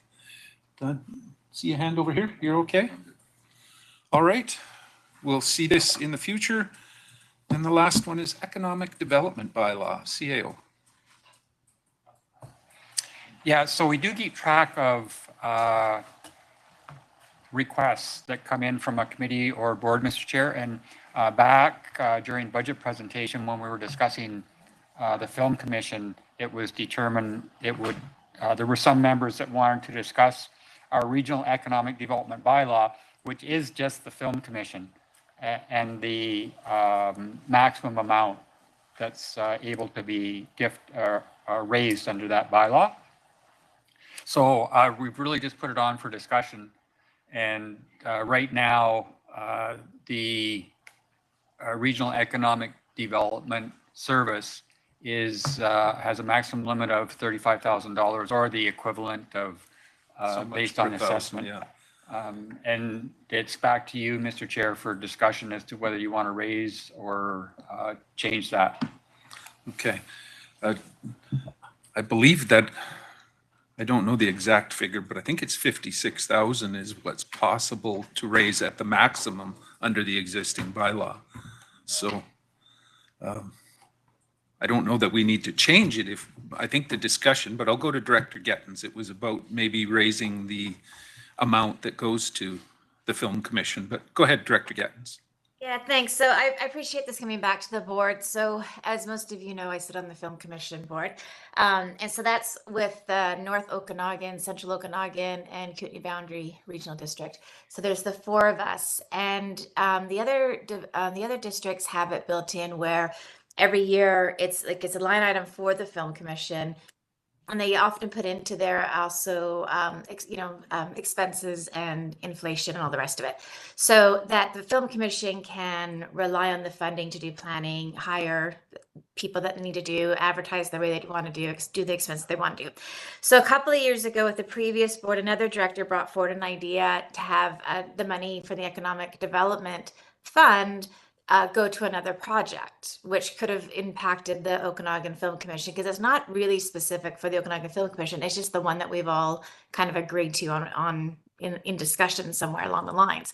So it makes it sort of a hard position for me to be in on that commission when I'm not really sure if every year that the money is going to go to the film commission. It's just an awkward commission to be on when you don't know if the funding is going to be there, unlike the library or something like that, where, you know, there's an agreement in place that we spend this money. So I wanted to test that with the board and just sort of see if it makes sense to ensure there's a certain amount of money for the film commissioner. I did ask Jim how much we've given the film commission, and it's pretty much since 2018 stayed at $35,000, which means we've been giving them less and less and less with inflation.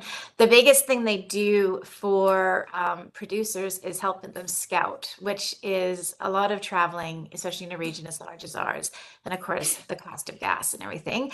The industry is pretty quick moving. Like, you need to be able to host these producers when they come, and you've got to be able to show them around the area, and you don't, and that's the work.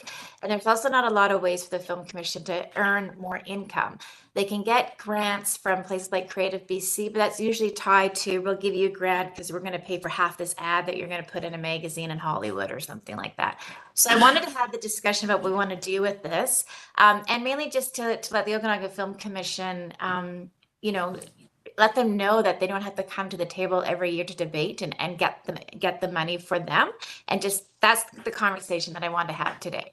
So it's not necessarily to increase it, although I think we should, because I think we shouldn't, I think recognizing the difference between how far a dollar will go in 2018 compared to now is pretty significant. But I just wanted to have that discussion with the board at this committee. Okay, I'll go to Director Fedrigo. Yeah, thank you through the chair. So I think that it is important to increase some funding to the Film Commission because they are doing great work in the region. I'm a big proponent of economic development, and I feel that we have a lot of missed opportunity at the moment that we are just giving it to the Film Commission. So for me, the challenge with this is to be able to open it up more broadly, to be able to look at what we can do regionally. So if there's a way that we can do that, I am in support of this, but I just would like to think a little more broadly than just the Film Commission. Okay.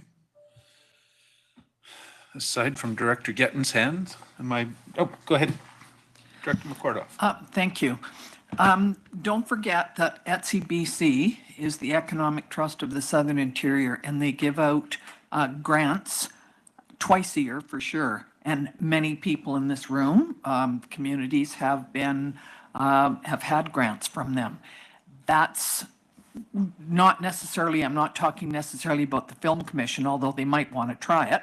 But Director Fedrigo, there are some things. There is probably more money being available in that. I think it was, I can't remember what it was, how much recently, but there's certainly some new ones that are coming out fairly soon being announced, and it's a significant amount of money. So it's worth looking at that because there's a couple of times a year you can do it. Thanks. Director Monteith.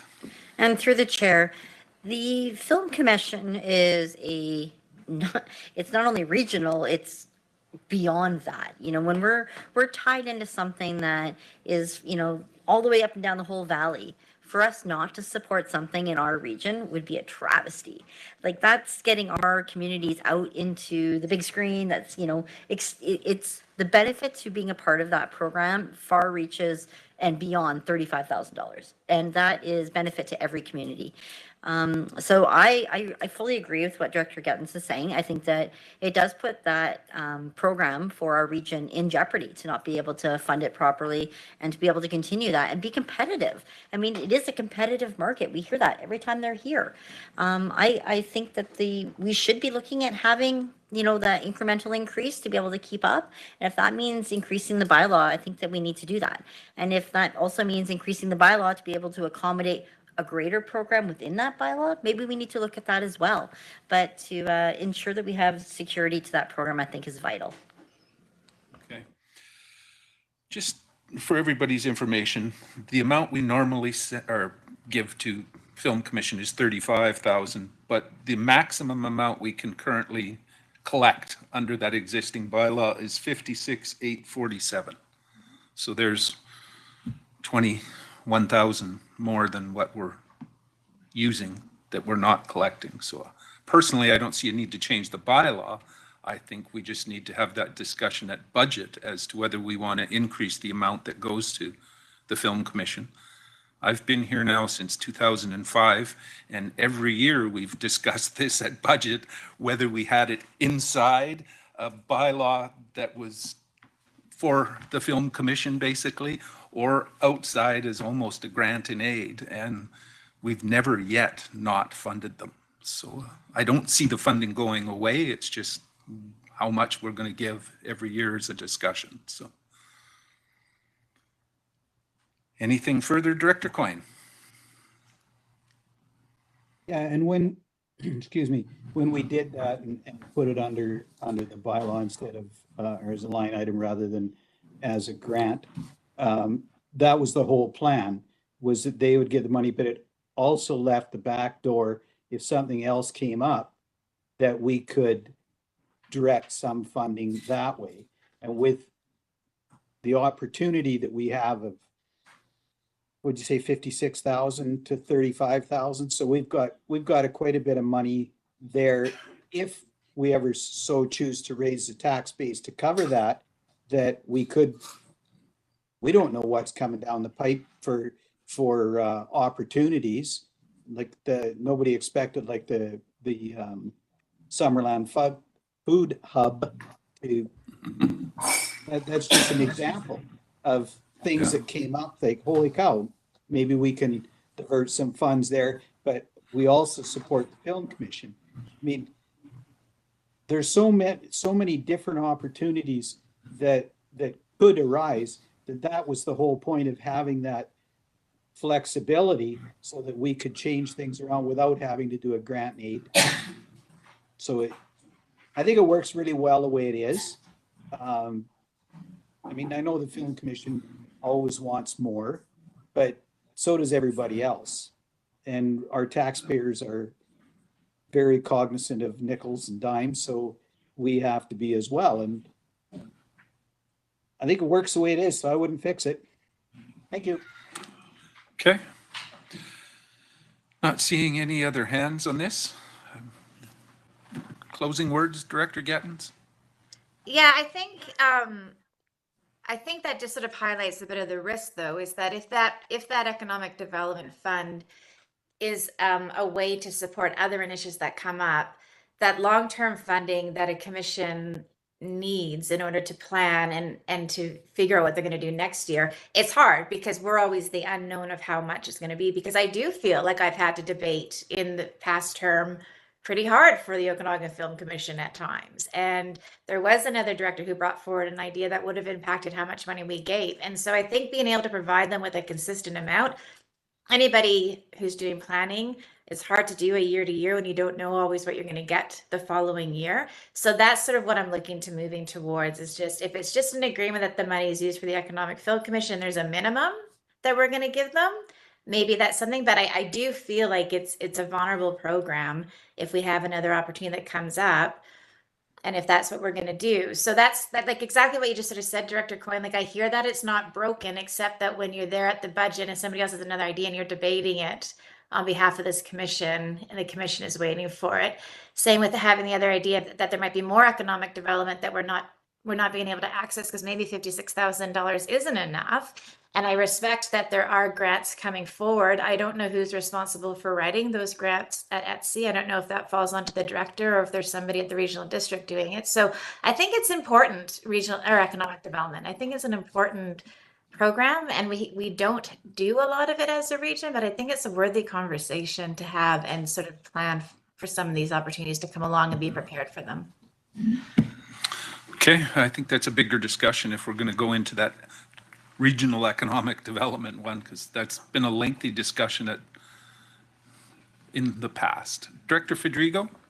Thank you, through the chair. I guess where I'm going at is are we here to fund them in their day-to-day operations that they are now a part of our organization? That's what we're doing? Or is this a grant? Because granting will change from year to year and you're not always guaranteed the same thing. So if we're using it to fund them operationally and they're expecting that same amount each year, then it's a little different than providing a grant where we're choosing year to year what we're going to provide them. That's why it became a line item, so it's funding operationally. I seen another hand, but it disappeared, so. Okay, Director Holmes, and then we'll call it a day on this one. I think if you're an organization that depends on government funding for your ongoing operation, you have to sell it every year. You have to come back and justify why it should be funded. And I don't think there's anything wrong with that. I think that's the way you build public support to keep that funding going. And I want the Film Commission coming here every year and convincing us every year why we should continue funding them.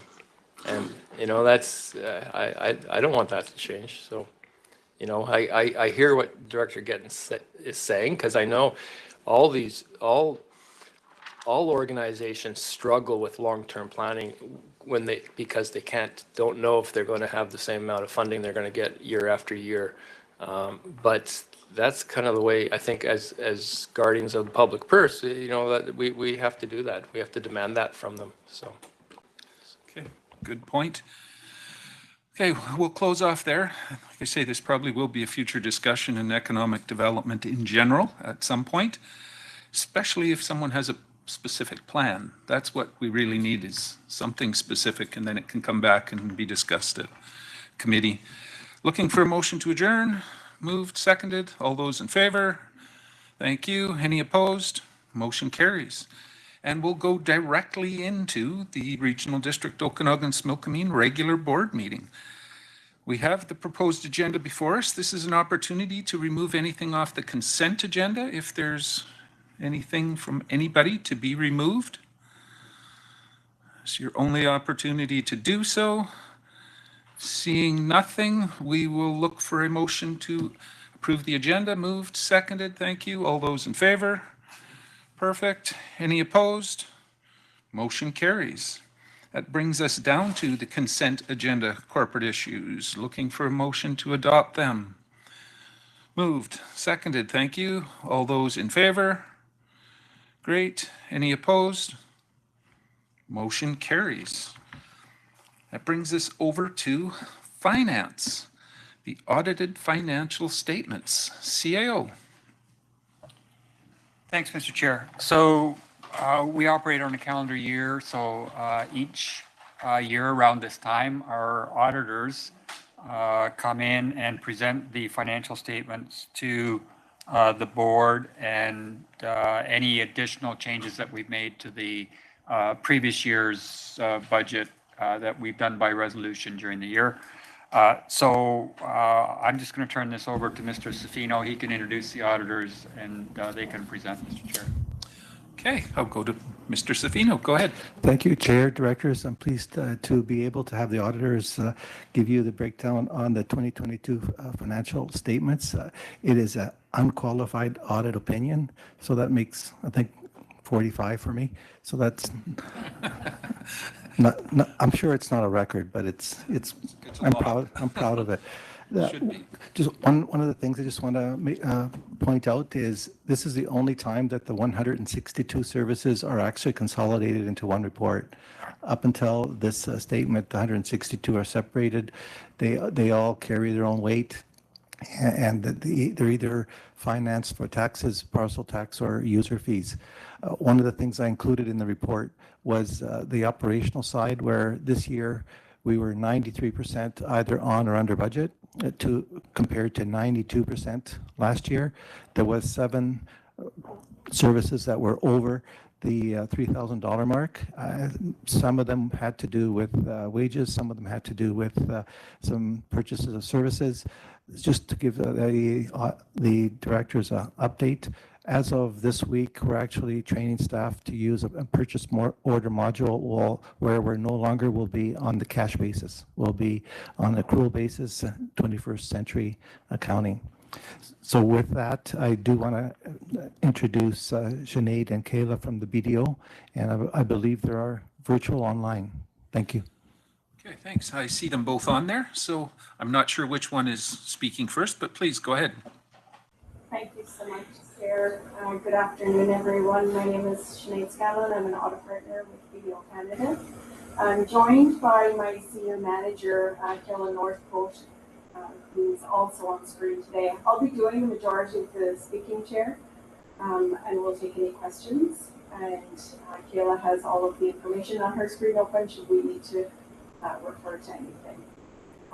I presented to you a couple of months ago. Sorry, can I just confirm everybody can hear me and see me okay? I'm hearing you. Yeah.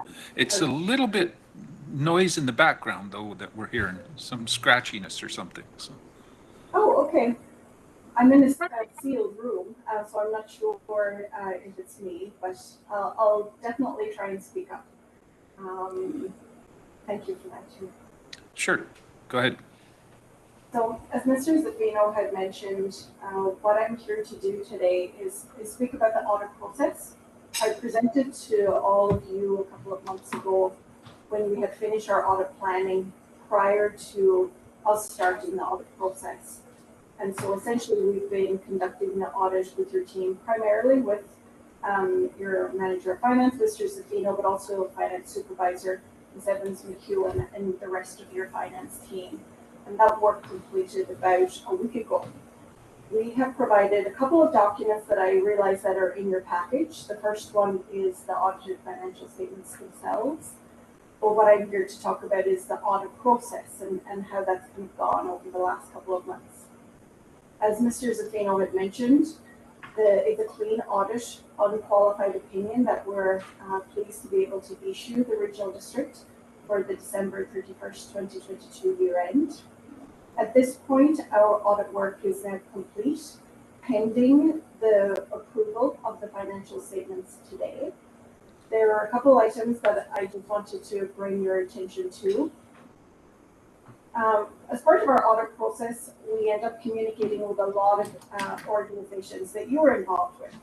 And so that includes your banks, of course, your lawyers that you engage throughout the year, as well as 3 other audit firms that deal with the entities that are picked up in your consolidated financial statement. So all of that work has been complete as of today. Any kind of subsequent events that we feel as though we should be aware of, we have discussed those with Mr. Zaffino. And those, as I mentioned, everything is included in the financial statements now as at December 31st. I also, it's important to declare as external auditors that we are independent from the finance team and the board of directors of the regional district. That is something obviously that's very important to us as external auditors, and it's important for us to declare at the end of every year as well. Our audit findings focus on areas of risk that we feel are of importance to the regional district. During the course of our audit, we did not encounter any instances of actual or alleged fraud that we think that we should be making you aware of. We did encounter some additional accounting entries that we wanted to post over the course of the last 2 months. I would say that that's a fairly normal process that we do when you consider the size and the total revenues and expenses of the regional district. So that's not outside the norm. And so we posted those in collaboration with your finance team. We gave a couple of suggestions to management in the form of a management letter for items that we'd like to see year on year to make sure that there are always continual improvements. We did not encounter any controlled significant deficiencies that we feel as though you need to be made aware of as members of the board of the regional district. It is our responsibility to let you know if we encounter any significant deficiencies. And so happy to report that there were no such items that we wanted to make you aware of. We have provided, as I mentioned, a couple of suggestions to the finance team for them to consider. We've discussed those with them, and over the course of the next couple of months, the finance team, of course, led by Mr. Zaffino, is going to go through those suggestions. And when we do our audit planning for next year, we're going to assess whether those changes have been made. Again, not significant or no significant deficiencies noted, but I think good practice in order to be able to make sure that the internal control environment is as strong as it possibly can be for the regional district. I wanted to also let you know, I did speak about this a couple of months ago, but there was one audit standard change that impacted the regional district for this year. That was completed primarily as part of the audit planning process a couple of months ago. But I also wanted to let you know in advance of next year, a significant accounting change that will be coming on board. And that's related to asset retirement obligations. That will be a significant accounting change for the regional district, as well as any other municipality or organization that adopts PSAB accounting standards. And so we have committed to, over the summer months, connecting with the finance team to assess their progress and then any assistance that we need to provide so that we can deal with that proactively rather than during the audit field work next year. So that concludes my presentation for the board. And I'll pause there for any comments or any questions. Okay, thank you for that. I'll ask if there's any questions or comments from the board on this. I'm not seeing any hands. Missing nobody. Go ahead, Director Taylor. Yeah, the mic. There we are. What constitutes a related party transaction? A related party transaction, so as I mentioned, we connect with a number of other audit firms that do audits that are connected into the regional district. And so any related party transactions between those entities are ones that we would look at to make sure that those are accounted for. So if you have investments in any other organizations, which the regional district does, then we review those to make sure that, you know, if they need to be eliminated, they are, or if the accounting transactions for all of those are included. So for organizations like the Sunbowl Arena, Alberta Parks and Rec Society, Vermilion Forks Community Forest Corporation, those are the primary related parties that we would look at and making sure that those are accounted for appropriately under PSAB in these consolidated statements. Okay, does that clarify that for you? Yeah. Good. Any other questions? I think you've done a good job explaining it. We understood it well. Thank you. Next steps on this? Do we need the motion that's proposed? You're moving this? Mover, seconded. Thank you.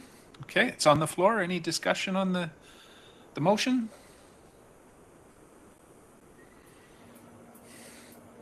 Seeing no hands. This is a weighted corporate vote, just so everybody's aware. Call the question. All those in favor? Thank you. Any opposed? Motion carries. There was no blank screens to take care of on this one either, so perfect. Is there anything else from the auditors, Mr. Zaffino? Does anyone have any questions of me? Any questions for Mr. Zaffino before we move on? Go ahead, Director Johansson. Can you get to 94% next year? I'm hoping with the new software and going to the 21st century committed, yes. All right, thanks, Jim. Great job as usual. Moving on to our next agenda item, which is Development Services, Rural Land Use Matters, Agricultural Land Commission referral to the ALC in Area C, CAO. Yeah, this is just south of Oliver, Mr. Chair, and it's a 4-room manufactured home that the property owner wants to put farm workers into. Because it is in the ALR, it has to go to the ALC first for approval, and then if it does, it will have to come back to us, and they'll need a temporary use permit in order to meet the requirements of the zoning bylaw. So we're recommending this be forwarded to the ALC for decision. Okay, thank you. I'll go to Director Knodel for direction on this one. So I'll move the administrative recommendation. Mover, seconded. It's on the floor. Any discussion on this one?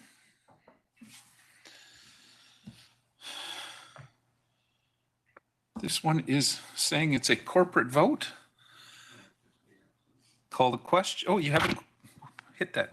You have a question? Yeah, I do. Director Taylor, go ahead. So it's a 4-hectare property. Is that believe so? correct?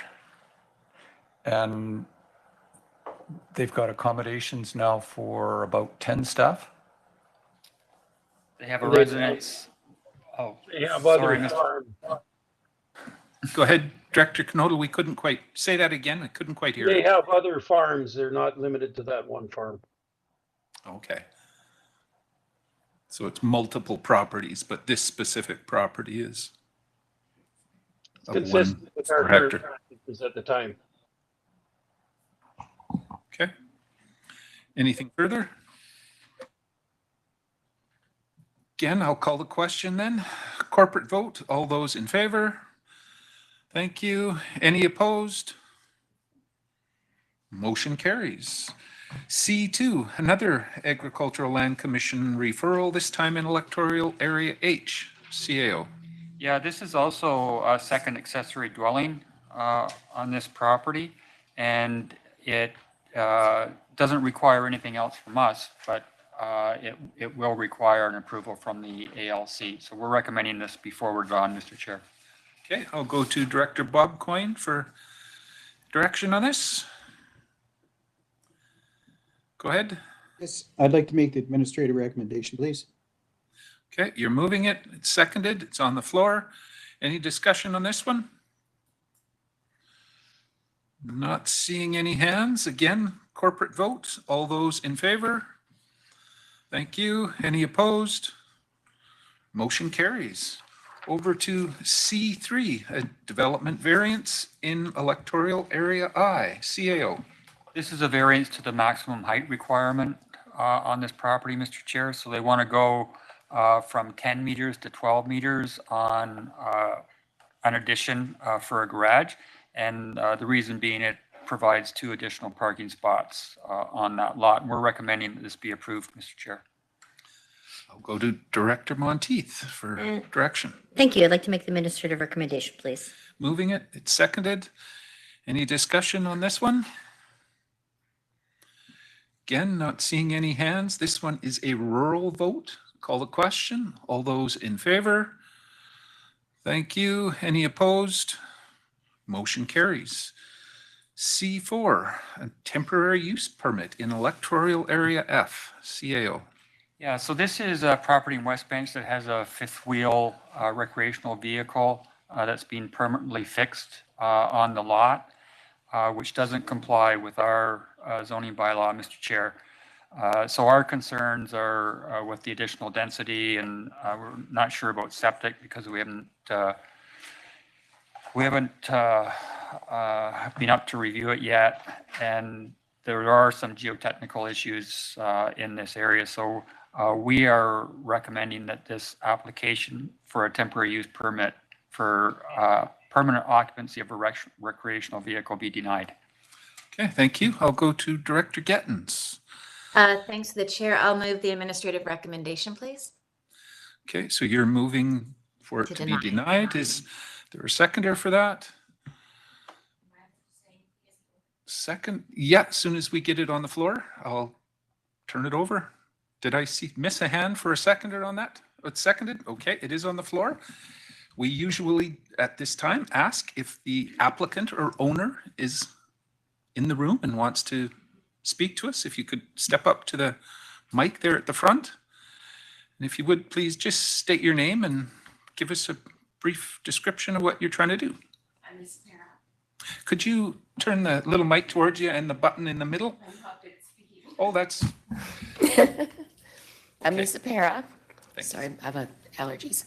And I'm the new owner of the property from my great grandma. And that's my mom and dad who lived there. And I just come up, sorry.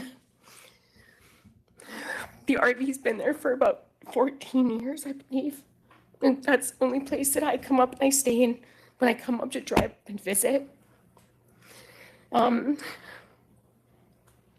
guess I'm not understanding why we can't come visit our own property in the RV and be safe and secure, but my friends can all come and visit their RVs, but they're allowed to be there for 3 months. But I'm not allowed just to come and visit my one RV. But I could bring my sister up there and my friends, and they can come and stay for up to 3 months, I think the bylaw states. But they can come and visit as a guest for 3 months. But I'm from Vancouver, so I just randomly come up to come and stay in the RV that's hooked up. It's safe. It's an expensive RV. But I'm asking for it to be diminished to a 1-year temporary use permit, just so we can get everything organized on my property, because my parents are now going to move and they're going to pull that RV off and go and retire somewhere. So I just need some time to disorganize the property before they move out. And I have to figure out when I have to move up there within the next year, like October, November. But it is fully winterized as of October, say November. It's just the few months that we need to come in as me, my family, my kids, just to come and stay there, rather than, we only have one bathroom in that house. It's been like 1940. So it's a very small house. Okay. I'll ask the board if they have any questions they may want to ask. Director Miller, go ahead. Sure, and you're doing a fine job speaking. What's the situation of septic in the motorhome? The septic? Yeah. Oh, it's completely fine. It was approved by whoever built it, and then they came up and whoever went back in 2009, supposedly, as my dad said, they approved everything and everything was running fine, and we've never had an issue since 2009. So you have a bathroom in there? Yes. It is then hooked up to septic. It's not Right just now, the it's hooked holding up to tank. septic until this procedure, and if we have to undo everything, it is hooked up to septic, and it has been hooked up to septic since 2009. Okay, thank you. Any other questions from the board? Double check. Director Coyne, Senior, go ahead, please. Is it on the same septic as the house, or does it have a separate septic? It's completely separate. It was built as per just to use of that RV, because back in the day in 2009, my grandma and grandpa were so old that they couldn't live in the house anymore. So we bought this so they could live down below in a flat dwelling, so they could be safe down there. But then unfortunately, my grandpa died. Okay, so it is a separate system. Any other questions? Seeing none, we thank you for the presentation. If you can give us a moment, we'll discuss it now as a board. We do have a motion on the floor. Any discussion on this? Director Coyne, go ahead. Is it just for a 1-year TUP? Because normally they're 2 or 3 years for the first one. It was supposed to be for 3 years, but I asked to be for a year because it was literally just temporary for me and my family, just to come visit my parents until they get their retirement home. I'll ask, planning staff is coming up here to, go ahead. So I'll just defer to the file manager, which is Fiona Titley, and she should be on the line. Okay. Is Fiona there?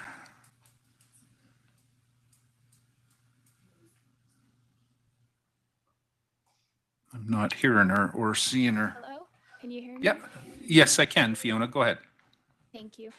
So yes, originally it was applied for a 3-year permit, but they have switched, now adjusted their request, and they're just requesting 1 year. So on the draft permit, the expiration proposed expiration date now is May 4th, 2024. Okay, thank you for that. Any other questions? Director Bush, go ahead. Yeah, so I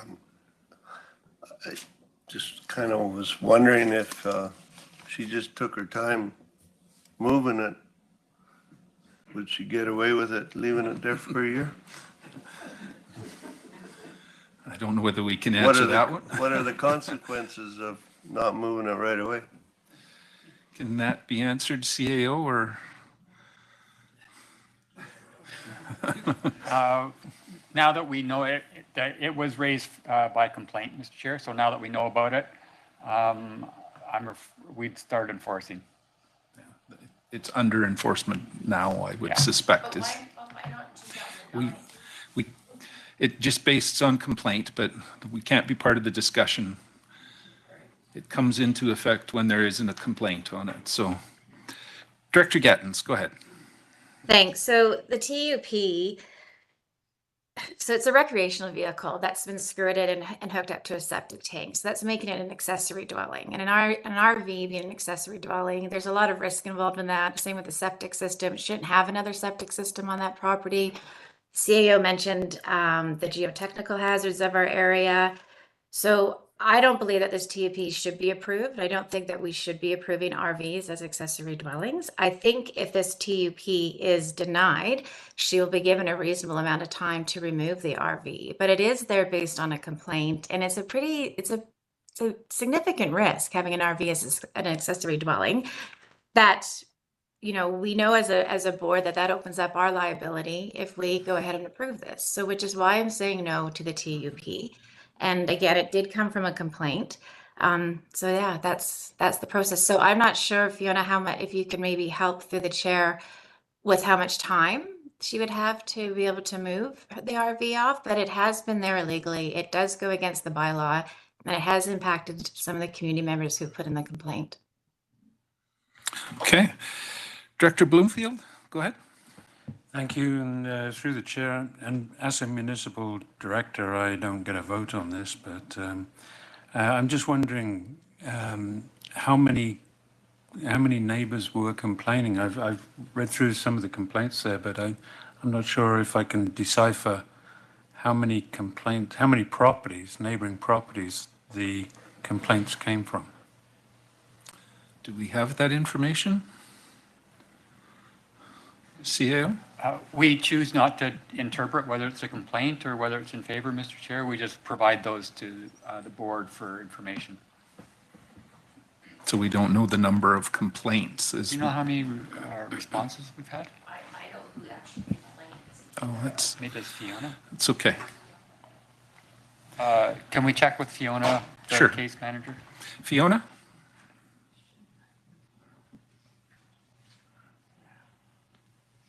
Go ahead. I believe it was just one, but I would have to double check to be certain.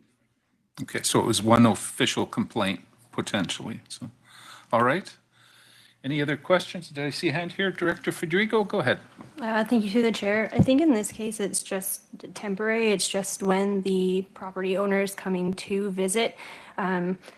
They're not living in it all year. It is an opportunity. Yes, I get during the winter and it's skirted, but if they happen to come up, when you have parents that you need to tend to or things on the property, then it just provides an opportunity for them to have somewhere to stay. Okay. Director Conans. Yeah, as a municipal director, I also don't have a vote, but my thought on this through the chair is that this is their home, her home, and their home, and I think that they would do everything they can not to overload their own septic system. So if they were hooking up to somebody else's, that would be another thing. But if it's only for a year, I think it's really actually quite reasonable. Okay. Director Gettins, see a hand from you, and then go ahead. Yeah, just to be clear, with an RV and setting the precedence that you can get a temporary use permit. So this is an RV that is there all the time. It's not stored on the property. It's used as they're there. So it's used as an accessory dwelling. It's not like the property owner is hosting it there. It has come up with a complaint. If you read through the letters, you'll see what the complaints are about, but regardless, it is against the bylaw and they do need to remove it. They shouldn't be having another septic on there. So there are quite a few steps to how we got to where we are today. So I do think it needs to be removed from the property.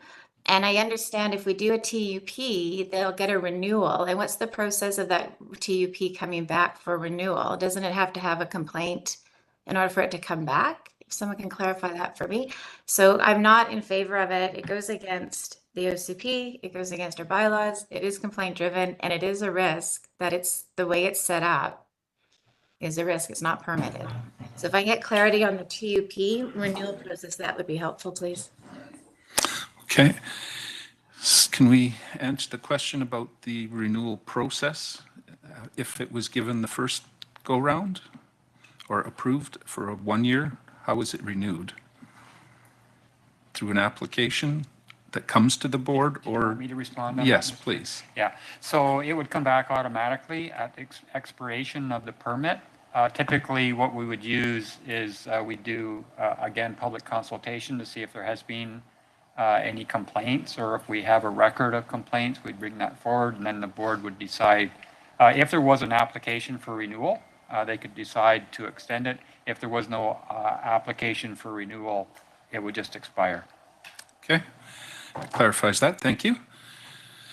Anything further, Director Gettins? Yeah, there's a number of already do not support letters in the TUP original request, and there's a reason for there to be not supporting this request. I think that if we deny this TUP, how much time to the chair will the property owner have to remove the RV, if that is actually the intention of what we're doing here? So if we say no to the TUP, how many weeks does she have to remove the RV? Can we answer that, CAO? We would commence enforcement right away, Mr. Chair, and obviously voluntary compliance is always our aim, so we'd work with the owner in order to move that off. Okay. So as a follow-up, then in voluntary compliance, there'd be a conversation between the applicant of the TUP and our bylaw enforcement of when a reasonable time would be for her or the property owner to remove the RV. Is that correct? I think that would be a safe assumption. Yes. Okay, so then the TUP should be denied. So we're not permitting an RV as an accessory dwelling because that's what's happening here. So we deny it. She works with bylaw to make a reasonable plan and they get into compliance. Okay, I seen a hand from Director Bush. Go ahead. Well, to me, the temporary permit for a year would be, I think would be the way to go, but and give her time to do this. I mean, it's been there all this time and it hasn't been a problem except for you got a complaint by a neighbor, which is, could very well be a neighbor dispute of some kind, right? So I don't know. I can't see the problem with it. Okay. Seeing no more questions, this one is a rural vote. I'm going to call the question. This is, just so we're clear, this is a motion to deny. So calling the question, rural vote. All those in favor? Thank you. Can I see those opposed? Directors Bush, Fedrigo, Roberts, Knodel, Coyne, and Pendergraft. The motion fails. Someone prepared to make a different motion, or are we? Director Bush? Is there an alternative? I believe it was to approve probably a temporary use permit for 1 year is the ask. Okay, so there's a mover, seconded. All right. Any discussion needed? Director Gettins? Then I would like to add that there's no option to renew the TUP. We've already got letters here saying that people don't want this to happen, which is what we're going to look at again next year. So if there's no option to renew the TUP, then I think that's appropriate. Otherwise, this is what's going to happen next year. So are you making that as an amendment to only be a 1 year TUP with no option to renew? Yes. Is there a seconder for the amendment with no option to renew? Okay. So it is on the floor. That's the amendment is on the floor as well. Any discussion needed on that? Director Taylor? I'm curious where we're at in terms of the legality or development permit for the septic tank. That's a question I can't answer, but The CEO? deck, the whole thing Yeah. that's there. Do we just turn a blind eye to that? CAO? Yes. Yeah, If we don't approved it. manage wastewater treatment for septic systems, Mr. Chair. That's IH. Yeah. Okay, I see a hand from Director Gettens, or are you taking it down? Okay. Anything further? Director Coyne, go ahead. Just a question on that septic tank, I guess probably to the CAO. So Interior Health would have had to approve both septic tanks on that property, correct? Somebody did.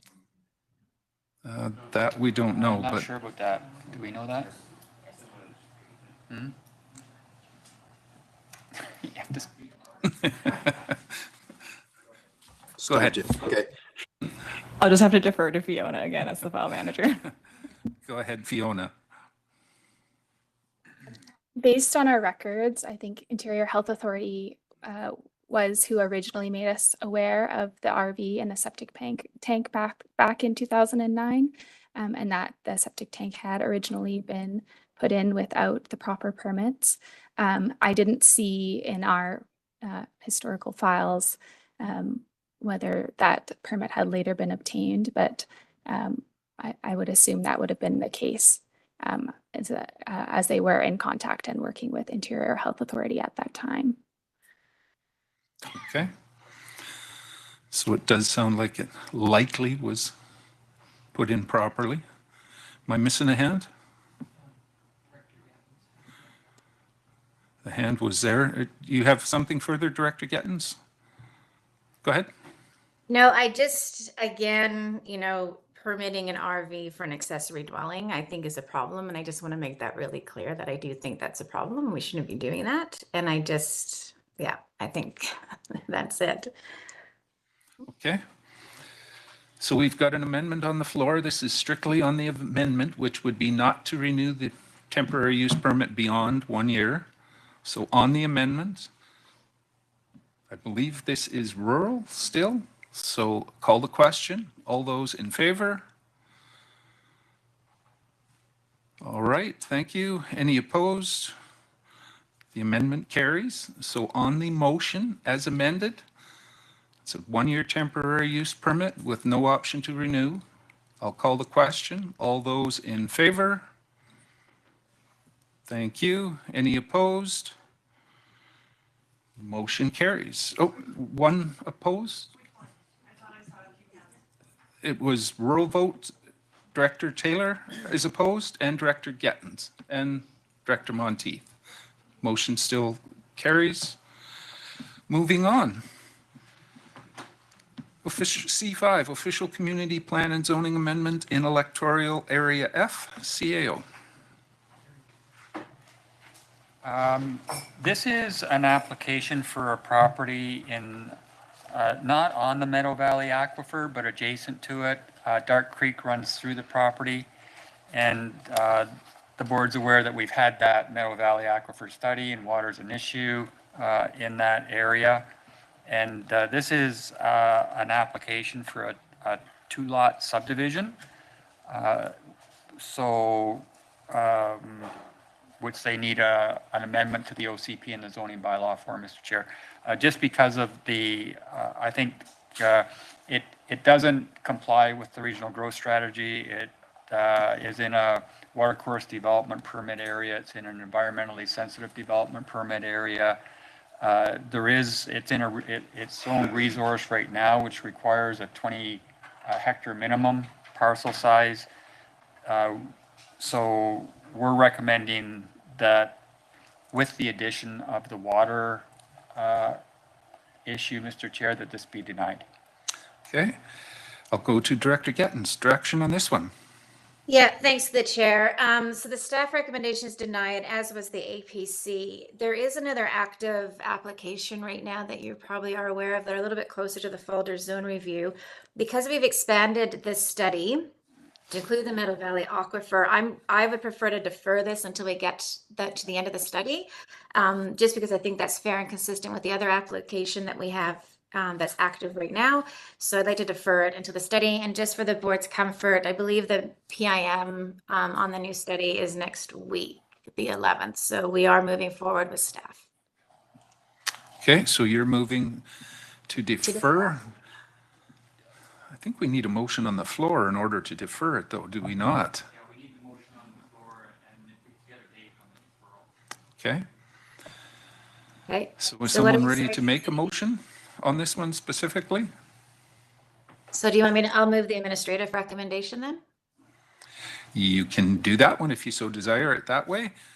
Is there a seconder? Seconded, it's on the floor, and then back to you for deferral, I'm assuming? Defer it. Yep. Thank you. Is there a date that we could have attached to that? Just, and, or is it worded until the aquifer study is, you had said it before, I want to make sure I get it right. I don't have a date. I'm sorry, Chair. I think staff might have a date, but just until the aquifer study is complete. Okay, once the aquifer study is complete. Okay, Well, sorry, can I just get that confirmed, Chair? It's not just that it's complete, it's that the recommendations from the study are incorporated into the folder zoning review or the Meadow Valley Aquifer zoning review. I'll need some administrative help on the wording of that one for timing.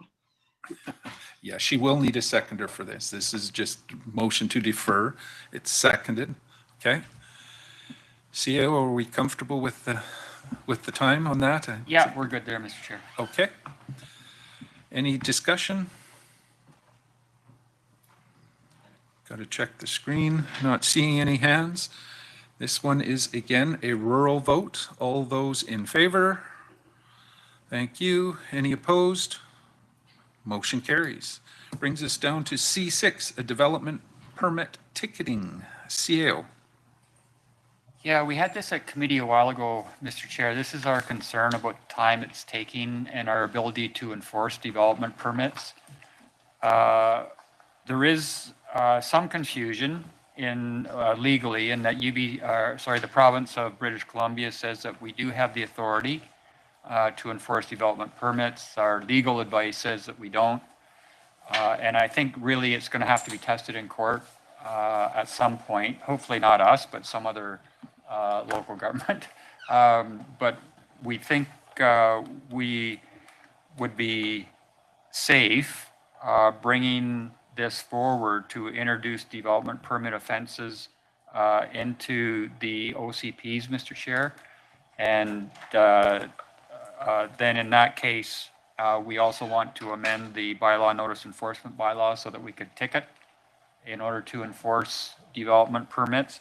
So we're recommending that those both come forward for first and second reading, and they be advertised for public hearing, which would be before the board on May 18th. Okay, thank you for that. Direction on this?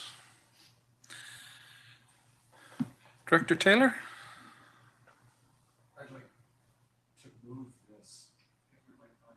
I'd like to move this, but then I'd like to tweak the amount. Tweak the amount. Oh, the actual fine? Okay. So moving it, is there seconded? It's on the floor. Are you prepared to amend the amount that's, go ahead. Well, to me, 500 that's a quarter of a month's rent for an average accommodation. It doesn't seem very much. I'll throw out a number, up to $2,000. I don't know that we can have an up to. We have to probably have a firm number, do we not, staff? Just for clarity here. I'd like some help. But we need to set a maximum, Mr. Chair, yeah. So a maximum, is that, go ahead. Through the chair, the $500 is, my understanding, is the maximum established by legislation that we can charge through ticketing. Oh, so it is the maximum. Aha. that changes that considerably. Go ahead, Director Taylor. Sure. And then I have a question. So if we don't have ticketing, can there be a greater consequence than $500? We have no opportunity No to. consequence. Yeah. That's why we're trying this. We're not even sure if we have this tool, Mr. Chair. We'll give it a try. That's why we're use the word trying this. Yeah. Any further discussion? The hand from Director Knodel. Go ahead. Thank you. Through the chair, I'm still a little troubled by ticketing for something that even when we get the permit, we have no known method of enforcement that we'd have to test out in court. So it just seems like we've got the cart way in front of the horse, and those things don't push all that well. They're better pulled. Thank you. Don't disagree, but we got to move forward somehow. Director Fedrigo? Thank you to the chair. So I'm in support of at least trying this because of challenges that we've had in our area. So this is important for at least an ROCP to be able to at least do something. Okay. Any further discussion on this? Making sure I'm not missing anybody. Again, this one is a rural vote, so I will call the question. All those in favor? Thank you. Any opposed? Director Knodel opposed. Motion carries. Over to C7, Watercourse Development Permit Timelines. CAO. Yeah, we've had this at committee as well. We advised the board that we're concerned about the amount of time it is taking the province to approve watercourse development permits. There was that change from RAR to wrapper, and then a subsequent change that indicated that the province was concerned about the QEP reports and they wanted the opportunity to review them, and that they would have to approve them before a local government could issue a watercourse development permit. So there is some consideration that if a local government requires a minimum to meet wrapper, that without the provincial approval, we should be all right there. So again, this would be us giving this a try, but we're saying let us go ahead and require the QEP report, and if the province hasn't issued the approval within 6 months, that then we could deal with that administratively. We'd still require the report. We wouldn't give it the robust oversight or review that the province would, because we don't have environmental planners on staff, but we would meet the requirements of the Act and the regulation. Okay. Direction on this one? Anybody on the board prepared to move this one? Director Knodel, you're moving it? Thank you. A seconder? Seconded, thank you. Discussion on it? Not seeing any hands. Again, rural vote. I'll call the question. All those in favor? Thank you. Any opposed? Motion carries. C8, Okanagan Valley Zoning Bylaw, 12-month review, CAO. Yeah, these were the housekeeping amendments that we'd brought forward previously, and this is back for adoption, Mr. Chair. Okay. Someone moving it, thank you. Seconder on the floor, thank you. Director Coyne seconded. Any discussion on this? This one's just back for adoption. So again, I'll call the question. Rural vote, all those in favor? Thank you. Any opposed? Motion carries. That brings us down to finance, the Agri-Spirit Grant application, CAO. This is a competitive grant opportunity that's available to local governments, Mr. Chair, and this Agri-Spirit Fund is applicable to fire departments, and we have some that are interested in applying. So they require support from the local government. And we're recommending that the board authorize those applications to go forward, Mr. Chair. Okay. Is there a seconder for that, or a mover for that? Thank you. A seconder on the floor. Discussion on this one? Seeing none, I think we can all agree that any funding we can get to help out the departments is probably a good thing. So we'll call the question on this. Corporate vote. All those in favor? Thank you. Any opposed? Motion carries. Agreement with the Oliver and District Heritage Society to maintain the Fairview Town Site, CAO. We have a license of occupation on the Fairview Town Site adjacent to Oliver. And there was a Fairview Town Site Society that we had entered into a management agreement with for a number of years. I think it was a 5-year agreement. And they have now dissolved. So in discussions prior to dissolving, they had discussions with the Oliver and District Heritage Society, which is also a regional service. And they have agreed to take that over, Mr. Chair. So we have a 5-year agreement that we want to enter into with the Oliver and District Heritage Society, and just point out that it would be charged against that service. I think the annual contribution is $1,500. So we're recommending that that be approved, Mr. Chair. Okay. Director Knodel? I'm in favor of this. It's land that should be protected, and we'll shuffle the funding to fit the town. Okay, he's moving it and seconded. It's on the floor. Any discussion? Seeing no hand, again, this is a corporate vote. All those in favor? Thank you. Any opposed? Motion carries. Legislative Services, Building Bylaw Amendment for Prescriptive Option for the BC Step Code, CAO.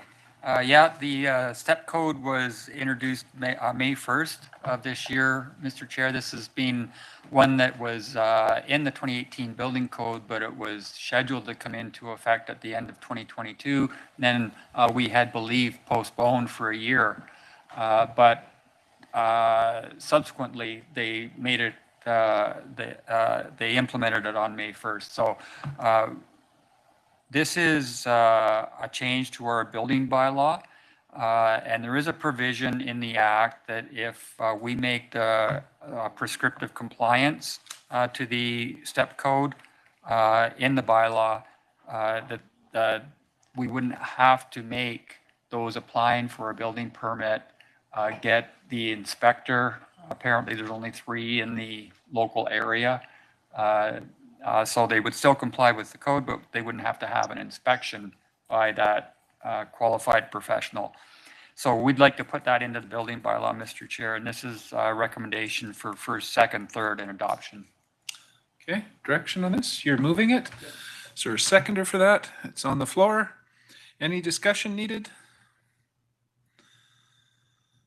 Don't believe I'm seeing any hands. This one again is corporate. I'll call the question. All in favor? Thank you. Any opposed? Motion carries. That brings us down to item or F, CAO report. Anything to report, CAO? Just that the board's aware that we're in the snowpack melting season.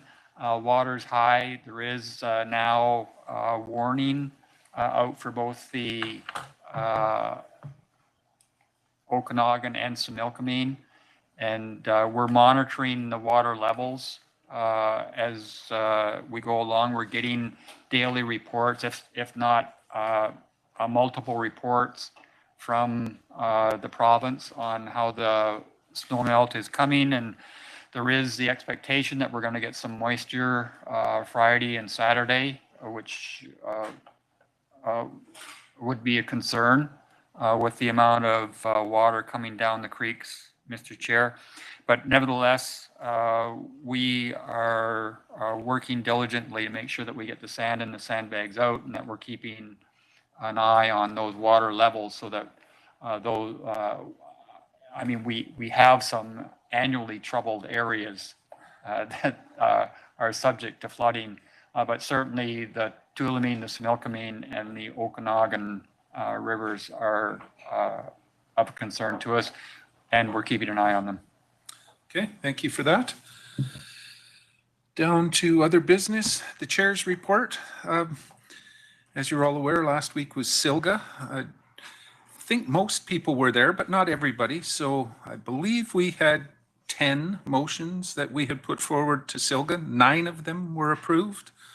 I think there was 31 in total, so we had almost a full third of them. I think it went well. And I would like to thank those that presented in regards to the introduction for each of those motions. It was kind of nice for me not to have to present all 10 like I did the year before. So I appreciate that. I think I only did 3 myself, and that's much appreciated. The workload got shared a little bit. And I think in general, it was well received. It's worthwhile, Silgo, overall, and I'm glad to see. The one that never got approved from Silga was the one to do with public hearings and removing a section in there about advertising when we weren't going to do a public hearing. So that one was the only one, and it had to do with transparency was kind of the argument that was put against it. But there was a few people, though, that did approach me afterwards and said if you amended what we had proposed to remove a certain section or to change some section versus full removal, they would have agreed with it. So we might have to consider that as an option of changing the motion and still get to send it on to UBCM if we decide to, but I'll leave it at that. Going down the agenda, director's motions. I think we had one from Director Taylor. Go ahead. Yeah, brought this forward before. We've been looking for additional housing. We're kind of ready to go. We're expecting a grant call shortly. I understand that staff want a letter describing what it is you want said, and we'll provide that. But if I could get the board's approval now to provide that letter of support in future, that would be great. So I'd like to move that a letter of support be forwarded to the Ministry of Housing in support of the South Skaha Housing Society for grant funding for a second building. Okay, that's simple enough. Is there a seconder? I see lots of seconders. Great. Any discussion on it? Director Coyne?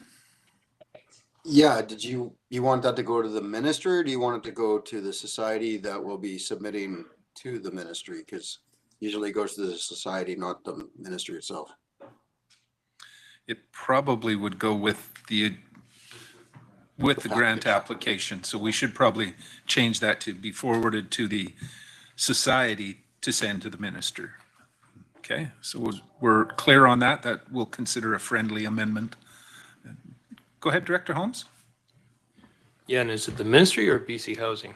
Whoever's responsible for it.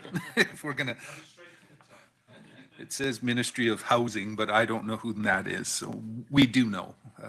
I don't know off the top of my head. That's all. Okay. Anything further? Seeing no hands, we'll call the question on that. All those in favor? Thank you. Any opposed? Motion carries. So we'll get one put together and get it forwarded on.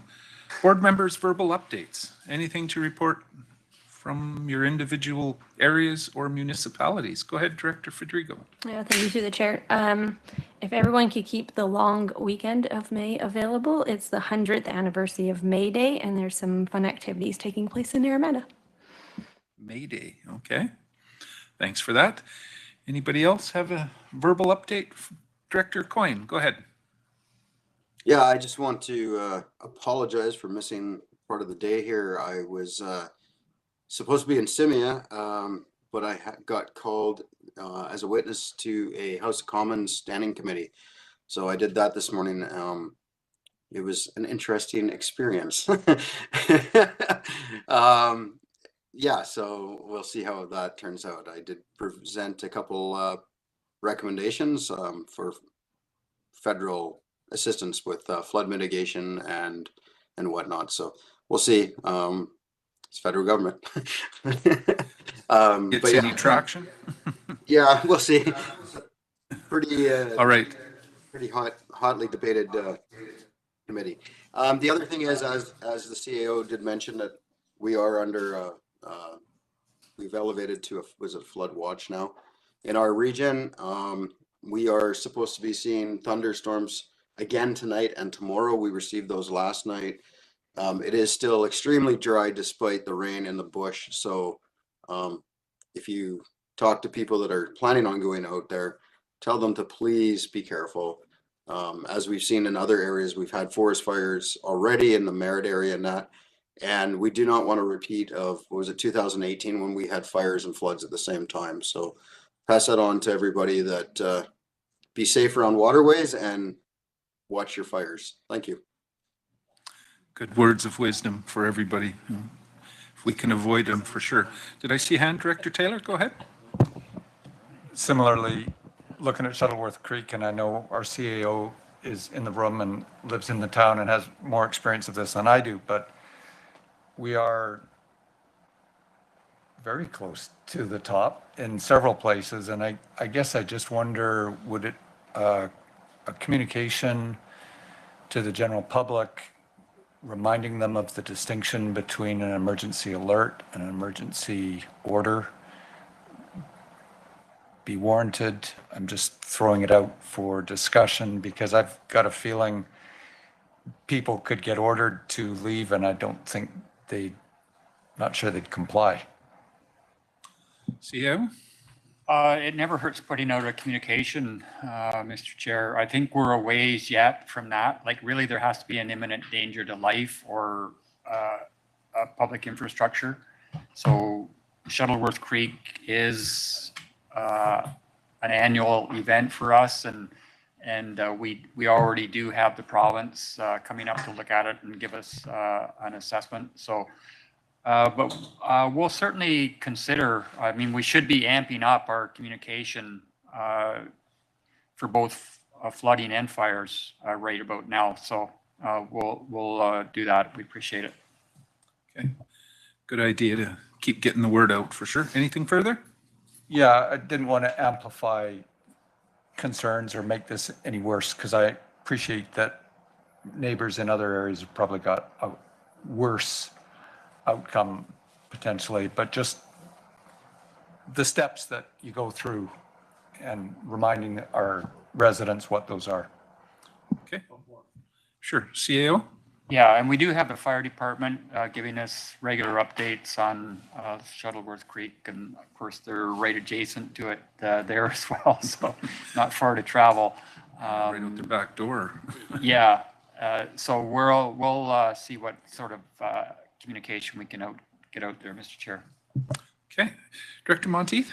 And through the chair, I agree with Director Taylor. I mean, I'm circled into the circulation on emails of new people that have moved into an area, and the water around them, they've got a creek running through their property and it's at full capacity. They don't know who to call. So they've been trying to get hold of the province. So they spent yesterday and today trying to figure out who to call. So not everybody follows our social media. They may be new to the communities, and it's good just to remind everyone what to do. Good thought. Okay. Seeing no more hands on this, looking for a motion to adjourn. Moved, seconded. Thank you. All in favor? Great. Any opposed? We are adjourned, and thank you for your patience, everybody. A quick reminder, though, for next week, we have the presentation, right? Keep that in mind, everybody, next week. Gosh, Reese Harding, I think it is, for what's